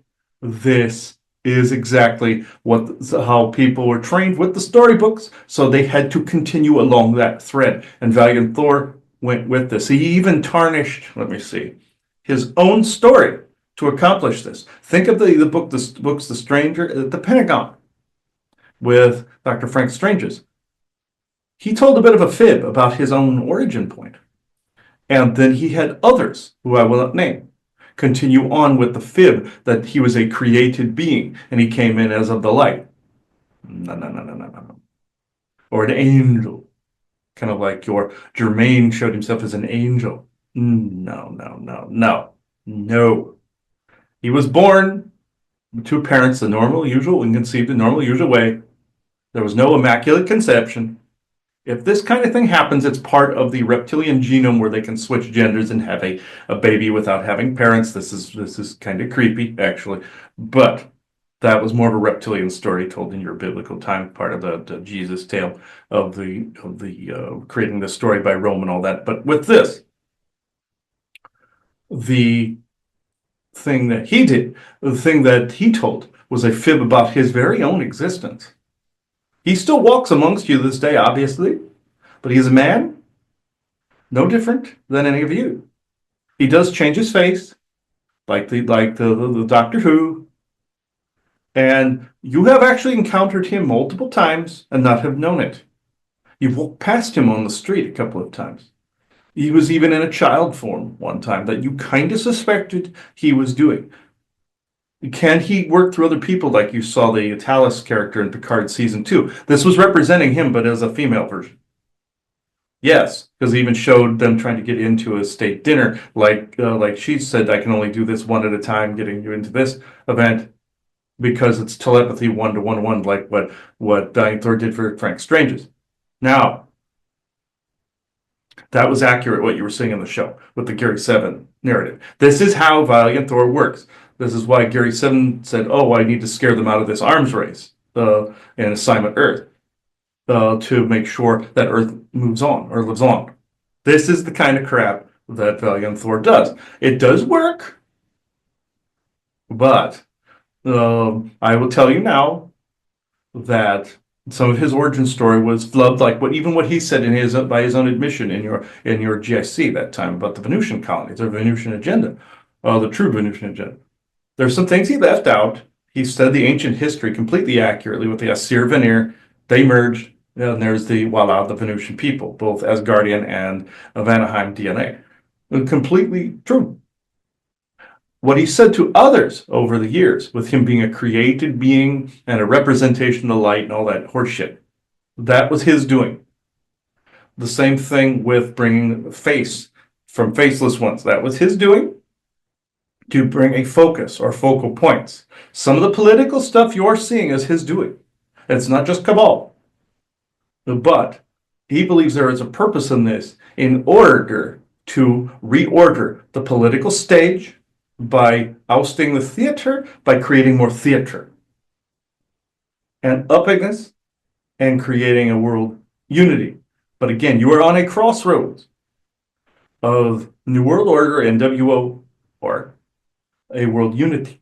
You are on a collision course with the North American Coalition or Unity. This is evident. Some of the plans they put in place, the cabal put in place, must come to fruition, but it can be done in a positive way.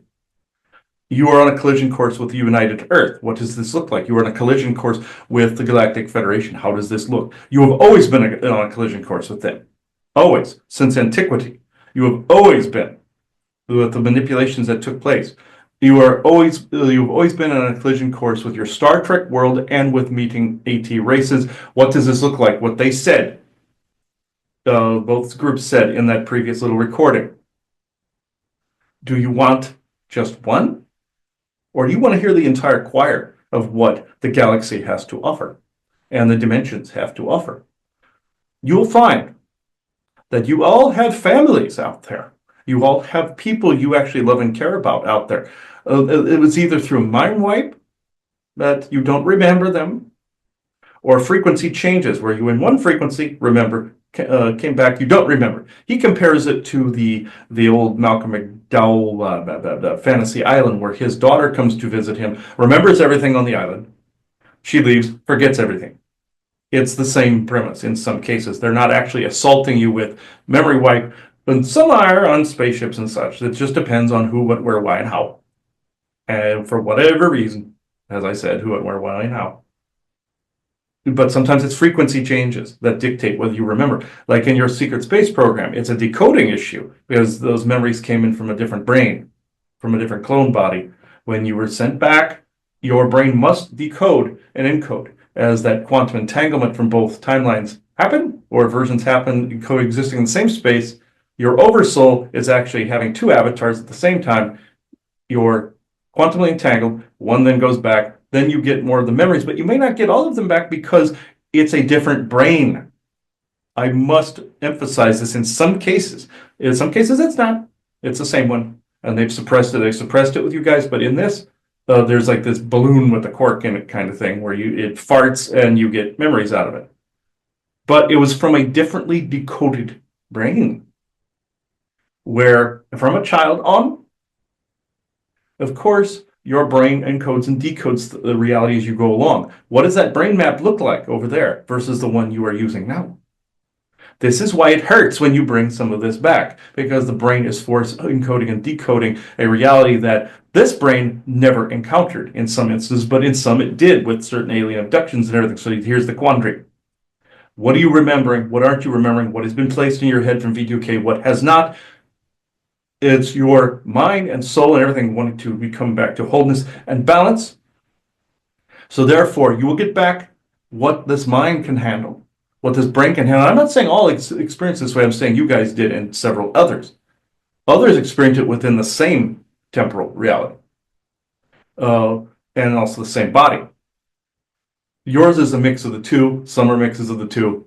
This is the quandary. Can you bring it all back into fruition? Absolutely. The brain can be given a brain map, like injection or frequency toning, you call it. Either that or through V2K technology can bring it all back into fruition. It is your soul memories, it's your mind's and body's memories and cellular memory. It's yours. You can bring it back anytime you wish with the tech and with the sounding and the toning. Now, the oversoul, of course, can drive this as well. And other forces out there can drive this. Your Torrent Cal, for instance, drove this out in the open when I told him not to at the time that made him sick. He did not respect the avatar space at the time, and I cursed him out for it. But this is another story for another time. This tale shall also be told. It's like Conan, get it, joke. But in this, the point I'm bringing up in this is, like with a withdrawal from a pill or set of drugs, there must be nurturing that takes place, not only from a heart space and tension, but when you band-aid rip, there are consequences to how far from the mark you are, as he said. Right now, it's possible to do it completely and have very little shakeup. He sees it from a greater perspective because he's anal retentive with his figures. It can happen now. Do you want to bring all of that back in memory? Maybe not. Some things are necessary to show what the gruesomeness happened, but also some things are necessary to show the love that took place as well. There is demand from that part of the galactic community for this. There must be equal demand down here. As above, so below. There must be consensus, not necessarily as to what reality is, but common ground as to what could make it so you guys could proceed all together.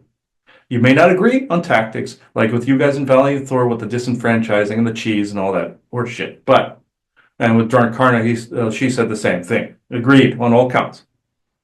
But you don't always have to agree on every point. That's asinine.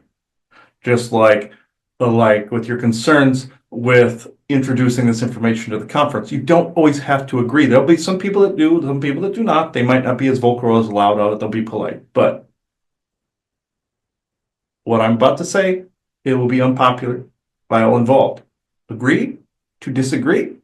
You are not the kings of the castle, the queens and queens of the castle any longer. You are in a movement together. Yes, it's global, it's a unity, but you're one earth, one people. Yes, like what your Baha'i religion would say. But in the disclosure movement, there is too much fracturing because there is too much ego. There is too much I am right and you're not. Yes, there are some things that were implanted by your three-letter agencies to divide, and there's also your dodos and your goods and your all these others that were put into the community to fracture it. And also your three-letter agencies separating self from self with celibacy brought on by the Orions, implanted centuries ago, and your separating your anger from your true self kind of crap. Whereas then you separated yourself from balance. Balance must be reintroduced. The way you do this is leave each other alone. When it comes to the properness of information, yes, you are bringing out something that is more accurate and it might be distasteful to some, but does it mean that you are the lords and ladies of the manor? No. Remember this.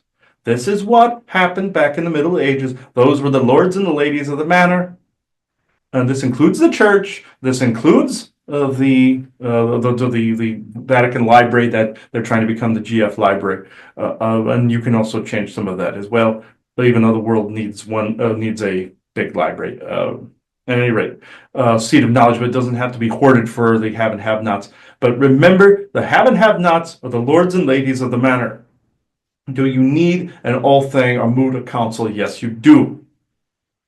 Do you need to disenfranchise people as they go along? No. Do you need to turn people from kindness into monsters? No. It's like that story he said about the guy mowing his lawn, and he had some protected grass in his yard, and the cops badgered him until he got gaslit to punching a cop, and he ended up with 3 years in prison. That actually happened. It's their ploy. And this was basically a protected species of grass, prairie grass in Nebraska. This actually happened. This guy was going about in his own business, and there was nothing really wrong with what he did. But they found a loophole to turn a good person into a monster through gaslighting. Don't give in to this. Keep your heart space intact. Find the common ground, and also a tighter circle, deeper roots, as Odin would say. Absolutely so. Find your tribe. But you don't have to agree on every point. Your tribe members, even a tribe of people, all had valid viewpoints in their own perspectives that then became those elements of what was the all thing and became tribal laws and some native cultures. But does common sense have to remain and common sense have to prevail in this? Love doesn't always have to prevail. You don't have to love one another. What you do is you just don't have to bring harm to one another. Yes, business, of course. Business dictates you crush your opponents and see them driven before you, like what Conan would say. Another joke, by the way. But in this, crush your enemies, see them driven before you, and see the lamentation of the women. That's the common phrase that's out there. Yes, funny. But in this instance, if you wish to form a unity like what you saw in your Star Trek Enterprise with the consensus, and there was the anti-alien group with your Peter Weller that came up. It was like the Earth First group. They were making a political statement against the Red by saying, oh no, you cannot be hunkered down in one nation, but global. That was more propaganda a little bit, but the point is, everybody that was talking didn't agree on every point, but they agreed on a unity or a federation. This is where I'm at. Well, thank you. Well, I appreciate that. The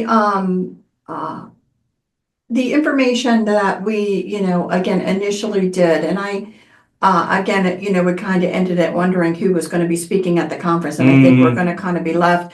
We kind of like the idea of having folks that can, maybe more than one will speak, but that, yes. But basically that we do like the idea of bringing through someone like yourself, Pele, somebody like that who actually has absolutely not bound by anything. It's nice to actually have someone like that can speak freely as well.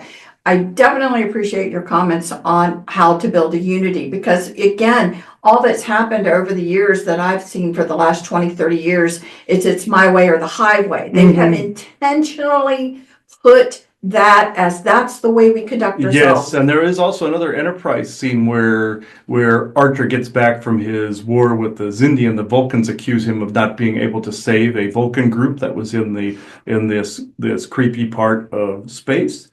And they were too far gone. They couldn't do anything for them. So Archer yells at the Vulcans, and the Admiral corrects him, and then comes by later on and says, yes, you were totally in the right, but you must do a public apology for them, because we are trying to build a unity. We are correct in this. You and I agree on this, but you must find common ground with the Vulcans, because we cannot just basically say we're right, they're wrong, even though we are right.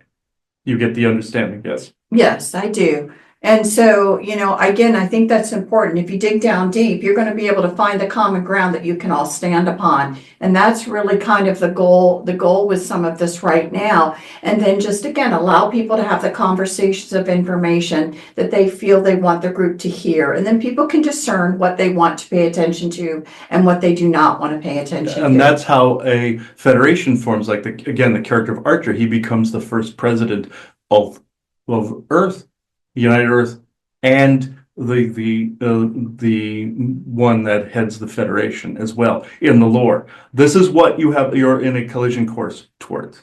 Right. And so again, well, I appreciate you coming through for this part of the communication. There's so much information. And again, guys, we could ask more and more questions, but we're going to have a little bit of time to talk. And so we're going to, take the information we have currently, and do our best in the time that we're there to talk. And then part of that time is going to be, again, channeling to let people in. So we hope you all find it interesting. Again, I am hopeful that as you guys hear this and get this information, that you are going to have tons of questions, and we look forward to these questions that everybody wants to bring about. We'll do our best to answer them. Again, we still do take the premise that we are not going to attack a single individual. No. We do not do that. But if you ask us our opinion on a piece of information, of how something is or was or whatever, we'll do our best to bring through what we feel is from our, let's just say, intuition and sources, what we feel, our information is, whether it's conflicting or not, will be Yes. true to what we have to bring through, but we're not going to bash people. No, I would not say bash people. Some people might feel disenfranchised or bashed by this, but I must say there cannot be bruised egos in this. If all of you listening, all of you, no matter who you are, is listening to this, all of you listening, know that the only way you can have formed this kind of unity is to break these barriers down and to put bruised egos aside, have your version of the information, have somebody else's, and you come to a consensus of what reality is to some extent, no matter what group, no matter what,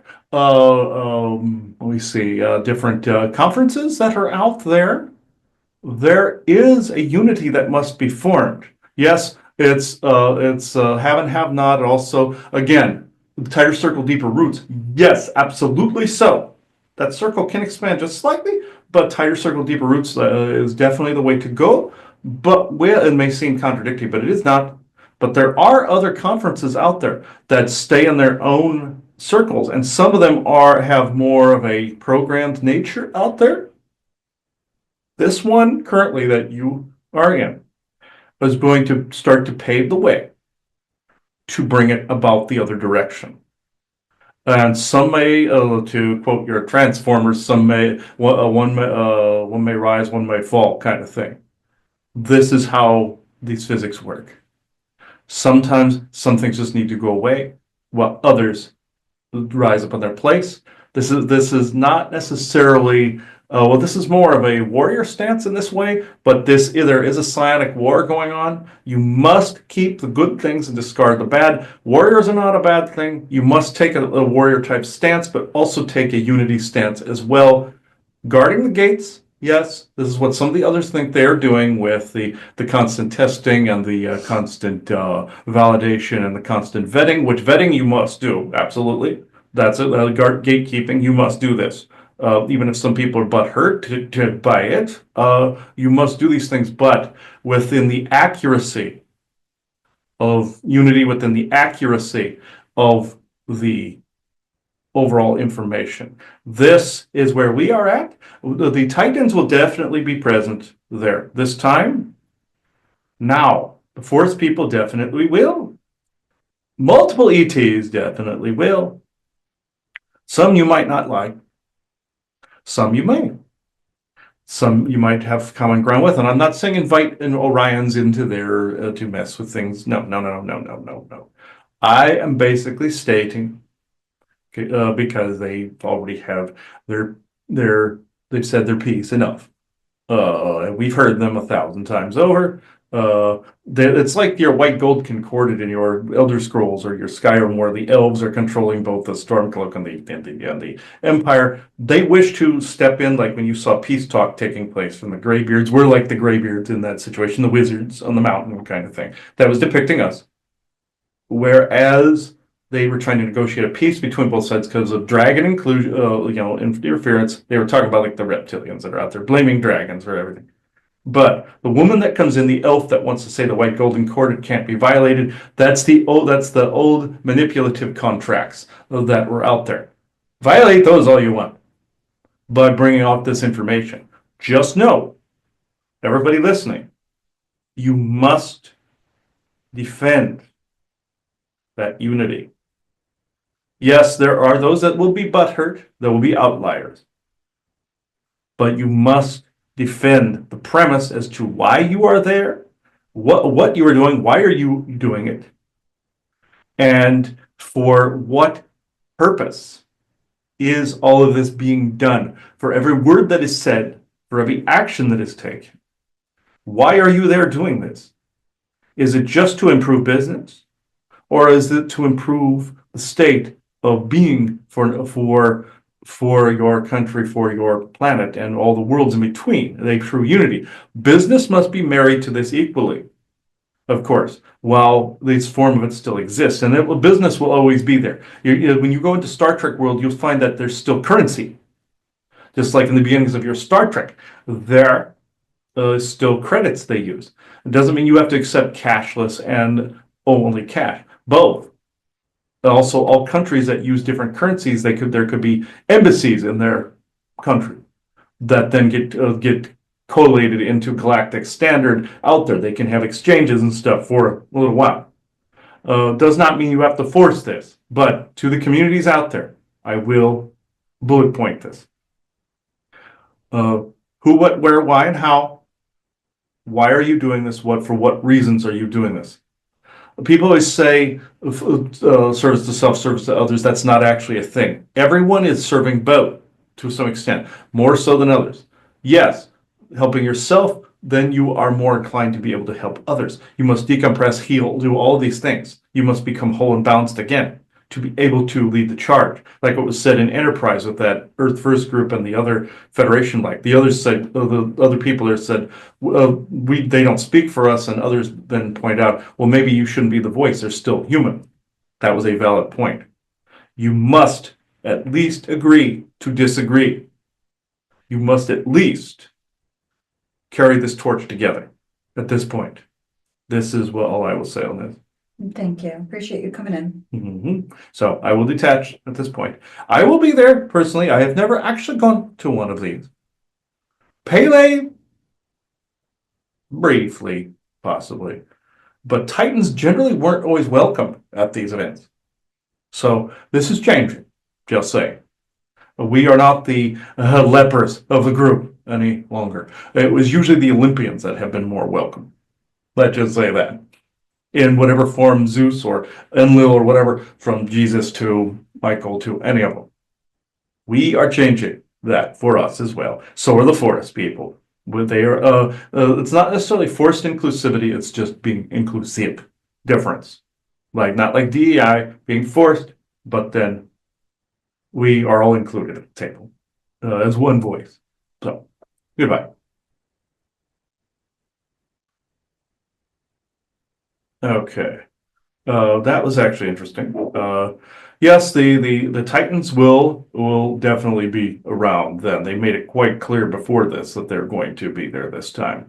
So, yeah, just like basically what he was trying to say is it's always been unbalanced in favor of more Olympian interests at those conferences. You kind of can tell from the style. As Guardians have not had too much of a voice at the table either. And same thing with forest people. They've had their own conventions. They prefer their own environment, like what they showed to us making their own franchise. Yes. Dogmen are kind of that way too, but they tend to want, they tend, some of them, they want their own, but some of them are included over here. Same with forest people. But with this, they are basically showing themselves this time at this conference. So I don't know if you have anything else to add to this before we take it out. No, Okay. hope it was good. Hope you guys enjoyed this. Yes, and even though the date you will see on this is from May 4th, 2025, this will not appear until we have done our talk at the conference. And we will add that to all of this as well. So I now close this circle within true benevolence with no conflicting agendas as of this moment in time. So thank you, everybody. Now, bye-bye.